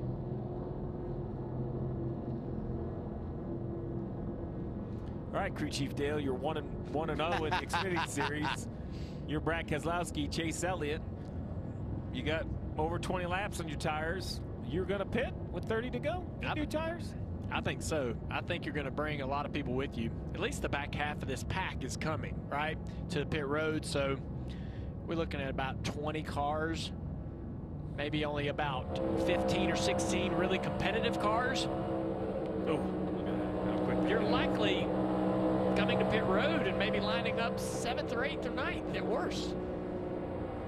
I can't pit from the front row. Yeah. Your argument is absolute, and I could absolutely be wrong. But if I'm the 6 or the 9, I just cannot give up front row. But Buescher on back, I can make an argument that you definitely need to have some fresh tires. But oh, there you go. I thought it'd be easier just to put the 4 up. This wasn't my idea, but it's a great call. The 9, 17, 38, 45, they're not involved. With 32 to go, though, we could hit for the cycle. We could get all 4 of them. I hope that doesn't happen. Hey, I want to go this way. You know, you talk about not giving up those top 2 positions and staying out here.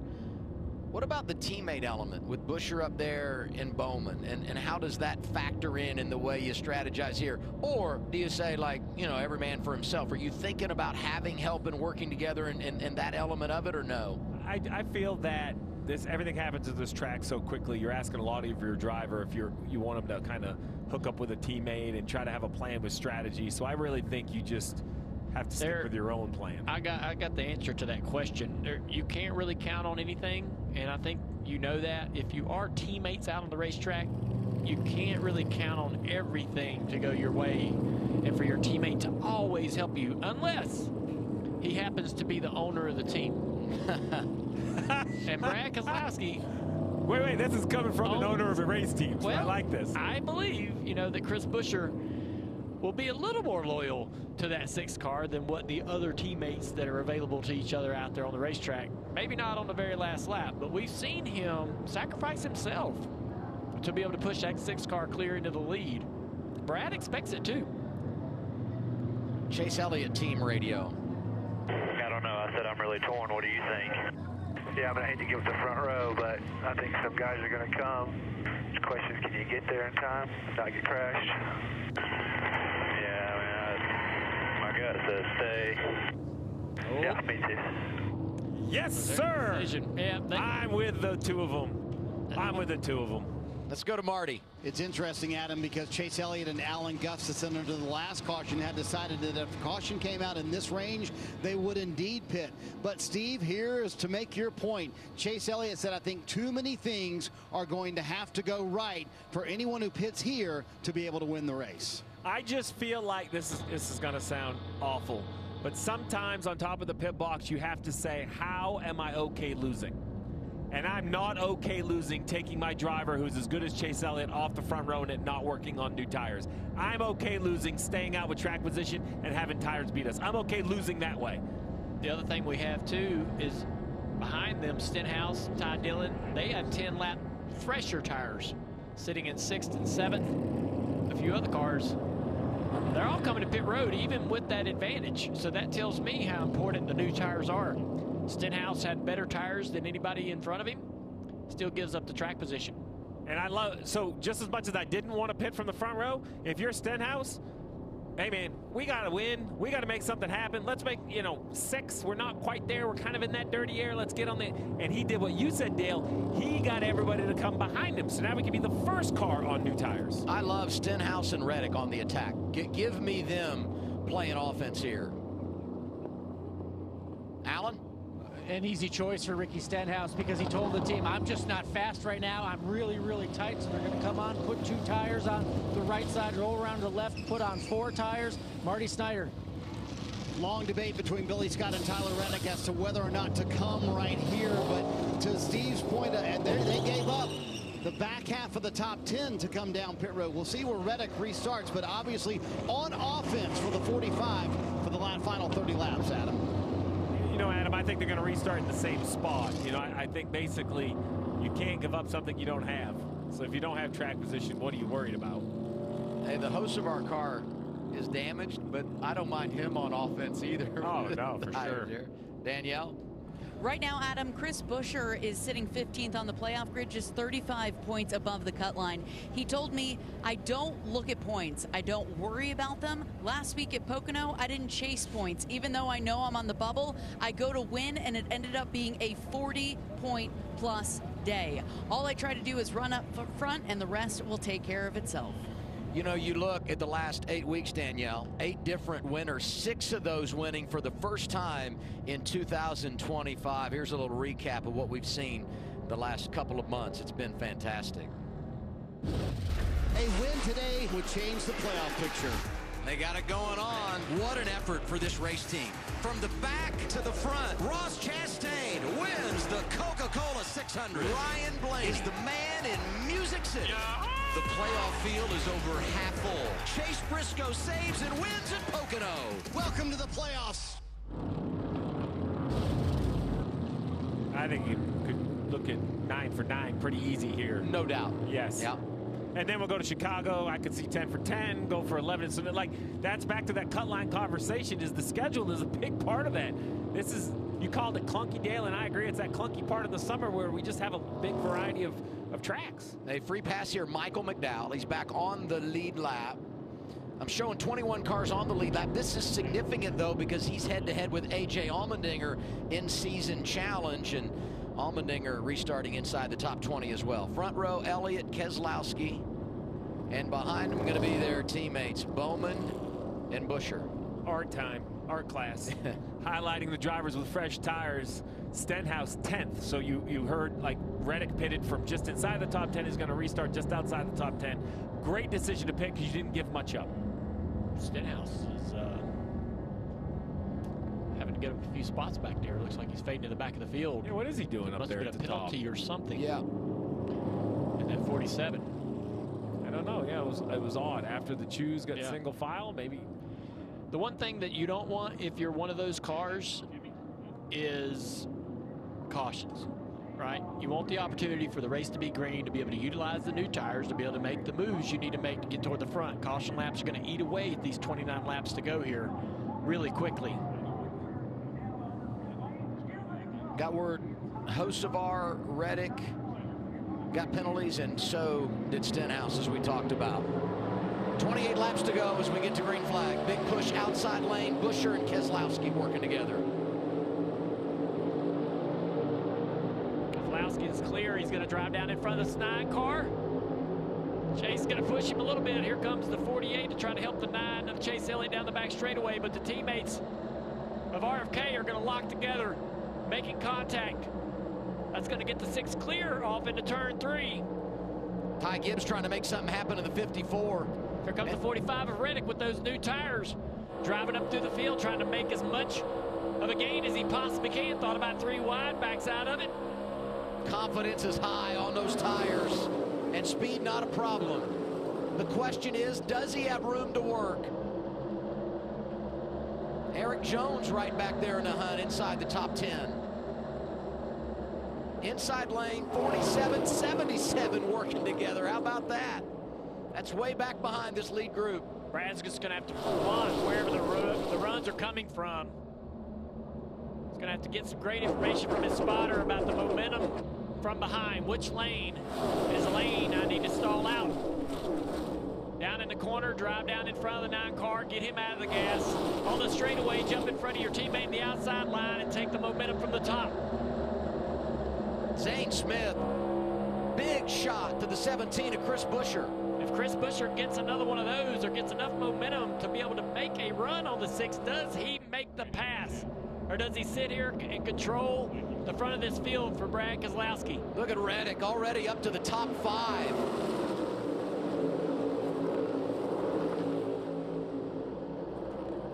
That is such a tough position for Buescher to be in, where he's kind of required almost to help his teammate to a certain degree. We just don't know when he may break away from that. Chase Elliott shuffled back to 6th, racing Ty Gibbs for position. Wonder if he either got them tires now. Kind of mired back there in that dirty air with them older tires, and now the new tires are starting to race up through there. The 77 of Hocevar. You're absolutely right? Like the 45 got tires and got that track position, makes everything harder for the 9. He's definitely at a huge disadvantage now that he's lost that track position. Gibbs pushing Zane Smith. 38 making a jump, slides into line behind Keselowski. 45 got tight right there, had to jump out of the gas. He gets saved by the 9 of Chase Elliott. 45 now with the momentum off of the nose of that 9 down to the inside here. He's clear in front of the 17 up into 3rd place. I won't say he's making it look easy, but boy, he's just driving right through there. Zane Smith out of line. Yeah, he's going to possibly clear the 6 here. They're driving him up in front. Spotter says go ahead, take the lane. Zane Smith to the lead, 22 laps to go.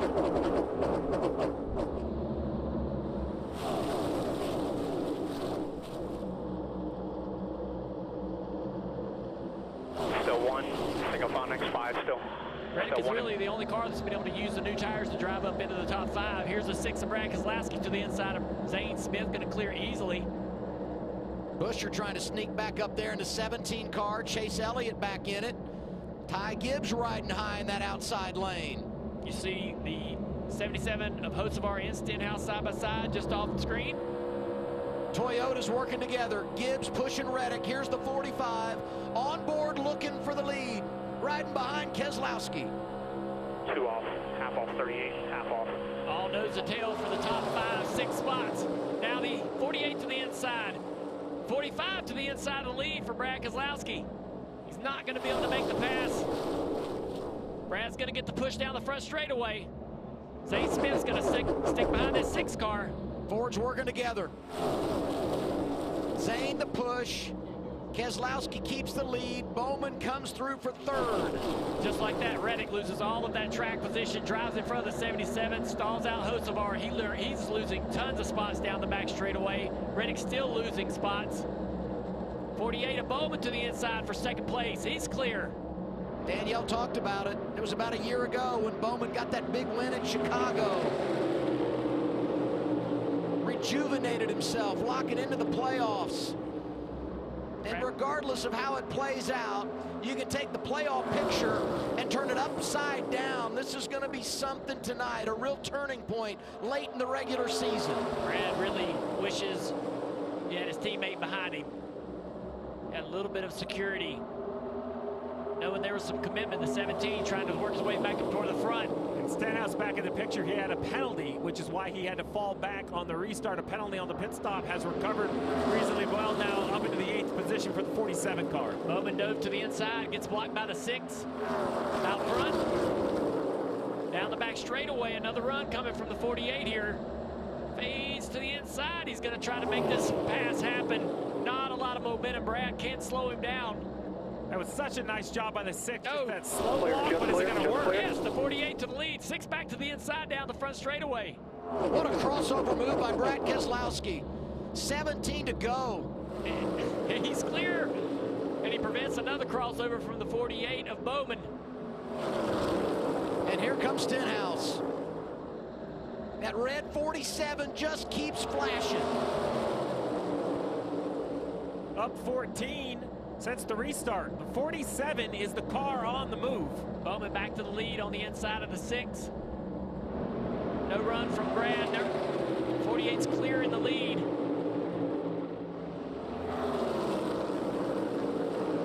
Hendrick Motorsports has been great here at this racetrack in the draft. 2 wins for William Byron, 1 for Chase Elliott. Those 3 victories the best. Brad's got to put some kind of run together, but he doesn't have much help from behind. He's going to drive to the inside. Can he get there? Oh, I don't know if this is a pass. They're going to slow each other down the front straightaway, giving Zane Smith an opportunity to maybe go 3 wide. He doesn't. He's going to push that 6 car, but he's going to push him clear.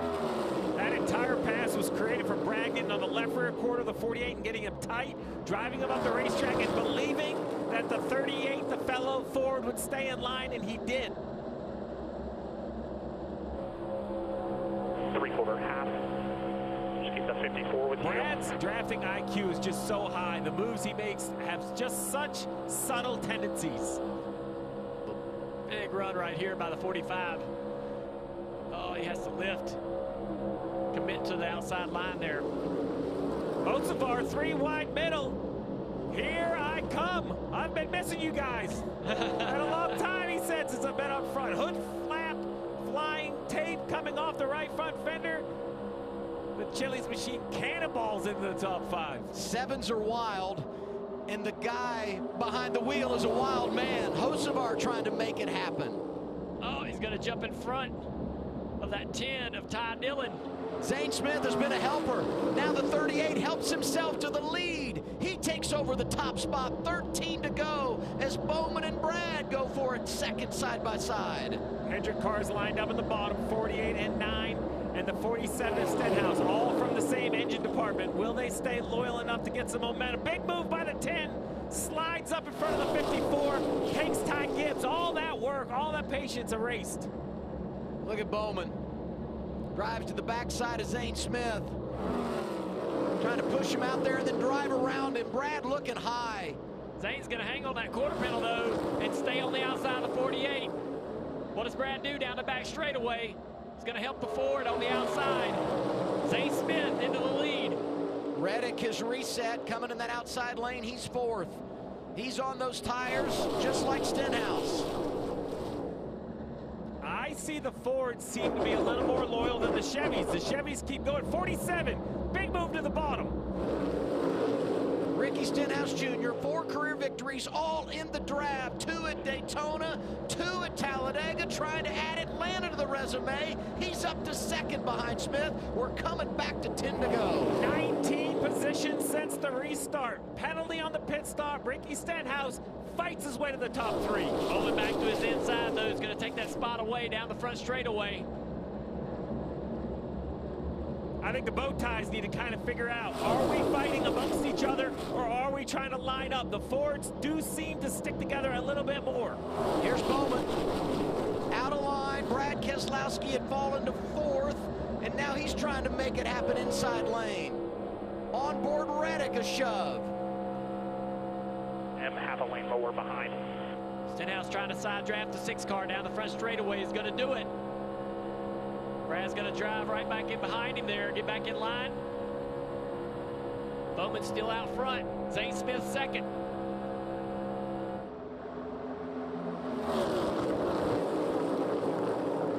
Oh, the 77 of Hocevar almost wrecking back there, getting huge shoves by the 9 of Chase Elliott. He was just right in the lap of the 9.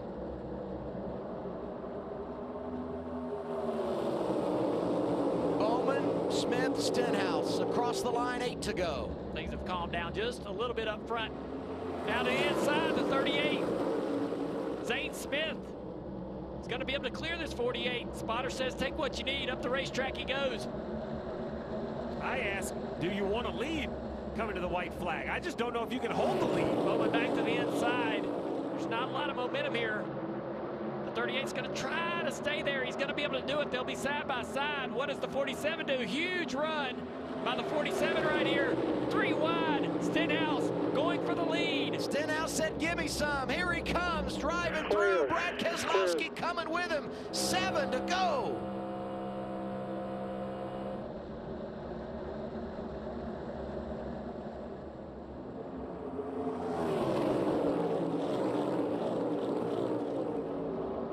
Loses tons of spots on that exchange.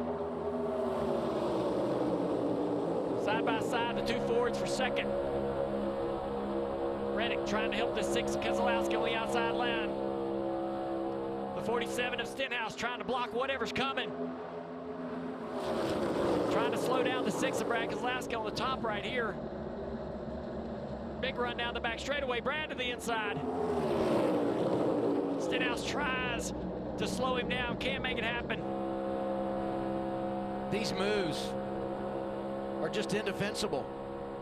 5 laps to go. Fantastic finish coming. Reddick right back in it. Yeah, Reddick to the inside here, trying to make a run. He's going to be able to clear into 2nd place. Bowman's back up through there after having lost some of that track position. Here comes Chase Elliott. Field just keeps cycling. A lot of turnover at the front. Who's going to be there with 4 laps to go?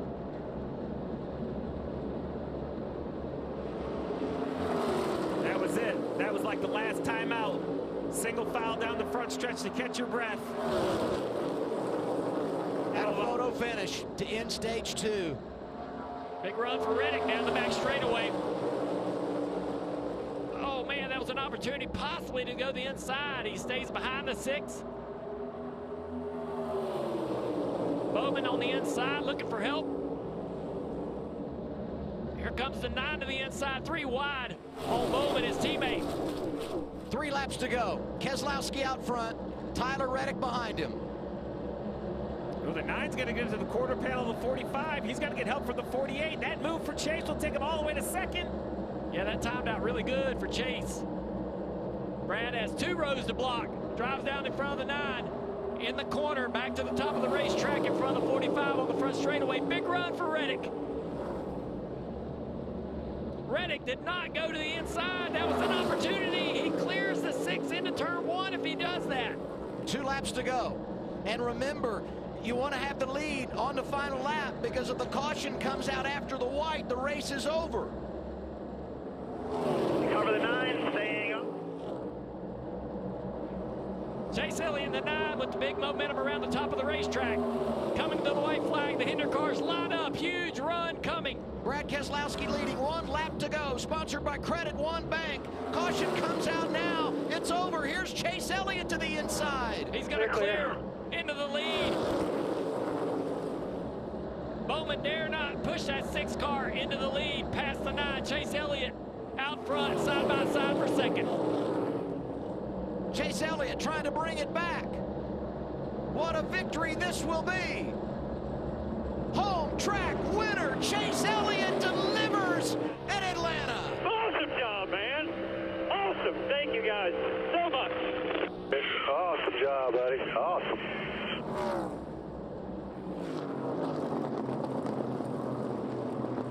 He's been consistent all year long, getting the results, waiting on his opportunity to go to victory lane. Stayed out on them old tires. Didn't look like that was the call because they lost the track position. He battled back late in this run to be able to put that car out front when it mattered. And you mentioned it, the cycle, and it was a master class. He got there when it mattered, and then his teammate, the 48, aggressive, gets to the inside of the 6, trying to help himself, and that was it. Sealed the deal. The 9 held the lead. 2 Georgia drivers have won here at the Cup level. Bill Elliott 5 times. This makes number 2 for Chase.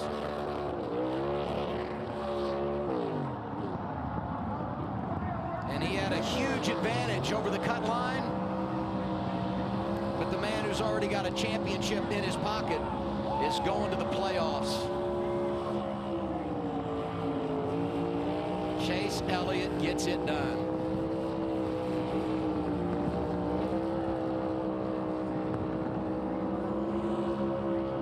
Caution's a theme tonight. Chase Elliott, one of 4 drivers not involved in a crash. And that paint scheme designed by 11-year-old Raylan Mills, a patient at Children's Healthcare of Atlanta.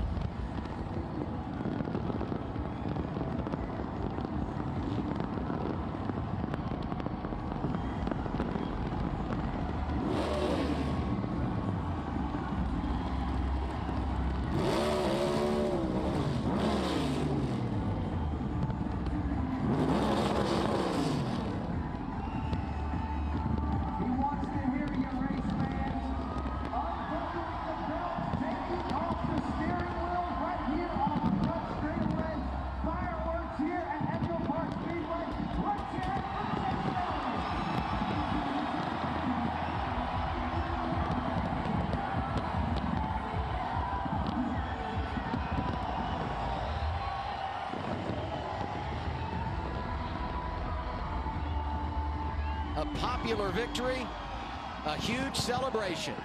Let's join it now down to the front straightaway and Marty Snyder. Adam, anytime NASCAR's most popular driver wins, it's a big deal. But when he wins at his home track, it's even bigger.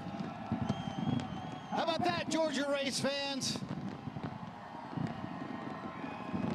What a drive for Chase Elliott. So aggressive all night long. In fact, we joked we called him Mr. 3 Wide tonight. Was willing to do anything it took to get up front. And here comes the 9 team, officially locked in now.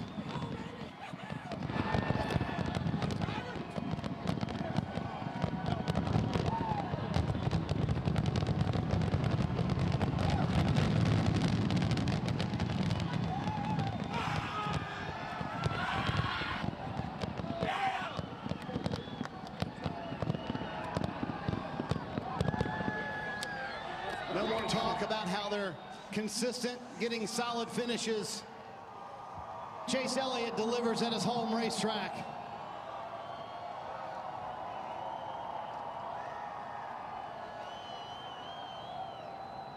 Chase, does it get any sweeter than winning in front of your hometown fans? Unbelievable. Unbelievable, you guys. How about that? Are you kidding me? I've never in my life. This is unbelievable. Thank you guys so much. Hey, you know, just what a special car, and just a huge thanks to Napa Auto Parts and everything they do for me and to benefit Children's Healthcare of Atlanta. Raylan Mills designed a fast Napa Chevrolet tonight, so it was a lot of fun.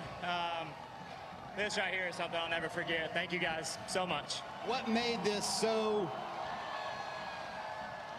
There's Raylan. Good job on the car design, Raylan. How about watching your car go to victory lane? It was cool. It was cool. What made this win so improbable? It looked like you were out of the game, Chase. Why do you say, I never dreamed this would happen? Well, I just think that, honestly, all the cards fell in the right places there those last couple laps. What a crazy race, man. I don't know if y'all had fun, but it was wild from my seat. So glad we got to run that thing out there to the end. And, yeah, just again, thank you so much for everybody that has made this possible. You know, this is the 9th year of Design to Drive. You know, what an incredible way to celebrate that. Some great partners, Chevrolet. Say hey to Mr. Hendrick at home. Thanks for sticking with me, pal. And yeah, just again, thanks to all you guys, because this right here is, you can't dream of this.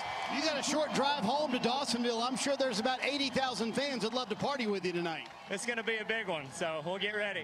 All right, Chase Elliott locked into the playoffs, but more importantly, wins at his home track. Adam, means so much to him, you can tell. 3 drivers from Hendrick Motorsports have now found their way to victory lane in 2025. 12 drivers have won on the campaign. The playoff field is now 75% full. Last lap pass, engine number 9 to the point, and once he got there, he wasn't going to give it up. Yeah, he claims it all fell in the right place, but I'm not sure humble Chase Elliott gives himself enough credit. He also made all the right moves when they mattered. A masterclass final lap, timed that final move, and then held off all the aggression at the end. Yeah, the man with the best average finish in NASCAR is going to give Chevrolet 5 wins here of 8 events on the new reconfiguration. Just an awesome job. Big commitment down there in the corner. He knew the block was coming. Brad really couldn't do anything about it. He was in a bad situation coming off of turn 4. And then the help from the teammate, not to push the 6, not to help the 6 rebound. Bowman goes for the position, doesn't get it, but that also was a good aid to his teammate Chase Elliott. A very normally reserved Chase Elliott shows emotion. You wonder what giant has been awoken here with a few races before the playoffs. And talk about momentum. Back-to-back top 5s coming in. Today, he takes it to the front. And talk radio going to be a buzz. Oh, yeah. Because they'll no longer be asking the question, when is Chase going back to victory lane? The answer tonight at Echo Park Speedway. And he does it in an absolute thriller on TNT.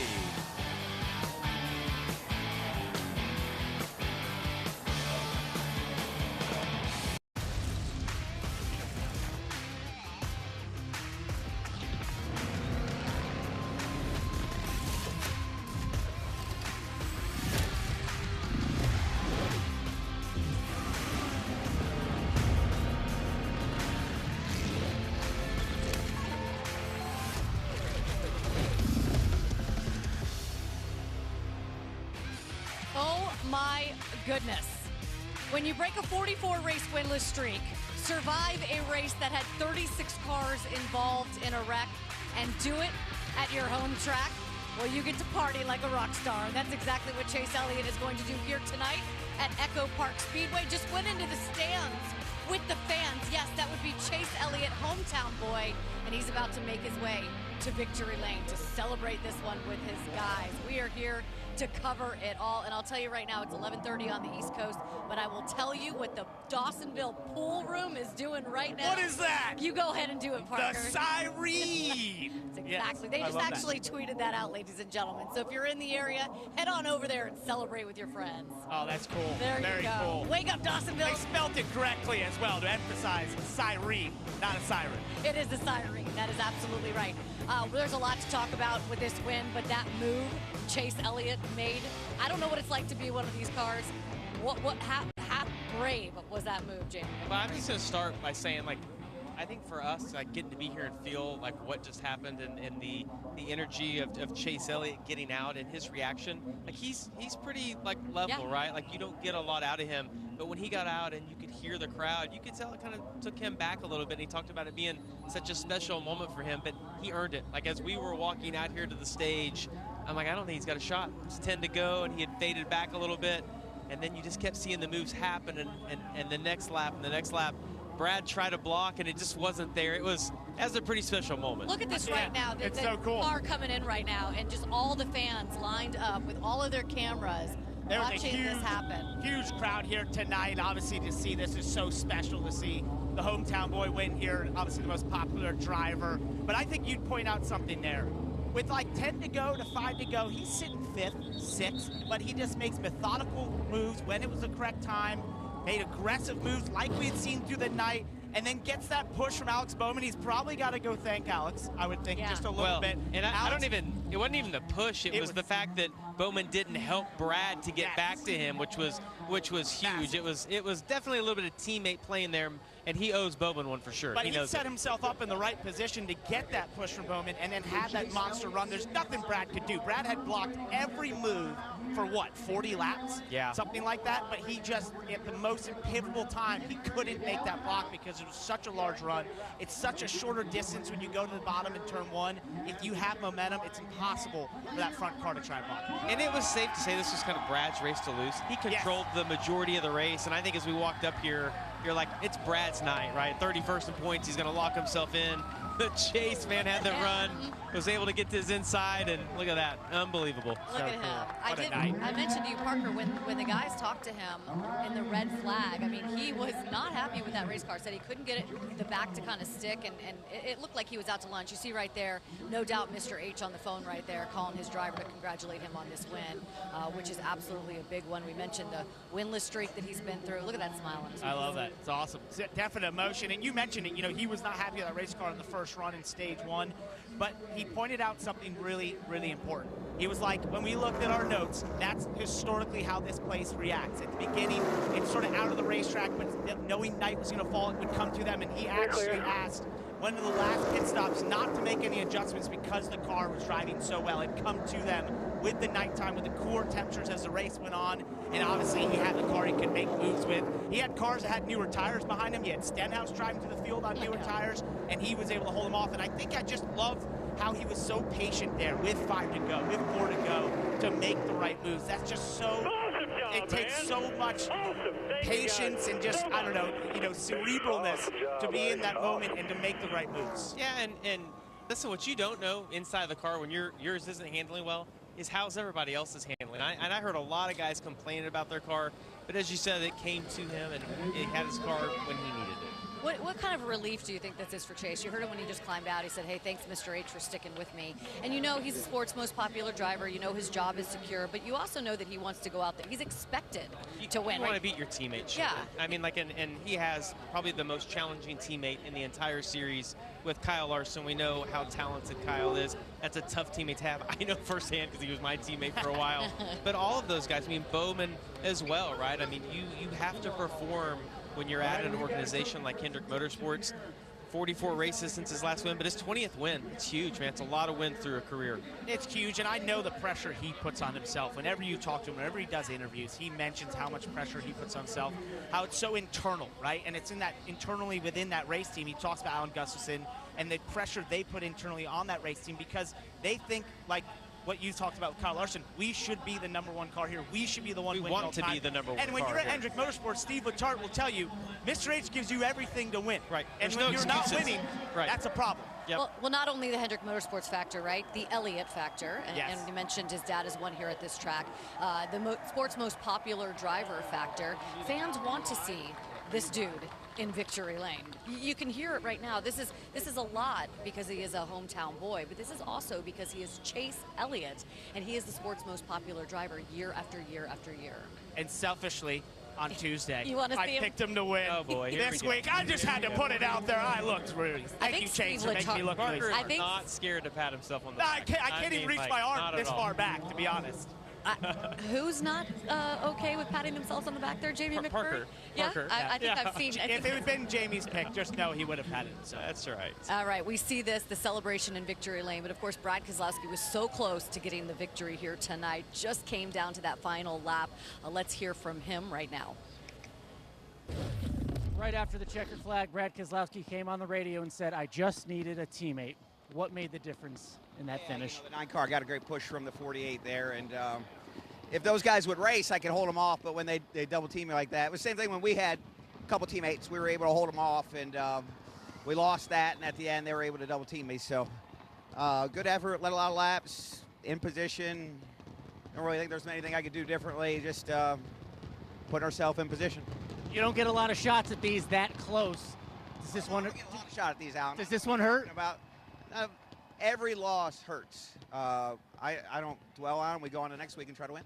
Brad Keselowski with a good attitude after finishing second. All right, Alex Bowman, I know it's hard to watch your teammates celebrate in victory lane. Where did this one get away? It's kind of the sequence of us getting shuffled there. My car was really good, but I was pretty bottom dependent a little bit just with how our handling was. And I'd say that one's a little popular. So congrats to the 9 team and Chase. Proud of those guys, and glad to have a Hendrick car in victory lane. Wish it was us, but yeah, we had a really fast Ally 48 there after we crashed. And yeah, just, you know, needed to not lose control of the race, but that was hard to do. Everybody that led lost control of the race, so I just led at the wrong time, I guess. But yeah, wish we were 2 spots better or whatever, but still a good day for us and our Ally Camaro. The good news is you gained 19 points on the cut. You're now plus 39, and you're heading to the track where you last won at Chicago. Yeah, for sure. I think there's some good places for us coming up, and you know, if we just run how we're supposed to, we wouldn't even be looking at the cut line. We've bled so much over the last couple months, so yeah, glad to continue to step in the right direction after those 2 months of hell, and this 48 team did a really good job today. Earlier in the spring, Bowman said the last 2 months were difficult, but things are turning around here, guys. Tyler Reddick comes home in 4th. How do you describe that racing in the last run? What shot did you have? We were really solid, honestly. Our upper deck Superman Camry was good. Just made a wrong move at the wrong time most of the night. If I sat and waited, I'd get shuffled back, and just need to be a little bit smarter with my move on the 6. It got us shuffled too far back to be able to fight truly for the win there. So disappointing for sure, but it was nice to get a playoff point, score some points at a speedway. But yeah, just more and more new winners. So we got to find our way to victory lane. That's for sure. There certainly was a battle of attrition. Would more Toyotas, more teammates have helped you in the end? No, I just need to make better choices myself. All right, Tyler Reddick, hard on himself after a top 5 finish. Eric Jones settling for a 5th place finish, but is it glass half full, Eric, to see how Legacy continues to run here each and every week? Yeah, I think so. Just good runs since Charlotte, really, in the 600. And so after tonight, I'm to come back and run 5th. We wrecked twice, once on my own and once in the big wreck at the start. So I'm happy with that. I'm just happy with the Dollar Tree Camry team. So it's been a lot of fun to race. It was kind of a weird start. We had to make a lot of changes to the car to fire off, but just really proud of the effort, proud of what we're doing right now. You know, we've made a big climb in points, and we're still going, and I don't know. You don't know if we can keep making it better. We're at the cusp here of just, we're one good step away from really being contenders, and I hope we can take that step soon. In the last 7 races, you've jumped from 30th to 18th in the points. You've jumped a few more spots tonight.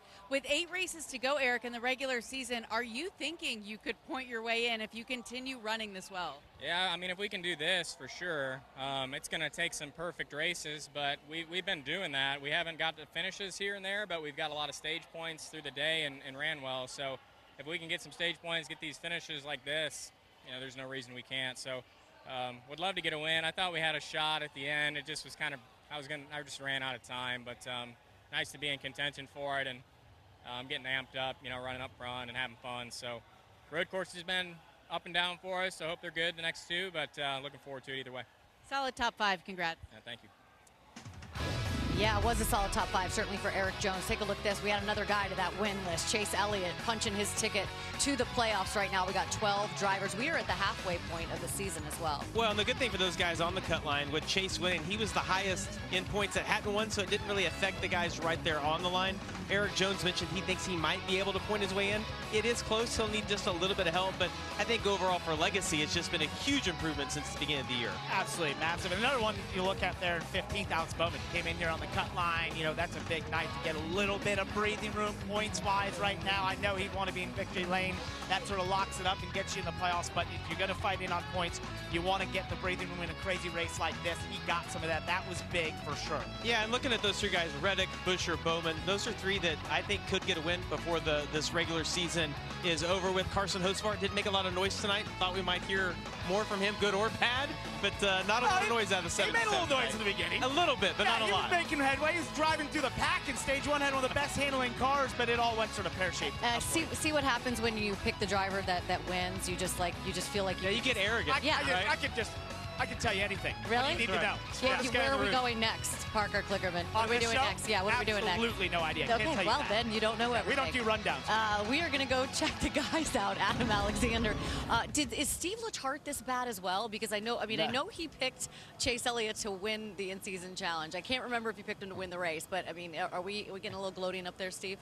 I don't think we've had much. Maybe just a little. No, some egging, but nothing like what Parker just did. Here's what I would say. The only person here tonight more confident than Chase Elliott right now is, in fact, Parker Kligerman. I do believe. Right, yeah. Hey, you heard from all the guys in the top 5. We looked at the leaderboard with 8 races to go to the playoff. Your reaction overall as we advance now to Chicago? Yeah, there's several that are glad there wasn't a new winner that was below the cut line like Brad Keselowski. That would definitely change things, but there are some racetracks coming up where that's still a gamble or still a risk to a Bubba Wallace or Alex Bowman.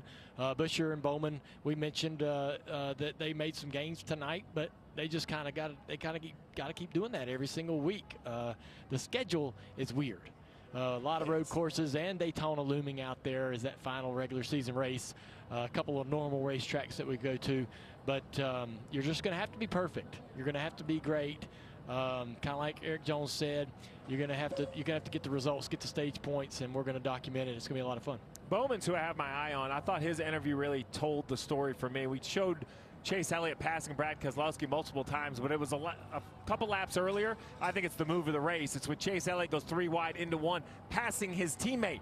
Not only does he get a few positions, but he then becomes the offensive point of Hendrick Motorsports right here. The big swing left for Chase goes to the inside of both the 48 and the 47. It seems not meaningless, but it seems like one of many, many passes that we see. You never know which one's going to cycle to the front. But in the end, when the duo was lined up, I thought they had the best chance. They had their teammates, and he was the head of that duo. So now it's Bowman's turn, right? He seems to be dialed in. He had a great interview there. I thought he understood where he lost control of the race. Can lightning strike twice? Can he go to the streets and go back-to-back at Chicago? That would be a huge win. I feel like it's the second straight week where we leave the racetrack and we say for Brad Keselowski what might have been. I mean, they were so strong last week and had some of the miscommunication when it comes to strategy. And here tonight, I mean, they were in control, had a huge opportunity to go out and win. They finished second, and being in a must-win situation, second really is no consolation prize. Yeah, for a guy like Brad that knowingly struggles at the road courses, his opportunities are few and far between to go out there and get the win that he so sorely needs to make the playoffs. And it's even more frustrating for him because we know what kind of caliber of a driver he is, and he's seeing his other teammates, the other 2 cars at RFK, run relatively well. Actually, they're both in that battle to make the playoffs on points. So that's a tough one for Brad to have the season that he's had. He wants to go out there and maybe get that last-ditch win. Maybe it comes at Daytona. You know he's going to circle that on the calendar. This is very similar style racing that we had tonight. He'll be very desperate in Daytona. Well, I know you talked about upsets. If anyone has a perfect bracket still available after what we saw out here tonight, they maybe should just get the $1 million or whatever the payoff is right away. Because if you could predict what we saw with the big wreck and all that, I think it's nearly impossible. But I'm with Dale. You know, Brad has Daytona kind of looming for everyone. And I think while Brad could look at it as his chance, the last thing you want to be is the driver barely in above the cut line and hope somebody like Brad doesn't shove you out of the playoffs at that regular season finale. 8 races to go until we get to the playoffs. 4 playoff positions remain. Anybody's guess how things are going to play out down the stretch. And as Dale said, so many wild cards coming. We talk about Daytona, 3 races on the road. Indianapolis, where strategy can be a big deal. Richmond, a short track where we've seen some crazy things over the years. The summer has been good already, and the best still yet to come, Shannon. I will say this. If someone says that they still have a perfect bracket, what? I do not have a perfect bracket. Where's that from? Late night with Spake. Look at that. That's a. Is that Dale? That's like sleeping? 2005 I like that. That's how excited I am right there. That was Jamie a couple times tonight, by the way. Way past his bedtime right now. I will say this, Steve. If anyone out there says that they have a perfect bracket, I'm going to say liar, liar, pants on fire. Wait, because that is not true. Parker's isn't perfect because he was so confident. I figured every match. That thing blew up immediately in the big race. Actually, Mine Shannon did as well. Shannon Parker's already picked next year's bracket. Yes, and it's I'm perfect. way ahead, guys. Yeah. Who's still I'm alive? next year. That's who's still alive. That's all that matters. We'll get you on that. My guy Busher's still in it. Whoa. Parker wasn't the only guy with Chase. All right. There are a couple chases right here, so we're still alive up here as well. I can let you know some of the guys, Dale. Ty Dillon, Alex Bowman, Bubba Wallace, Nemechek, Jones, Stenhouse, Gregson. I can't read my eyes. You? Is Priest, this that's good for you? Hocevar? What do you? No, I'm telling you, Parkman, Tom Parkman, our research I guy, asked told you me guys, who do you think out there had Ty Dillon beating Denny Hamlin on the career heater that he's on right now? Did any of you guys? That's the #1 seed. Well, let me give you a little hint. Yeah. Don't talk to Mamba Smith then, because that was his prediction. Oh, that's good. No, he That's had a good Ty one. Dillon upsetting Oh, Denny he Hamlin. did? Oh, he Okay. did. How So- about that? So you know when you said the only person more confident than Chase might be Parker? If we found Mamba, he He's might be pretty there as well. confident. And we know Mamba's got a little swag. So, I mean, I like this face-off, Parker and Mamba. Oh, I agree. This will be good. That's That's a our good duo. bracket challenge. We're going to look like McDowell and Allmendinger on the intros before they were fighting out there. Tune in, I'm NASCAR taking Nation Mamba. from Chicago. I'm taking Mamba all day. Sorry, Yeah, Parker. what the Sorry. hell? Hey, you haven't seen my moves. Yeah. Okay. We have Yeah. now, and we're still taking Mamba. Yeah, okay. Thanks for falling asleep on me, Dale. It's late. We'll remember that. All right. We'll be right back. Yeah, there he is. Chase Elliott going into the stands to celebrate with the fans. That's not something you see every day. He is loving this moment, as he should. First we'll they be had to let right him through back the gate. with more posts. He's like, let me in. How's this work?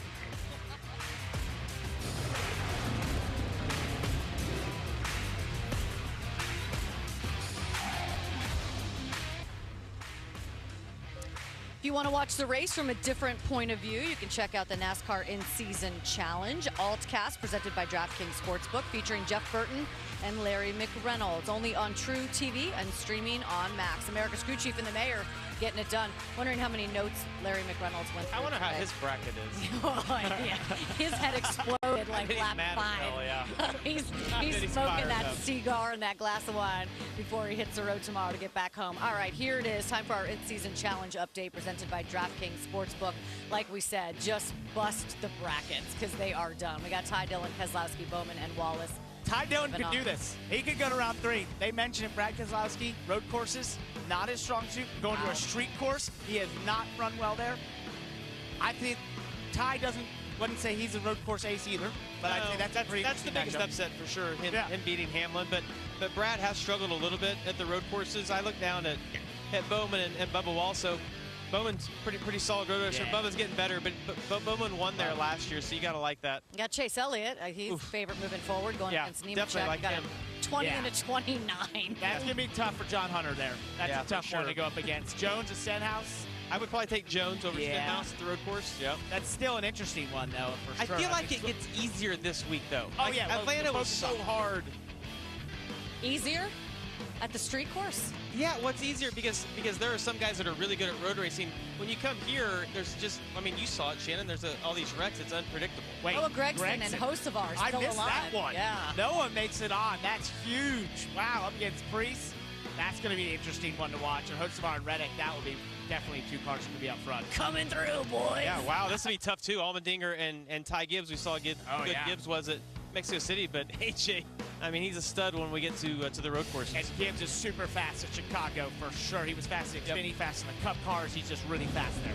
Are we allowed to do like a second bracket based on? I want to restart. We definitely need I think our group should definitely restart. We could do that just based We'll on try here. again, see who makes it through the I next liked round. the bracket until the race started. No, someone might have had Chase Elliott go. Steve Lajard had Chase Yeah. Elliott, so it's not busted yet at all. But no way a perfect bracket. We someone want a said. second chance because it's TV, so we can do whatever we want.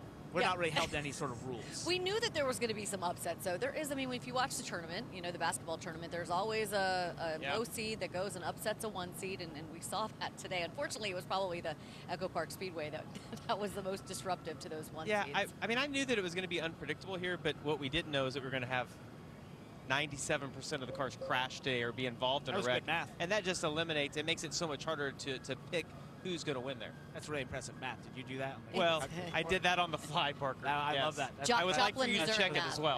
Well, and I think to that point, a drafting style track, super speedway, whatever you want to call it, that opens up the opportunity, right? When we come here, often people say anyone can win, right? Because the idea being that I don't think that's the case. Theoretically, they can, but they don't. They don't. Right. It's always funny how there's certain guys and teams who seem to do and excel at these types of tracks because they're really good at them, and it does take skill, right? But I think to your point, when you have a 23 car wreck, a 10 or 12 car wreck, I mean that just blows everything wide open. And when you had 31 seeds going up against top 5 seeds, that it's going to be you're going to see that sort of thing because predictably that 31 seed probably was so far back wasn't in the wreck, right? Potentially. So I think that's where it really gets where you got what you have now in terms of this bracket. Now as we go to these next few tracks, speed matters. Well, right? and you know who's good what at a we've road seen before. course or not, Yeah. right? I Well, mean, there's some people on there that you're like, he just historically has never been good at a road course, and if he's up against somebody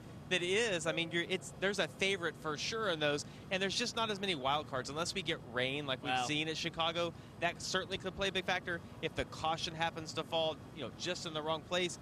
But those are few and far between. A big wreck at Atlanta, pretty common. Let's not forget we have back-to-back road courses, not just one. Yeah, and road Sonoma's a little bit easier yet again, though, I think, than Chicago. By the way, back to percentages. Oh, gosh. 100% of our Chicago races have had rain. 100%. 100%. Yeah, because there's been 2 and they both had rain. There you go. And I've already looked ahead and there's a bit of rain on Please, you're not supposed to say the R word, especially this. Sorry. building. Well, we race in the rain there. Oh, yeah, that's not a big right. problem. All right, Yeah. well, we'll And do they'll get it. a top for this. We can have it. We can have a Yeah. lid. We can have a He lid. needed top. Let's check in with Mamba Smith, busiest man. Were we just told he still had Ty Dillon, right? He had Ty Yes, Dillon. he Yes. could have a perfect bracket still. Is that? Let's find out if that's true because he Somehow has he can Ty tell the Dillon. future. Let's find out if that's true. Standing by here with Ty Dillon. Tyrone, you just busted everyone's bracket. I know you probably wanted to win the race and make it into the playoffs, but moving on to the next round of the in-season challenge. Yeah, our Mark III Employee Solutions Camaro was awesome. I got to thank Matt Collig, Chris Rice for giving me the opportunity of a lifetime. These are the best cars I've ever driven, and we're building confidence and momentum week in and week out. And yeah, man, that was pretty cool. I owe apology to the 7. I got in those guys, just got loose and couldn't hold it. And he was having a good race, so I apologize to those guys taking them out. But pretty pumped about our day. And one more thing, all you Denny fans out there, I just knocked your favorite driver out. Ty Dillon knocks out Denny Hamlin this year's in-season challenge. Well, in the in-season challenge, Ricky Stenhouse Jr. advances, beating Christopher Bell. But I want to talk to you about this race. Man, you called your shot last week, and it looked like with 3 to go, it was going to happen. Well, that does not tell the story this night. Bent right rear toe link. You guys change it, go 2 laps down. And do you think there was no shot tonight this could maybe happen? I felt really good in the first stage with our Hungry Jack Camaro. Man, we just worked the draft really well and got up there. Got some stage points, and then the second stage, man, we started and I was going to save a little bit of fuel, and everybody was racing like it was like the last lap, the early of that stage, and kind of caught me off guard. We lost some track position there, and just wasn't ready for the 43 to shoot my outside there. Like I said, I was kind of just riding, and I squeezed them and put myself in the fence. So my guys did a really good job getting that toe link bent, changed, and got us back on the lead lap. And, we had a little issue there that last pit stop. But like I said, our car ran really well, throughout the draft. And taking the lead with 6 to go was a little earlier than I wanted. I'd rather take the lead with, 1-2 to go, kind of like the 9 did there. Glad a Chevrolet got in victory lane. That was another focus point while we were out there. But like I said, my team did a great job. I knew we were going to have a shot at coming in, to Atlanta, and we just got a lot of great partners on our team with Martin's Potato Rolls, famous Fun Pops, and Noss Energy Drink, Sunny D. Got this Hungry Jack car. I thought we were going to get it in victory lane there. Just a bummer, but proud of the effort that we had today. But what an impressive night for Ricky Stenhouse Jr. and the 47 team. What a rally. They wind up 6th. A solid top 10 run for Carson Holzvar. Carson, this is not exactly what a speedway car looks like with all the damage on the right front. How were you able to get back into this thing?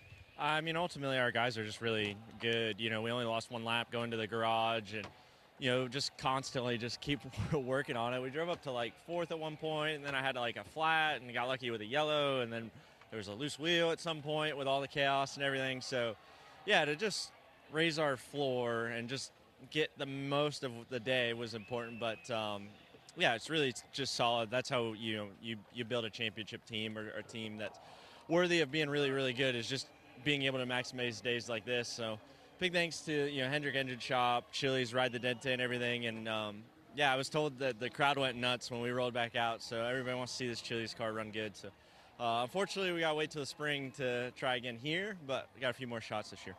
Well, listen, you are moving on to the next round. You knocked out Ryan Blaney out of the in-season challenge. How do you feel about these next 2 road courses coming up? I mean, I feel better about Chicago than Sonoma, so I'm hoping I get everybody's really good, but a freebie at Sonoma if I was to get through Chicago. Yeah, just, keep working, but ultimately we want to run as good as we can, and we drove to 30th to, 4th at one point. I thought we were going to get the lead lap the hard way for a second for how good our stuff was, and then things started bending and breaking and started driving worse, and we had to go back and fix it again. So, yeah, it's just a lot of fun to race for these guys. Carson Holtzevar and the 77 team not giving up. Well, the party's officially started here on the post-race show here on TNT. We're That's pumped. because Woo! the pride of Dawsonville, Georgia is here with us. Congratulations. Thank you. That was yeah, fun. I'm pumped too. Yeah. For sure. That was pretty wild. I mean, Yeah. that whole deal after the race was So listen, I got to ask you, electric. because I've always wanted to have that sensation of being a rock star and being on the stage and hearing the crowd react. And I feel like you got to have that. I mean, you got to have that moment when you got out. What's that like? I mean, it's so cool. I think that's as close to me or you singing on stage as we're ever going to get. So, just an incredible moment. I mean, I there was a point in time during the race that I guess everybody had their phones out and their lights on. It was Dude, that's great. and, Unbelievable. I was like, man, that was pretty cool. Like coming to the restart zone. It was visibly different from my vantage point. And then, yeah, to see everybody after the race was just incredible. I've had the honor of winning here one other time, and that one was special too. But man, like a Saturday night under the lights at home, awesome. This win kind of meaning what it does for our season and really catapulting us to where we need to be. That was pretty special. That was pretty cool. We've been sitting here watching that last lap and that move that you made. You sat down and you said, I don't even know what happened. So Yeah, I gotta we're go going to back watch and- it with you right now. gotta go back We're and going think to about let you watch it right now and kind of tell us what happened. Yeah, I mean, we got to second there, and obviously Alex, being behind me, gave me a great push, and then really hats off to him too again for then taking the 6-3 or 2 wide, and really dismantling any run that he was going to have off of 4. So really appreciate him having my back in a position where one of the 2 of us was going to have to do something right there, right? And I'm sure he was doing the math like I was, but if it wasn't us, whoever else won in that situation was not going to be good. So I think for Alex, I appreciate that, and I'll certainly have that in mind as we go forward and hope those guys can get a win. They deserve it. Been fast. Definitely, that was a major move by him to do that for you, then to give you that push when it was materializing. That move to get beneath Keselowski there. The runs tonight, I feel like this place historically has been tough to make runs materialize. But tonight, for whatever reason, you guys could get massive runs. What do you think was different? Was there something different? Why were you able to get some of those massive runs like you did that you got on Keselowski there? I didn't see really anyone that could hold the lead for any length of time. I wanted to be in that position of kind of trading back and forth, but it was really hard to hold on to it. I mean, I kind of tried every which way. And honestly, just the runs were, you guys know, like you go to speedways and sometimes the runs are coming at you so fast. Like I can't block that. I mean, I can, and we're both going to crash, or I'm going to crash, or whatever. So, it's just one of those choices you have to make as to where do I want to lose this, this run to, and just kind of start thinking about what's coming ahead. We got to listen to the siren, right? We got the tweet from Dawsonville Pool Room. I mean, why not? We got you here. Yeah, why not? I mean, we can say that we listened been to a the while. siren I'm with glad it Chase still Elliott, works. everyone else. We Been a might be minute. able to hear it on it. There it is. Oh, there it is. Can you hear it? I don't hear it. Are we going to hear it or are we going to look at it? We're looking at it. What do you think, And Chase? listen to music. It's a beautiful siren, isn't it? No, It is. Listen, like I said, I'm just glad it still works. I'm excited.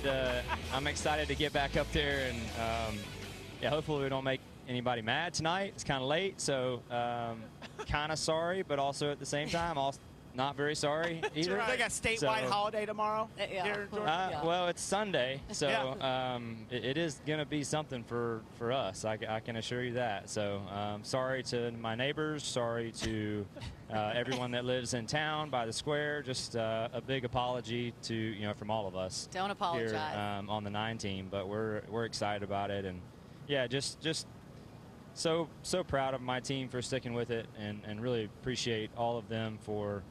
We've had some good days, but we've had some bad days too, and I just think it's really important to highlight that there has been enough days where we could have absolutely just fallen apart from the inside, no question. What's kept that together? Like what within? I mean, is Alan Gustafson? Yeah, I mean, I think that he deserves a lot of credit, and I think he's amazing. He's as good of a person off the racetrack as he is on the racetrack.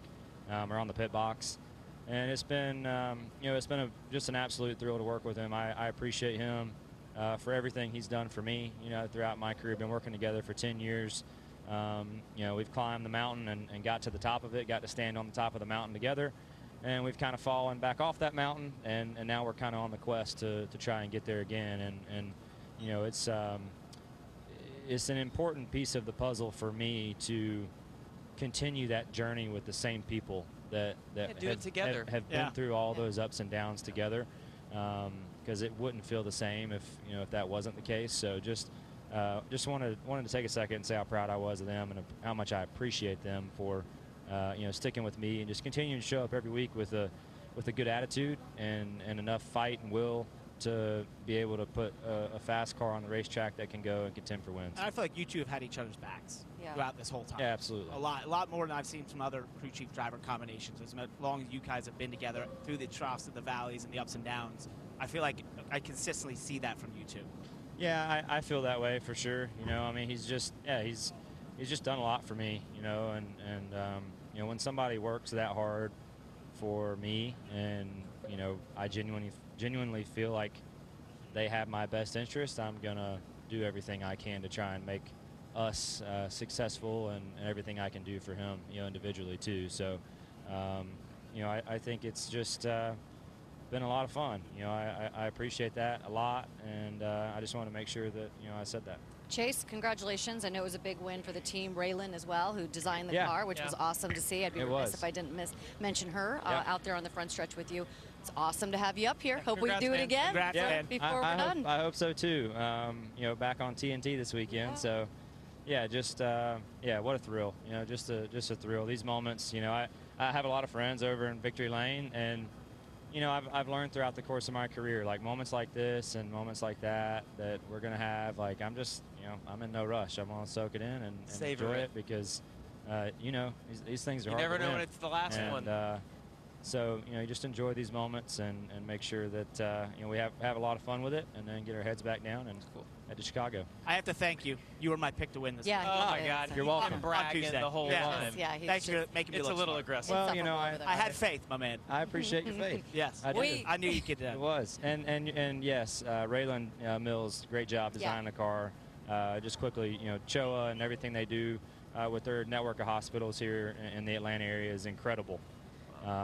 We've made, and I have made, some incredible relationships over the 9 years that we've had the honor of doing Design to Drive.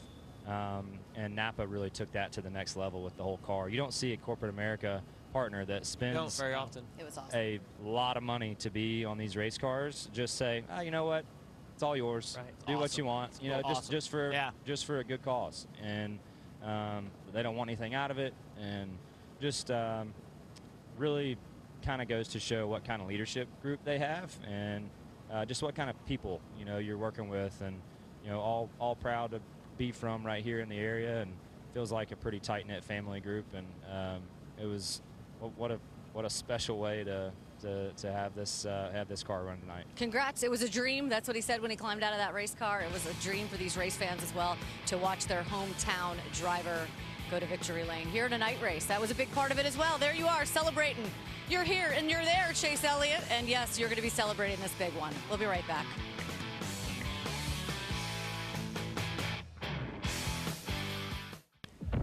It's a bird, it's a plane. No, it's Superman. This was a Superman move right here. This is the move of the day presented by Superman, and that belongs to Chase Elliott, the hometown kid. There he goes.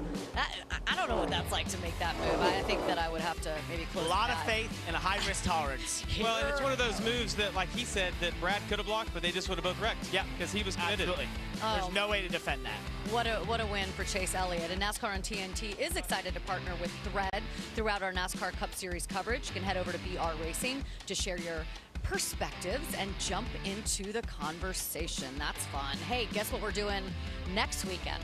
You guys know? We're road racing in Chicago. It's street course racing, I think. Yeah, Same we'll get it right. Same thing.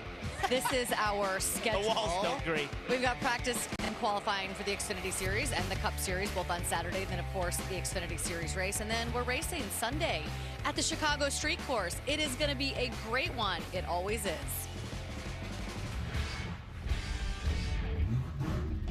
Green flags in the air. We're racing in Chicago.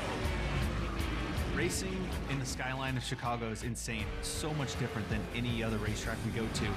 It's almost like fighter jets working their way through the streets of Chicago. It's cool being in the city. It's just a total different vibe. Especially if it rains, you never know what you're going to get. Love the rain in Chicago. Look at the cars disappearing in the distance with the spray. Grip and visibility a challenge. Chicago is the easiest place just to crash by yourself. You have concrete barriers on both sides of the car, but if you go over by an inch or two, you're hit that wall. Oh, and Chase Briscoe, he'll nail the tire barrier. And there's just no margin for error. There's an accident, and you're basically just all bottled up and a part of it. Oh, Larson's in hot. Oh, he'll go windshield deep. We're running upwards of 160 miles per hour, and you make a small mistake, and you're in the fence. And we're going to have a problem here. Oh, in the wall again. Chicago is its own animal for sure. Anytime you get to any of those tracks, you don't want to have to deal with those road course ringers. Crowd is here. It looks good. I'm ready to see some racing. We're literally racing in a downtown, large American city. No other venue really like that. It's any man's prize that can go out there and get it done.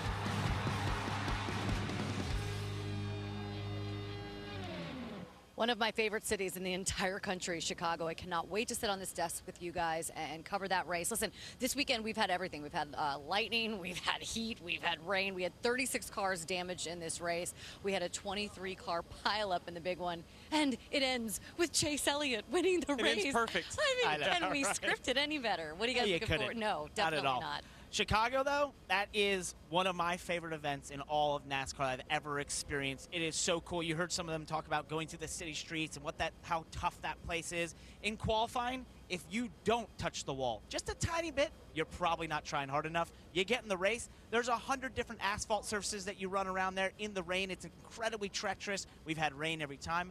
I love that event, and I think we talked about this being a wild card. To me, of all the road courses, obviously it's a street course, that is the wild card one. Well, it's the least forgiving track that you have on the circuit, because if you step over the line and you get into the wall, your day could be done. You mentioned that we have a good chance of having rain, which just adds another level of complexity to that racetrack. But, you know, throughout my entire career, I never thought we'd get to go to a road course. And when you see the images from there, I haven't got to go to Chicago yet. I'm looking forward to getting up to go there. You're going to love it. Checking it out in person. It's just a beautiful place. It's a fun venue. All the drivers like doing it, but it's treacherous. Yeah, I went out there the first year, the second year. I've been out both years, and I've just had a blast both times. What I love about it is, like, you walk around the city and everybody is talking about this event that's taking place. And obviously it's right there. I have this great picture of one of the pit boxes with like a sign on, like on Michigan Avenue. Yeah. Like, it's a street sign right there, and it's really cool. What we need to do is get Jamie to go out there early and run the marathon course. Oh, of course. Yeah, That'd be a wanna great do that? idea. Yeah, go on Friday, you get to walk it. There's only portions you can't walk because they haven't closed it yet. so you won't end up on. I feel you'll end up like in the I'm a streets. better runner than Parker is fighter. How does that Whoa, sound? whoa, whoa! Are you kidding? I mean, that's gonna be me right there. That's you right there. Oh my goodness. What a race. What a way to start NASCAR on TNT. Everyone, thank you so much for sticking with us today, and thank you so much for all of your tweets or X messages, all your social media, all of the interaction that we've seen with the fans today. It was so much fun to be part of this race, and we're going to do it for the next 4 weeks. We're going to continue the in-season challenge. Everybody have a great night. Be safe. Enjoy your Sunday. We'll see you next week.